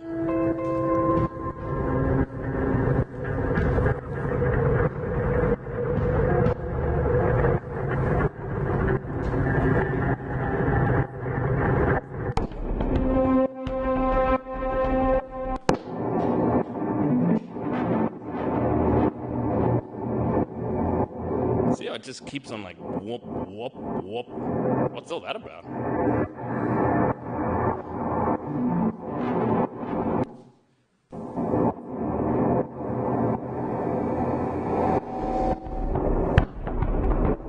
So I'm at like 10% now and it still does it. Like, oh well, doesn't matter.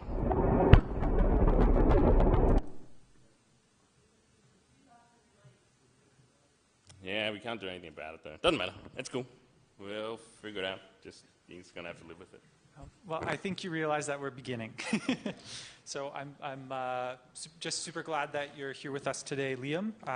Liam is a speculative architect who operates in the space between design, fiction, and futures. He's co-founder of Tomorrow's Thoughts Today, an urban future think tank exploring the local and global implications of new technologies, as well as the co-founder of Unknown Fields, a nomadic research studio that travels on expeditions that chronicle emerging conditions as they occur on the ground. And maybe we'll see some video clips from some of your media, geology, and the salt flats of Bolivia.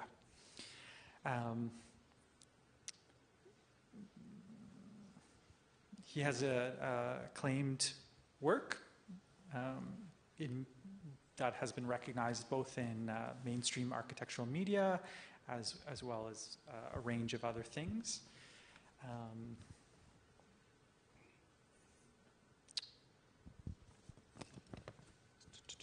I don't know, you're very...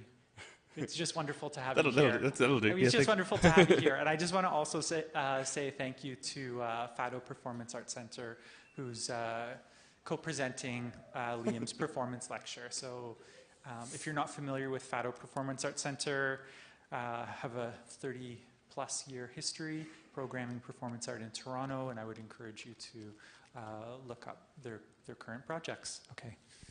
Thank you so much for being here, Liam. Yeah, thanks.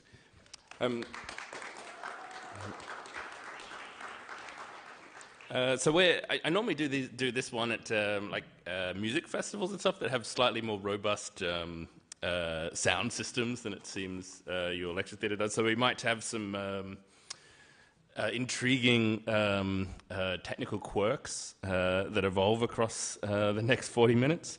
We're going to push on and try this anyway. Essentially what I'm going to try and do, I do these kind of storytelling things where I'm going to do a live sound mix and a live video mix to try and tell a story around the near future imaginaries of drone technologies. Essentially, we made a short film called In the Robot Skies that's set in a near future where drones are as ubiquitous as pigeons.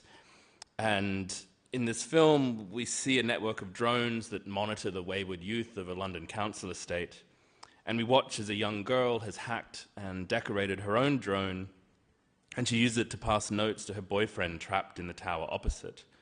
Like kids in an old-fashioned classroom, they scribble messages on the drone, and they send it back and forth between the towers. So in this near-future city, drones are forming both agents of state surveillance, but they also become co-opted as the aerial vehicles through which two teenagers might fall in love.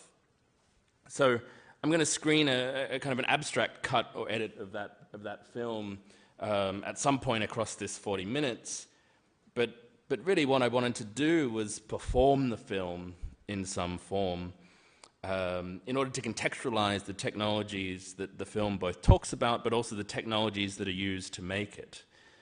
The film is really a culmination of a long series of drone experiments that we've done. So I wanted to set this film within a broader context for today.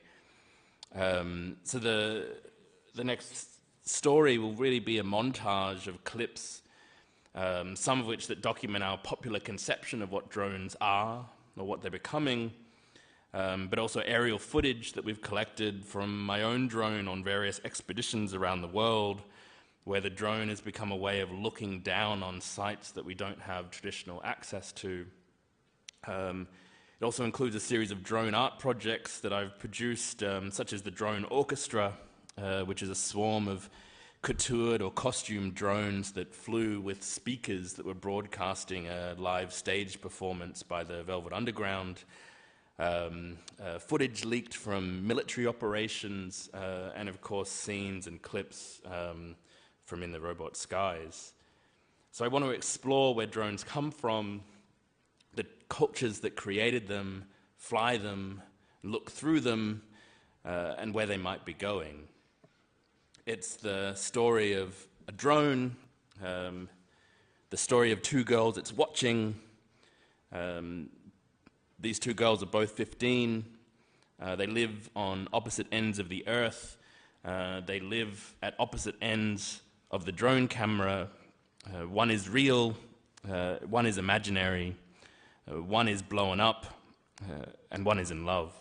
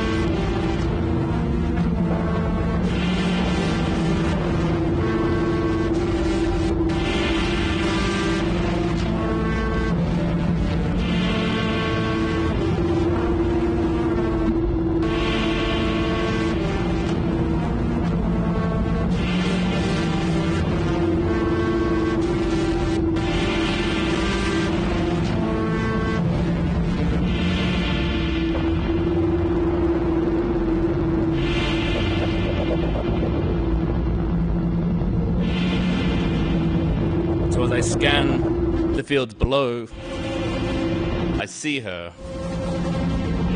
She's playing in a town I've never heard of, in a place I will never visit, and it's 2 p.m.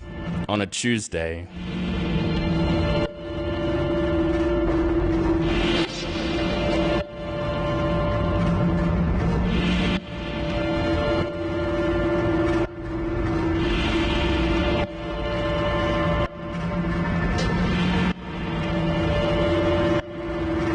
And here I am watching another girl, and I keep her safe, and we patrol the towers, and I make sure she doesn't leave. And you call it house arrest.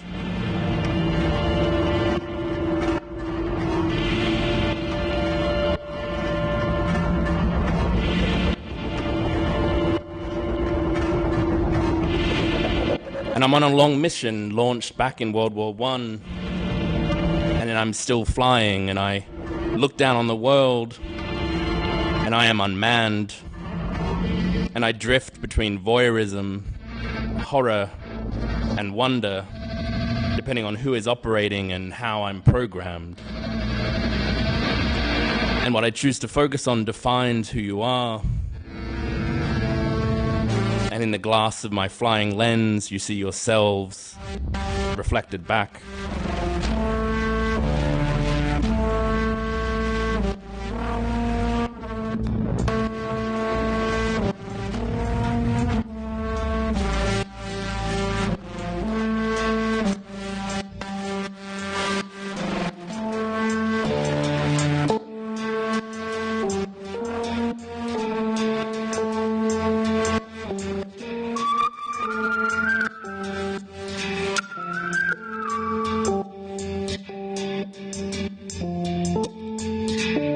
And I first flew from a balloon to decipher the world games below.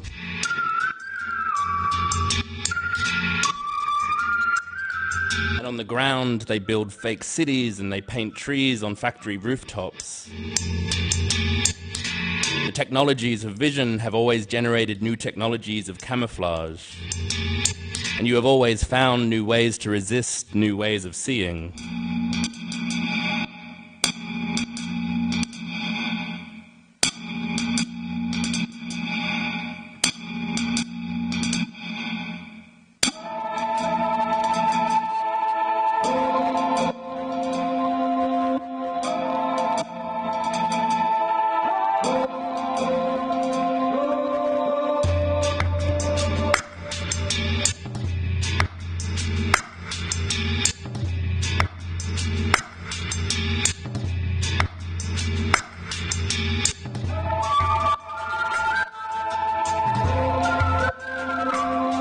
And they scrambled to trick me, and they inflated rubber tanks.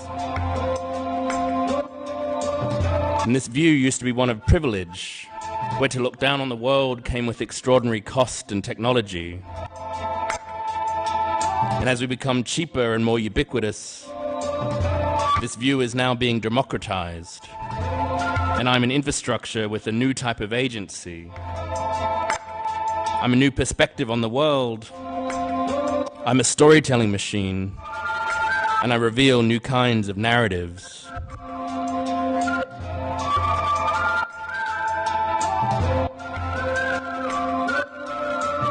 And I tell the stories of who you've all become in this modern world.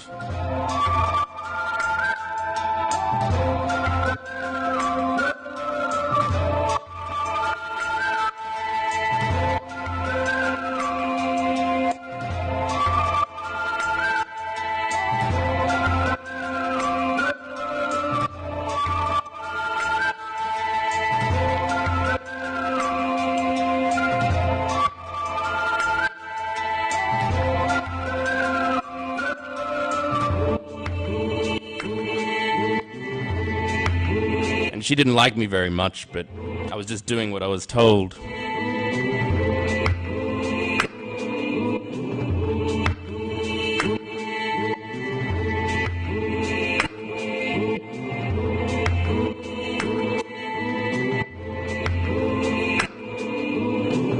And here I am carrying Arthur's pizza, the steam escaping from the heated bag that fogs my lens.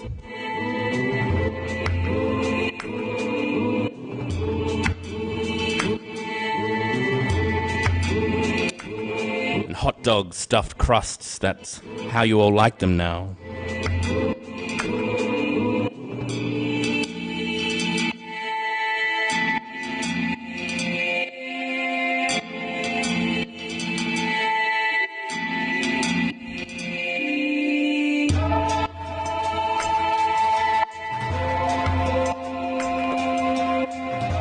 And through the window, I can see her on the edge of her bed.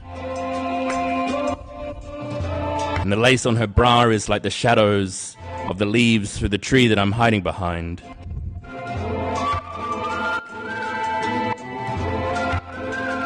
And she looks sad as she stares across the room.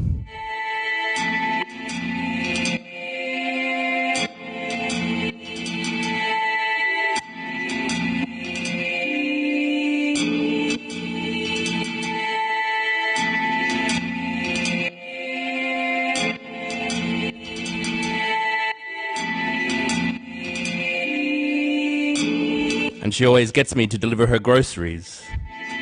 And she listens for the rumble of my propellers like a child tuned to the green screens jingles of an ice cream van.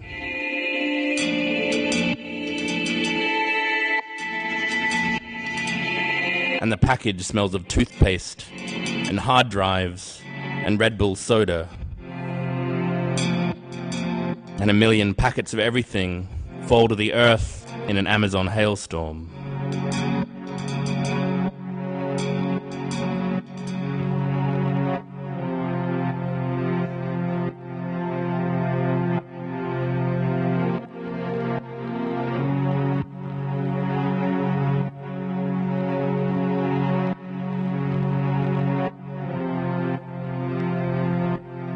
And I'm the remote eyes, free from the tyranny of a fixed location.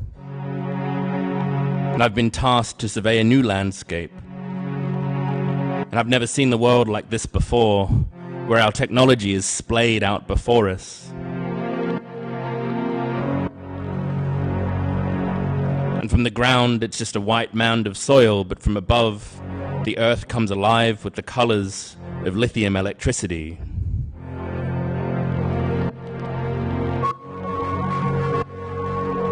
And here we drift through Chile and Bolivia, past the evaporation ponds of the world's largest lithium mines.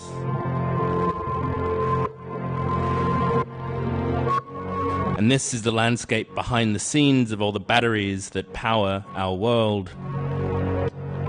Batteries that are now made light enough so as to enable me to fly.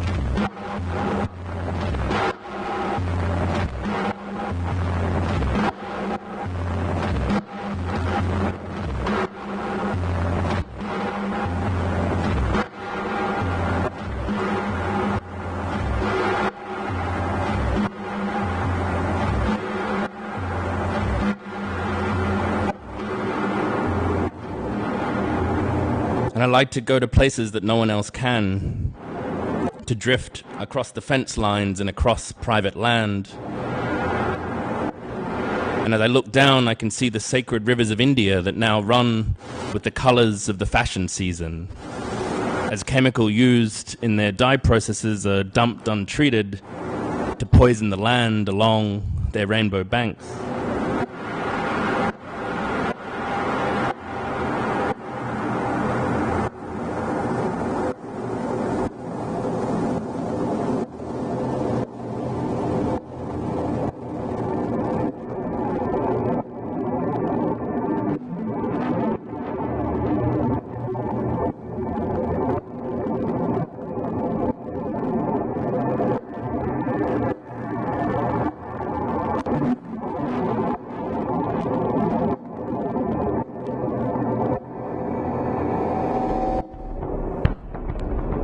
And from the air, I could always reveal the invisible.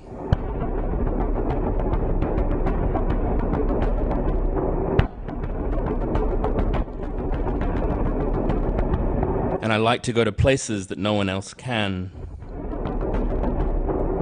And I'm put to work and I look down on the world with a detached gaze. And I follow the boats deep up the Amazon.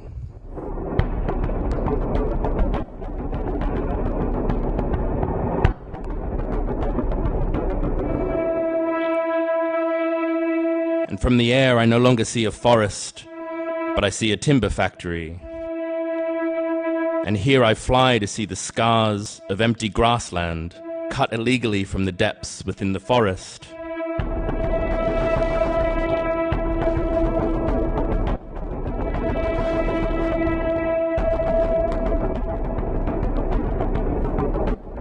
And they used me against them, the villagers versus the loggers. And I was their eyes in the sky.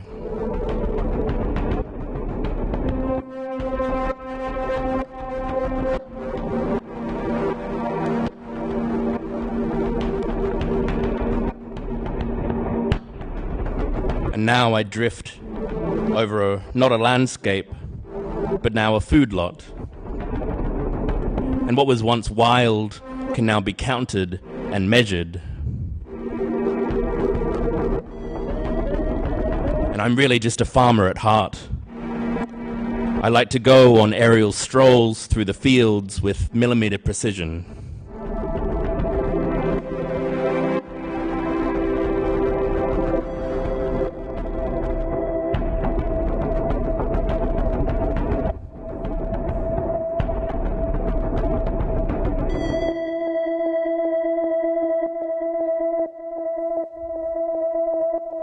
And amateur porn is a bit of a pastime of mine.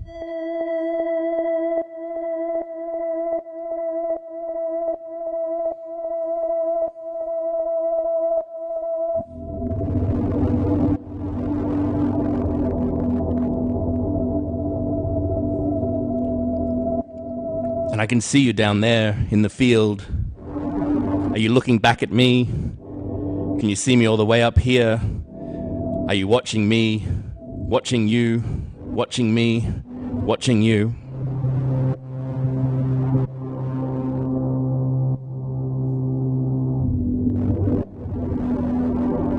And I watch her meet up with her family.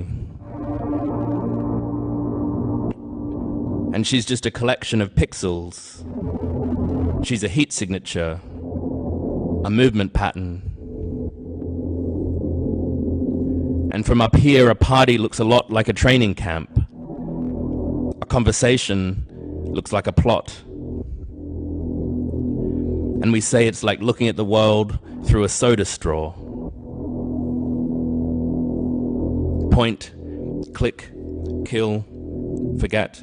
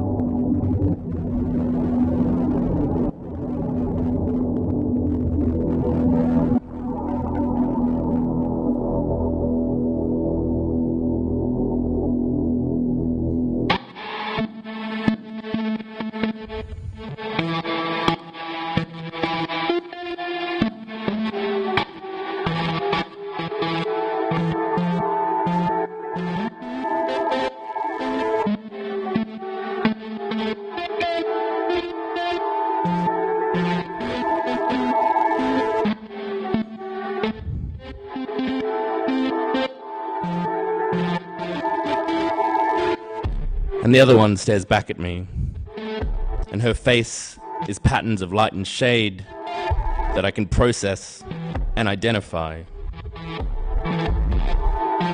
And she's under house arrest and not allowed to leave.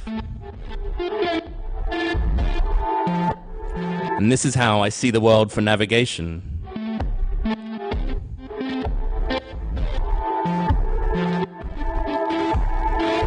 where its nuance, its subtlety, is all processed as blank geometries of calibration markers and simple surfaces.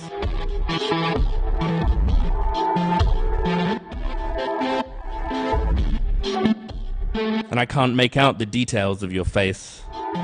And for me, the world is like an animated cubist painting,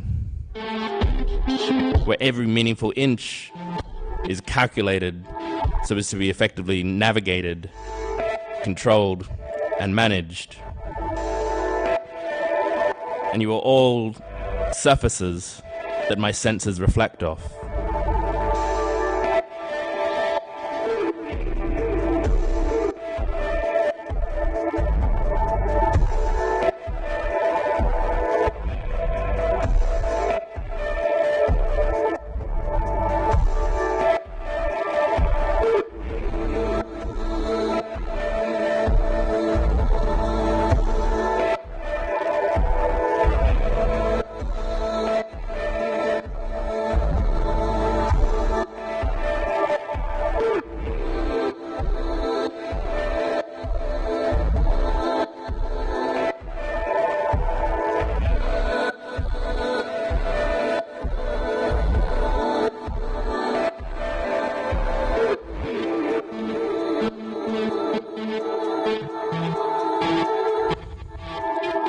And in the distance, we can make out the tracery of markings that are scored across the surface of the Earth.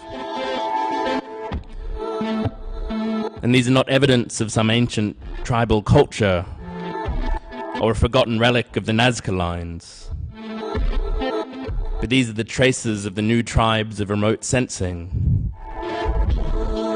These are the animal tracks of my orbiting eyes above. And satellite-mounted cameras come here to calibrate our lenses. And the skin of the Earth is now a digital test pattern. And like a cave painting, these are the primitive markings of a new culture firmly on a rise.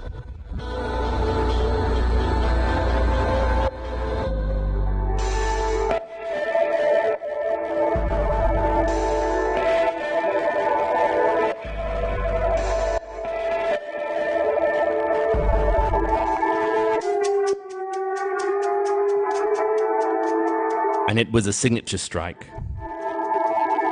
And she looked like she shouldn't. And I wasn't sure, but the view profile was matched to your scenario database. And she was driving with her family. She was driving with her brother of military age. And it was the network, it was the training you got back all the way at Holloman Air Force Base in Nevada. Another world away. Another kind of hollow man.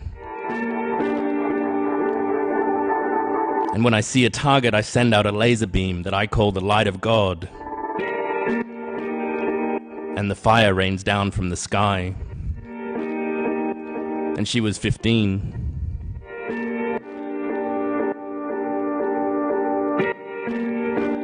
And across the globe on the other side of the world, in the tower block in London, she's 15 too. And I can tell she likes a boy in the council estate opposite.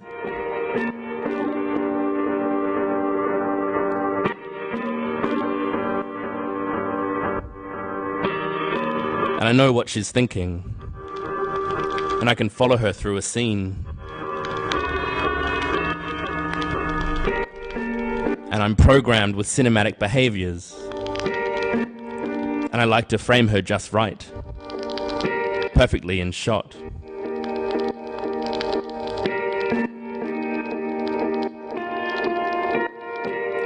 And drifting above a sea of neon haze, I'm also decorated in the way that you once customized your phones or souped up a custom car.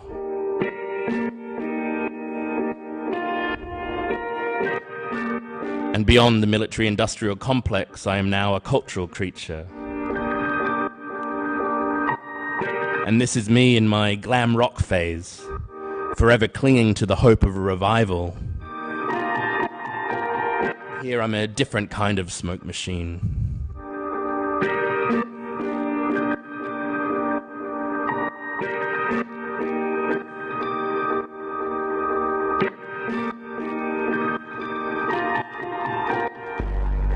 And I like to go disco, drifting like a floating mirror ball, catching the spotlight.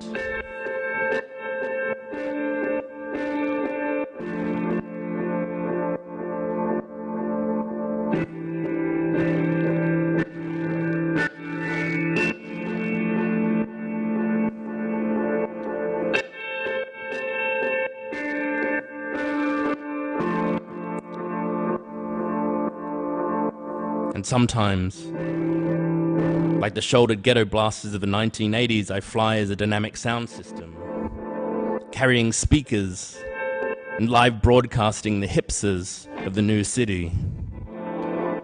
And I'm a surround sound system that is taken to the air, that is thrown across the city like an aerial orchestra.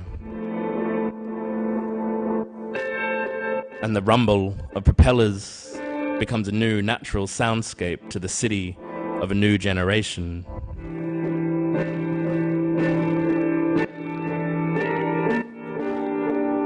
And we fill the air with the digital confetti of your every desire.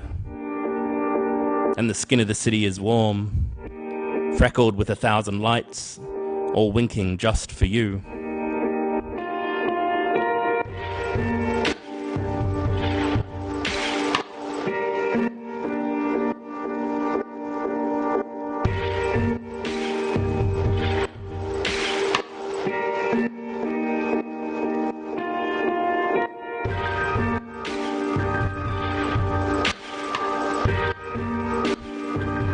And the traffic lights flock at rush hour.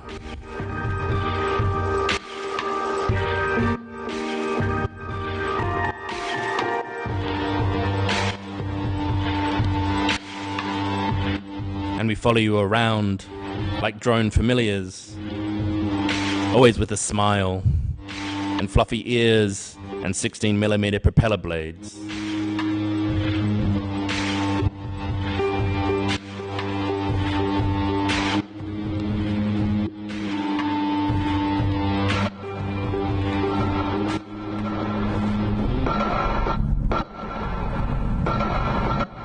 And when I leave the concert in the streets behind, I head for a battery change.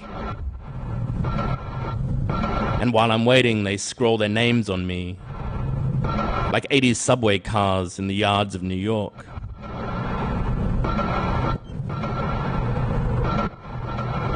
Here I'm vulnerable.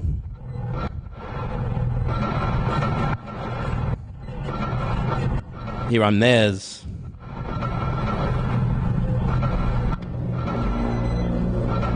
And she takes me over. And she's hacking my signal. She's stealing me away from my mission.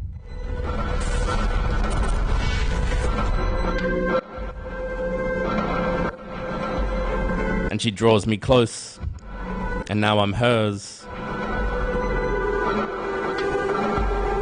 And she sends me on an errand to visit her boyfriend restricted to the tower opposite.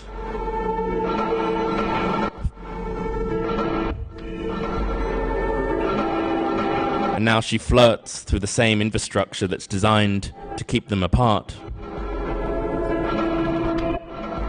And from between the towers, I watch a girl and a guy fall in love.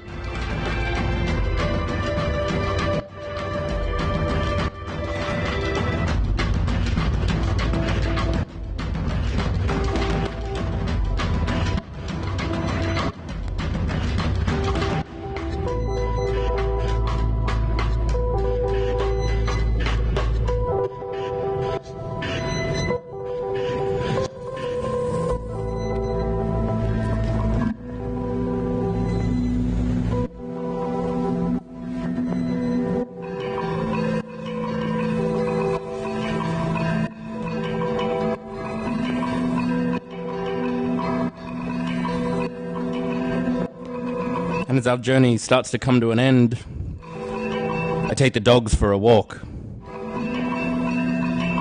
And we've all become as ubiquitous as pigeons, nesting on the rooftops and under beds and in garden sheds.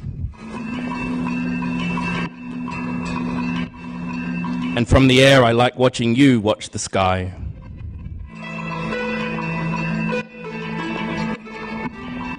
The two of us, one on the ground and one in the air, staring in opposite directions. And the technologies of seeing define who we are. And we understand our place in the universe. We can understand who we are and where we sit in relation to the camera and which side of it we're looking through.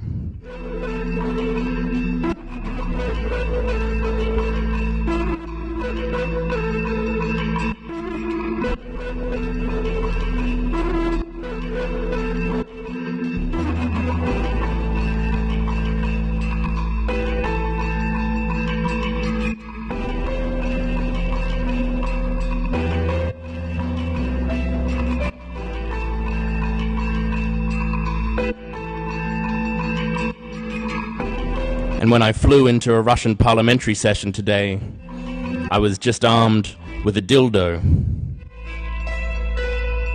And here they really like me hanging around. And all it took was just a slap, and I was out the door. But I'm not usually that easily dissuaded.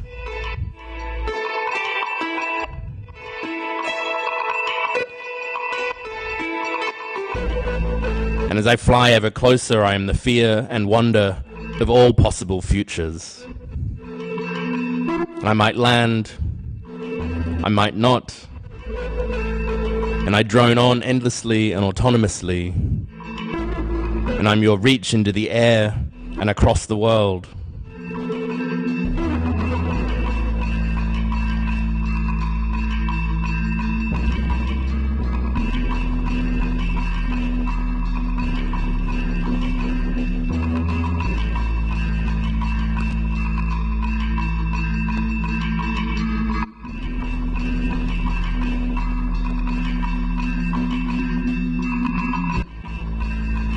And in the distance, I see a truck with a young girl driving through the desert.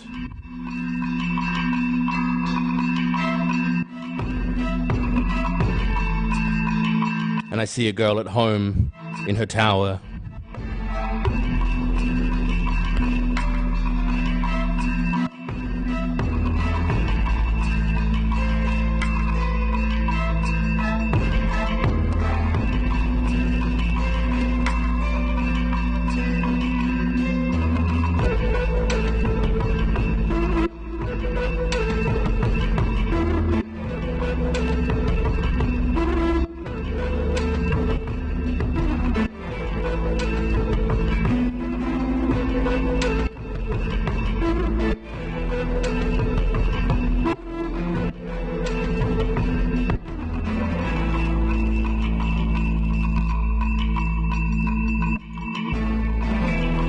And in the light of God, there was a flash.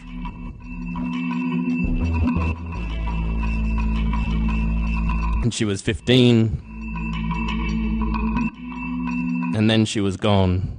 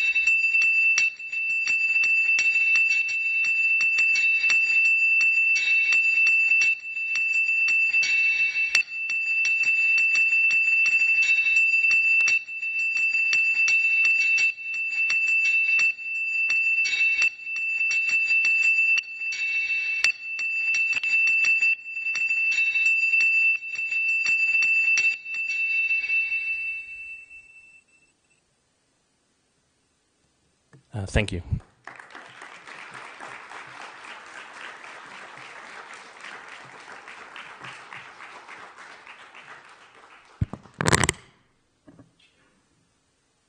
What happens now?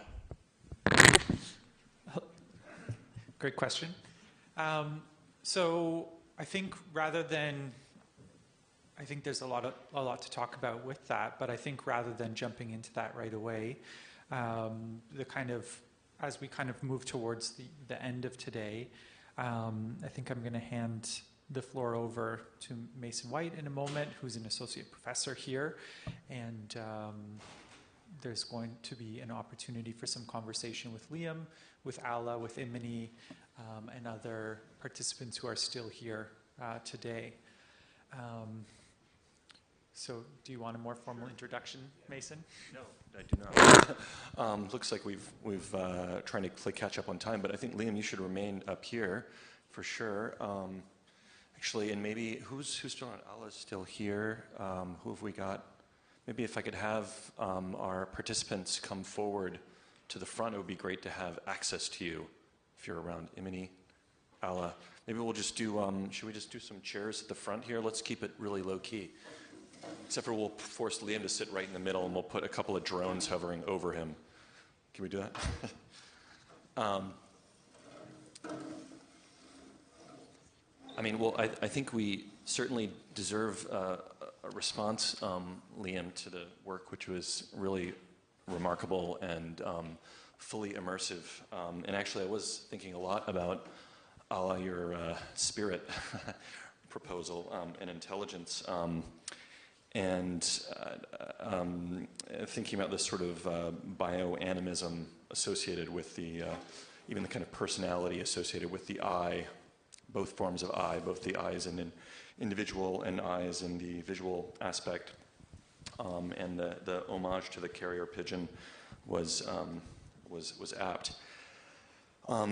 The aspect I was thinking about mostly with the work that was quite powerful was this idea of Umwelt, the kind of Uxkull's comment about kind of environment world and the kind of perception that's associated with that, and how the drone offers through its crosshairs this alternate understanding of its environment world and being selective about what it might focus on or what it might associate as being of value or of no value. That's kind of Uxkull's argument, is that this Umwelt is a kind of distillation of a fully immersive, total environment, and instead offering a more selective, these are attributes that are of interest to me because they provide me sustenance, or they are threatening to me, or they in some way are something that I have affection to. And I thought it was really intriguing, given that I've had interesting intersections with you over the years at other panels. It was really intriguing that you chose the narrative of a love story. And I feel like my question really, I kept thinking, like, what's a good start? And why a love story? Why is the love story the venue for this piece of yours? Yeah, I mean, we've made a few films that seem to have at their core some kind of love story. I think there's one where we did a film called Renderlands, where an outsourced render farm worker in India falls in love with a digital version of Scarlett Johansson. They just seem like what we're trying to do is talk about the ways in which these new technologies are fundamentally changing who we are and what it means to live today. And it seems that there's so much unfamiliar.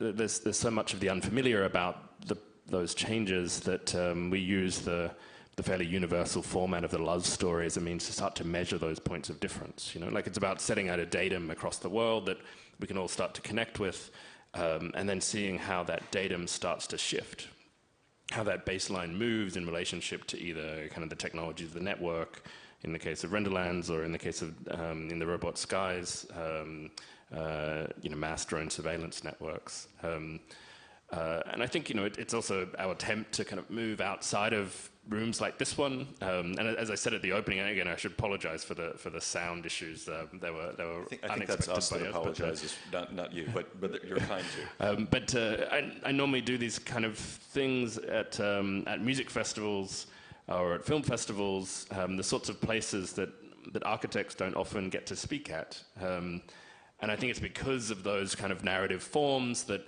seem to connect more universally to broader audiences, the use of music, the use of film or animation practices that allows us to transcend the typical kind of echo chambers in which we occupy. And I think it's something that as designers we should be doing much more of. If we really value the things that we do, if we think the stuff that we're talking about is important, then the onus is on us to find ways and mechanisms and forms of narrative that allow those stories to actually get out into the world with a force that might find traction. So we make love stories.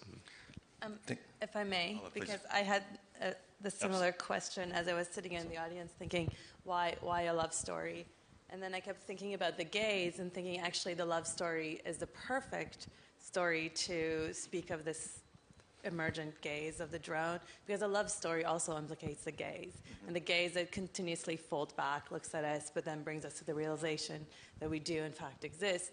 And I also think there's a moment where the gaze in a love story blurs, where you no longer can tell whether it's the other seeing you or you seeing a reflection of yourself in the other, this weird Mobius loop that happens, which I was trying to sort of also discuss in that paper of like this, the bind we have with the machine gaze. So I actually think, yeah, and then I kind of answered the question in my own head, being like, wow, the love story was perfect. Yeah, I mean, it drifts between love story and like a form of stalking, I suppose. Like it's a fine line. Isn't it? Like in order to make In the Robot Skies, like it was we developed it entirely with kind of pre-programmed drone technologies that come out of a lab in Belgium, where they were looking at programming drones with cinematic behaviors. What that means is that they were, you could program it to follow a particular blue jumper or the particular profile of an actor, and it would have decisions encoded within it, like the rule of thirds or the close-up or the long shot,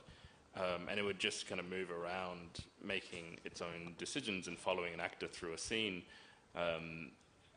And the role of the director just becomes that of editor, I suppose. But it's this strange kind of like just this intense and unyielding following, which is both charming and strangely reassuring, but also decidedly scary. Drones drift between that. I put this image up partly in the middle of the earlier conversation about to drone or not to drone, and whether to embrace this terminology, and thinking about the drone bee as this subsect within the bees that are literally just there to mate. They actually contribute nothing other than that, and their eyes are apparently twice the size of the normal bee because they need that kind of vision in terms of mating in the air. So maybe your love story is actually more apt than even I realized. You wanted to say something? Yeah, I just wanted. Hello. Oh, on. Yeah, I just want to say this. I've been noticing. I've been spending a lot of time with my mom, and that's good. That's good. Yeah, it's really good. But she has a Roomba, and in Southeast Asian culture, or at least Cambodian, like animism is very present in terms of our relationship with technology. So she'd say like things like, "Oh, the Roomba seat ma," which means like it's eating batteries, and it's a lot of. It makes me think about this love story, and a lot of the ways that my family sees technology, it's more or less like a companion, right? Like companions that have human traits or attributes and relationships, and they carry experience and stories, and they're hungry, and yeah. So I mean, I think the thread of this sort of objecthood and this sort of device is a really interesting thread, and I feel like there's an aspect of the Dronesphere conference, which, by the way, Simon, I think it's a really fantastic name because we can talk both about the drone and the sphere. And if you think about the sphere in the kind of Sloterdijk way, which is sort of like spaces of coexistence, I think it's a really powerful way to kind of ground this within the territories in which these objects, these devices operate. And I'm thinking also a number of issues of it were talked about, like, for example, in the drone wedding, the agency of sort of looking through landscapes at desired objects or at targeted or kind of cross-haired elements. And another element that was very strong, Liam, in the piece you showed is the agency of scanning. And I don't know why it kept like running through my head and thinking about this sort of scanning and panning, which is very different than the normal sort of way in which the eye operates. In fact, panning is a very difficult thing for the human to do. Human can't really pan. We don't pan well because we're jumpy. And that the drone has this sort of ability to do something that we can't, tenfold in terms of its other devices. And I was thinking about, back to architecture, I was thinking about Corbusier and his use of the ramp. And the ramp is this sort of powerful, almost proto-technology of space that allows for a kind of smoothness. And just see a really strong connection between the kind of incredible smoothness, almost disturbingly smooth scan of the video work that you showed, and now the thing that's jumpy is the crosshair. I mean, the interface on the piece was really remarkable. Like all of the interfaces, I don't know how many you used, like 6 or 8, but the jumpy crosshair and the smooth scan, I feel like speaks to the sort of power of that singular object with regard to territory. Like that for me is the leap between the device and the territory, is the power of scanning. Yeah, and I think, we're trying to do a lot of work around it at the moment, but how a machine sees is really important when we start to imagine how we're remaking our world, no longer for our own patterns of vision or occupation, but for the way that these machines start to see. So the animated sequences that you saw, this kind of animated cubist painting, this Zaha-esque kind of thing, was an installation we did called City of Drones, which is trying to simulate the abstractions that come out of this mechanism of seeing. And Ben Bratton refers to it as kind of the reverse uncanny valley, that we've moved beyond the traditional uncanny valley where we no longer are unsettled by seeing the simulated versions of ourselves that we create through technology, but the reverse uncanny valley is now the unsettling feeling where we see what we look like through the eyes of a machine. Like that's the space that we're now in, and that's sometimes quite disturbing. But it's something we need to wrap our head around because we're literally remaking our cities for these systems of scanning. Soon streetscapes will evolve not based on our own sensibilities and how we like to get coffee in the morning or the distance that we can comfortably stroll or walk our dog, but based on how a driverless car understands what a tree is versus a 70-year-old person walking across the street versus a school kid versus a parked van. Those tendencies, just like we've seen throughout the development and rollout of technologies in urban spaces, are going to really remake what the street is, what our buildings are. We're not going to be able to have a curvy, shapy Zaha building anymore because, not because she's gone or because we don't like Patrick Schumacher anymore, but because a driverless car finds that kind of double curvature difficult to understand. If we do have that, we need to kind of perforate it or decorate it in these little kind of calibration crosshairs so that these machine vision cameras can actually make sense of it. And I think we need to be in charge of and develop new kind of forms of empathy with the way that these devices start to see in order for us to really understand the seismic shift that they're actually setting in motion.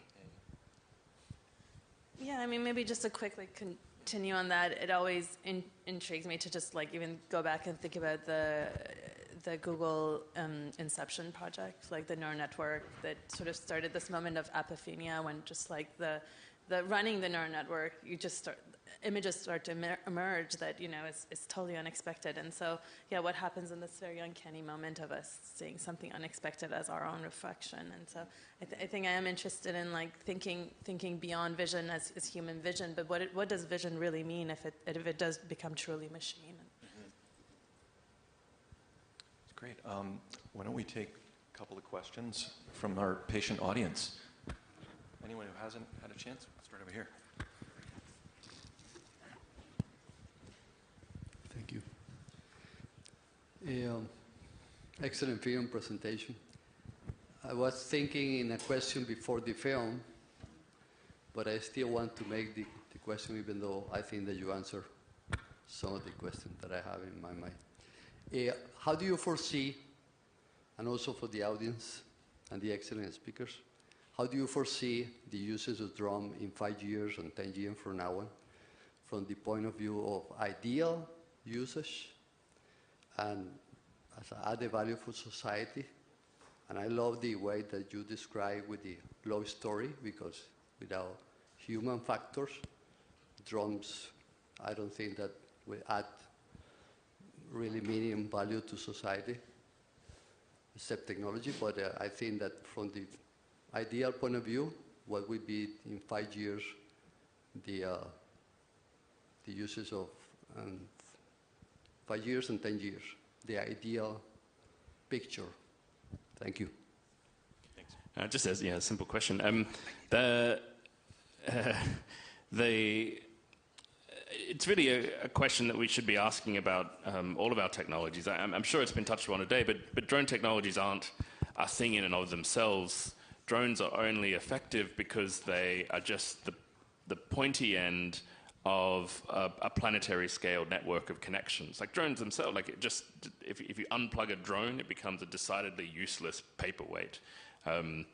Its only value is that it's a remote way for us to operate, and it does so through this network which ties us to devices in our pocket. It connects us to each other in really profound ways. It allows us to elect an idiot on Facebook.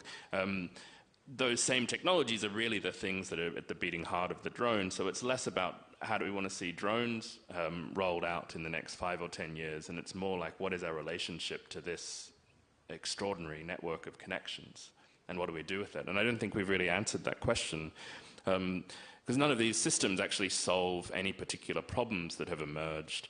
They're just extensions and exaggerations of ourselves, and they're equal parts fear and wonder, not because that's inherent in the technology itself, but because that's who we are. And so the same drone, we can talk about delivering medical supplies to remote villages.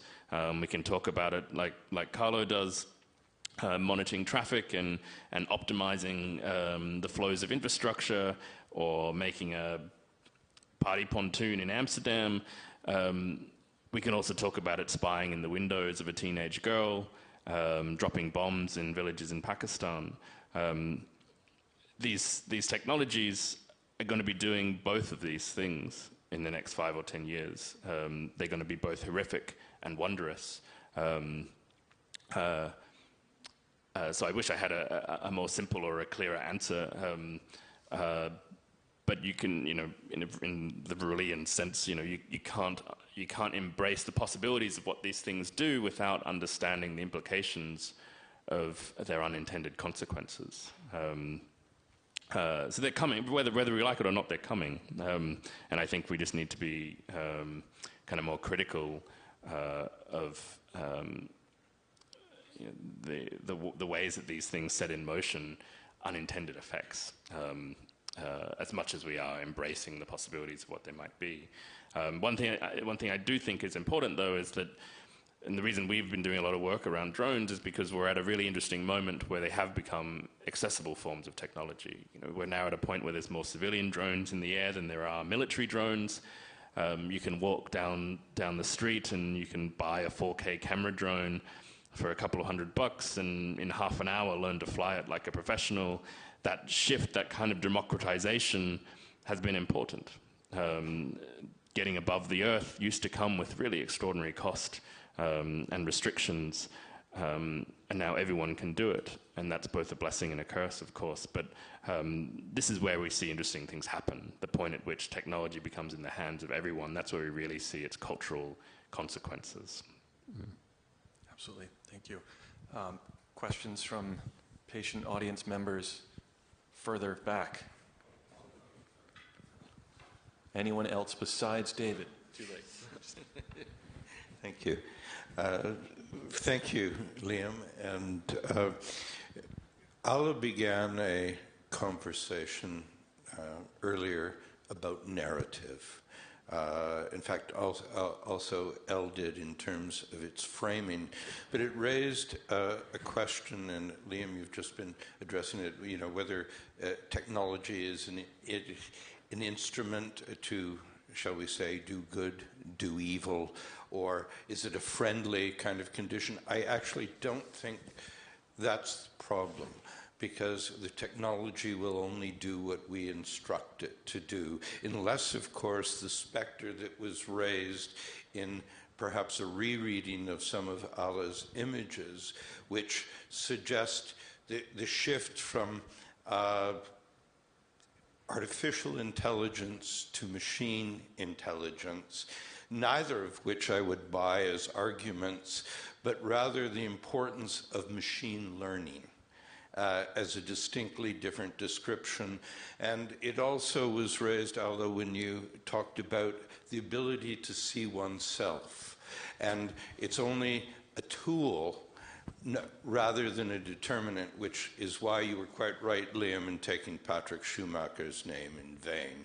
Because contrary to what he suggests, writing the perfect algorithm will not design the perfect building. It needed Zaha to say, I like this one. Having said that, then what does the technology do for us? Is it, again, I would refer again to something Allah said of mirroring. It allows us to see ourselves, and perhaps would then reference a lovely story by Primo Levi, in which he tells the story of Timoteo, the mirror maker, who makes a variety of mirrors, and because does in fact the mirror allow us to see ourself in a new light? Probably not, but he eventually develops something called a meta-mirror, which allows us to see ourselves the way others see us. Perhaps that is the role of the drone.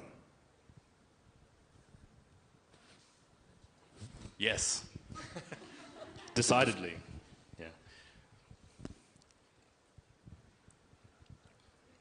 We have another question here. Good afternoon. Thank you for giving us a cool day of fun, everybody. I just want to know what, excuse me, role do you see regulation playing in the like public policy and regulation and development of some of the relationships we're going to have with these instruments? Currently, we're focused on safety, and that's certainly very important, but we realize with the proliferation of drones in people's hands and a lot of different changes, that's going to mean we want to use these in different ways. So I just want to get some of your perspectives. Certainly, I know with the skateboard strategy, that's a thing, but maybe some more abstract things might be helpful to know when it comes to design.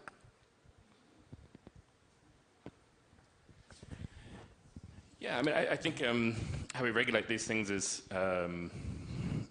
a question we really haven't figured out. I mean, all of this stuff is what I would describe as kind of before culture technologies, that they've arrived faster than our cultural capacity to understand what they are and what they mean. And it's only now, like we see, I'm sure it was talked about at some point throughout the day, that what we're seeing happening in the UK and now I think in the US, where drones are interfering in the airspace of airports, the massive holes in our understanding of what we do with this stuff. It's when you push against the edges of what's possible that these kind of gaps are revealed. The scary thing is that we're still in the middle of a court case around kind of Kim.com and file sharing. Like, we still don't understand the legal frameworks through which a book is read by me and then passed on to Allah, and that's sharing, but a movie is watched by me, I put it on a USB drive and I give it to you, and now that's piracy. Like, we're still having that debate. Like, the thought that at any point soon we're going to figure out what the hell we do with drone technologies, and what it means that someone can buy that cheap drone down the road and fly it and capture extraordinarily precise footage of someone. Like, our legal capacity to regulate these things is so glacial against the rush of the necessity to monetize them and put them out into the world. Like, what drones are great examples of is how we actually need to think about the regulation of the production and the output of technologies. At the moment, most of our R&D the funding frameworks around R&D at some point look at monetizing as quickly as possible. And what it means is that 15 years after Facebook gets into the world, we have to have a Senate hearing to figure out how to put the genie back in the bottle and why Donald Trump was elected. Like, this is not the way that we should be going, and we're going to see the same thing with drones and with driverless cars when, car companies have invested billions and billions of dollars in putting them into the world. These things are coming, whether we like it or not, whether we've figured it out or not. They're on the verge because the weight behind the lobby to make them so, to recoup some of that investment is so extraordinary. So I think we need to find ways to start to bring these technologies in the world at a pace that mirrors our ideological capacity to determine what they might mean for us. But this isn't the solution, it's just reframing your problem and question, but I don't know what the solution is. And I also think you touched upon it earlier, but we cannot look at them as discrete technologies and objects, and that's the challenge. I mean, Benjamin Bratton suggested this has been like an accidental megastructure that's just emerged, and it's been a little bit an amorphous creature that's out of our control. And the design brief is how to now create its evolution with intent, but its intent has to happen under this sphere or this ecology, or this sort of meta mirror that David you were referring to. Maybe is not just the singular drone, but this sort of network of reflective objects, visions. Yeah, but I do think and this again maybe talks to David's beautiful response was that what these technologies do, and the reason why we think it's important to be playing with them, to put them in the air, to chuck speakers on them, or weird costumes, or whatever, is that it's only through testing these different kind of potentials of what it is that we start to prototype different kind of cultural responses to them. They do become strange kind of mirrors. The technologies themselves become interesting sites to prototype and speculate on a whole range of possible futures, so that we can start to figure out which ones are more preferable than others, and work back from that. So I do think the speculative project, this idea of kind of playing with these tools, is really fundamental in the ways that we might start to understand their applications and their values. Yeah, I think just to providing another mirror, maybe back on history, I keep thinking of Bel Gedde's Magic Motorways and the sort of envisioning of highways as a project to imagine how cars might materialize and what kind of infrastructures would be produced in the wake of this singular object, and how even literally a whole General Motors kind of pavilion, Futurama, was imagined, in which you would walk into this pavilion and see this full territory sort of re-scripted and rewritten with this magical thing called motorways, and literally, like, to even associate it with that as a sort of magical motorways was a form of kind of speculative future near fiction. 1940, imagining the kind of deployment of that as a new way in which the ground is rewritten. It's the same system. It just looks more familiar there because it's things we already know about off-ramps and these other sort of everyday devices, everyday machines that we use to move through the landscape.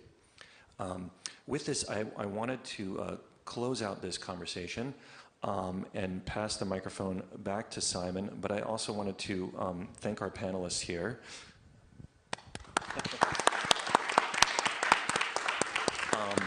And I also wanted to just give what I guess I don't know if they still call it props or shout-outs or what the proper lingo is anymore, but I wanted to give a shout-out to Simon for putting this whole event on, and congratulate him on the first foray into a student-run colloquium from the MARC program, and the first occasion in which a fellowship out of the Howarth Wright Fellowship that was invested into this project. It's really remarkable that a Master of Architecture student, A, was able to pull it off while they're doing their thesis, and B, that they were able to kind of find the time and energy to bring such incredible people into the building in such a professional setting. So props to Simon.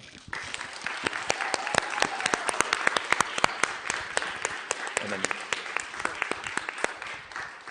well, maybe I'll just offer a brief closing word and some thank yous. But Liam, somehow I'm kind of happy that the sound was so strange and that it did not perform in the way that we anticipated. I think that somehow in seeing the aesthetics that leveling algorithm produced, we kind of saw the rigidity of a fixed system, which I think is super interesting, and I appreciate as an artist and a designer, it's very annoying and frustrating, and I'm sorry it happened, but then I'm also glad it happened because it allowed for the techniques which provide us the means to act to be more visible, and I think that's a productive thing to happen sometimes, or maybe only in this context.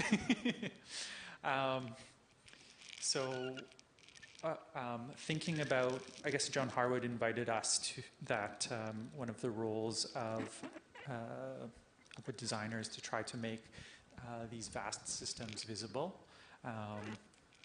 So I'm also appreciative for the kind of images of the salt flats that you showed and other things like that.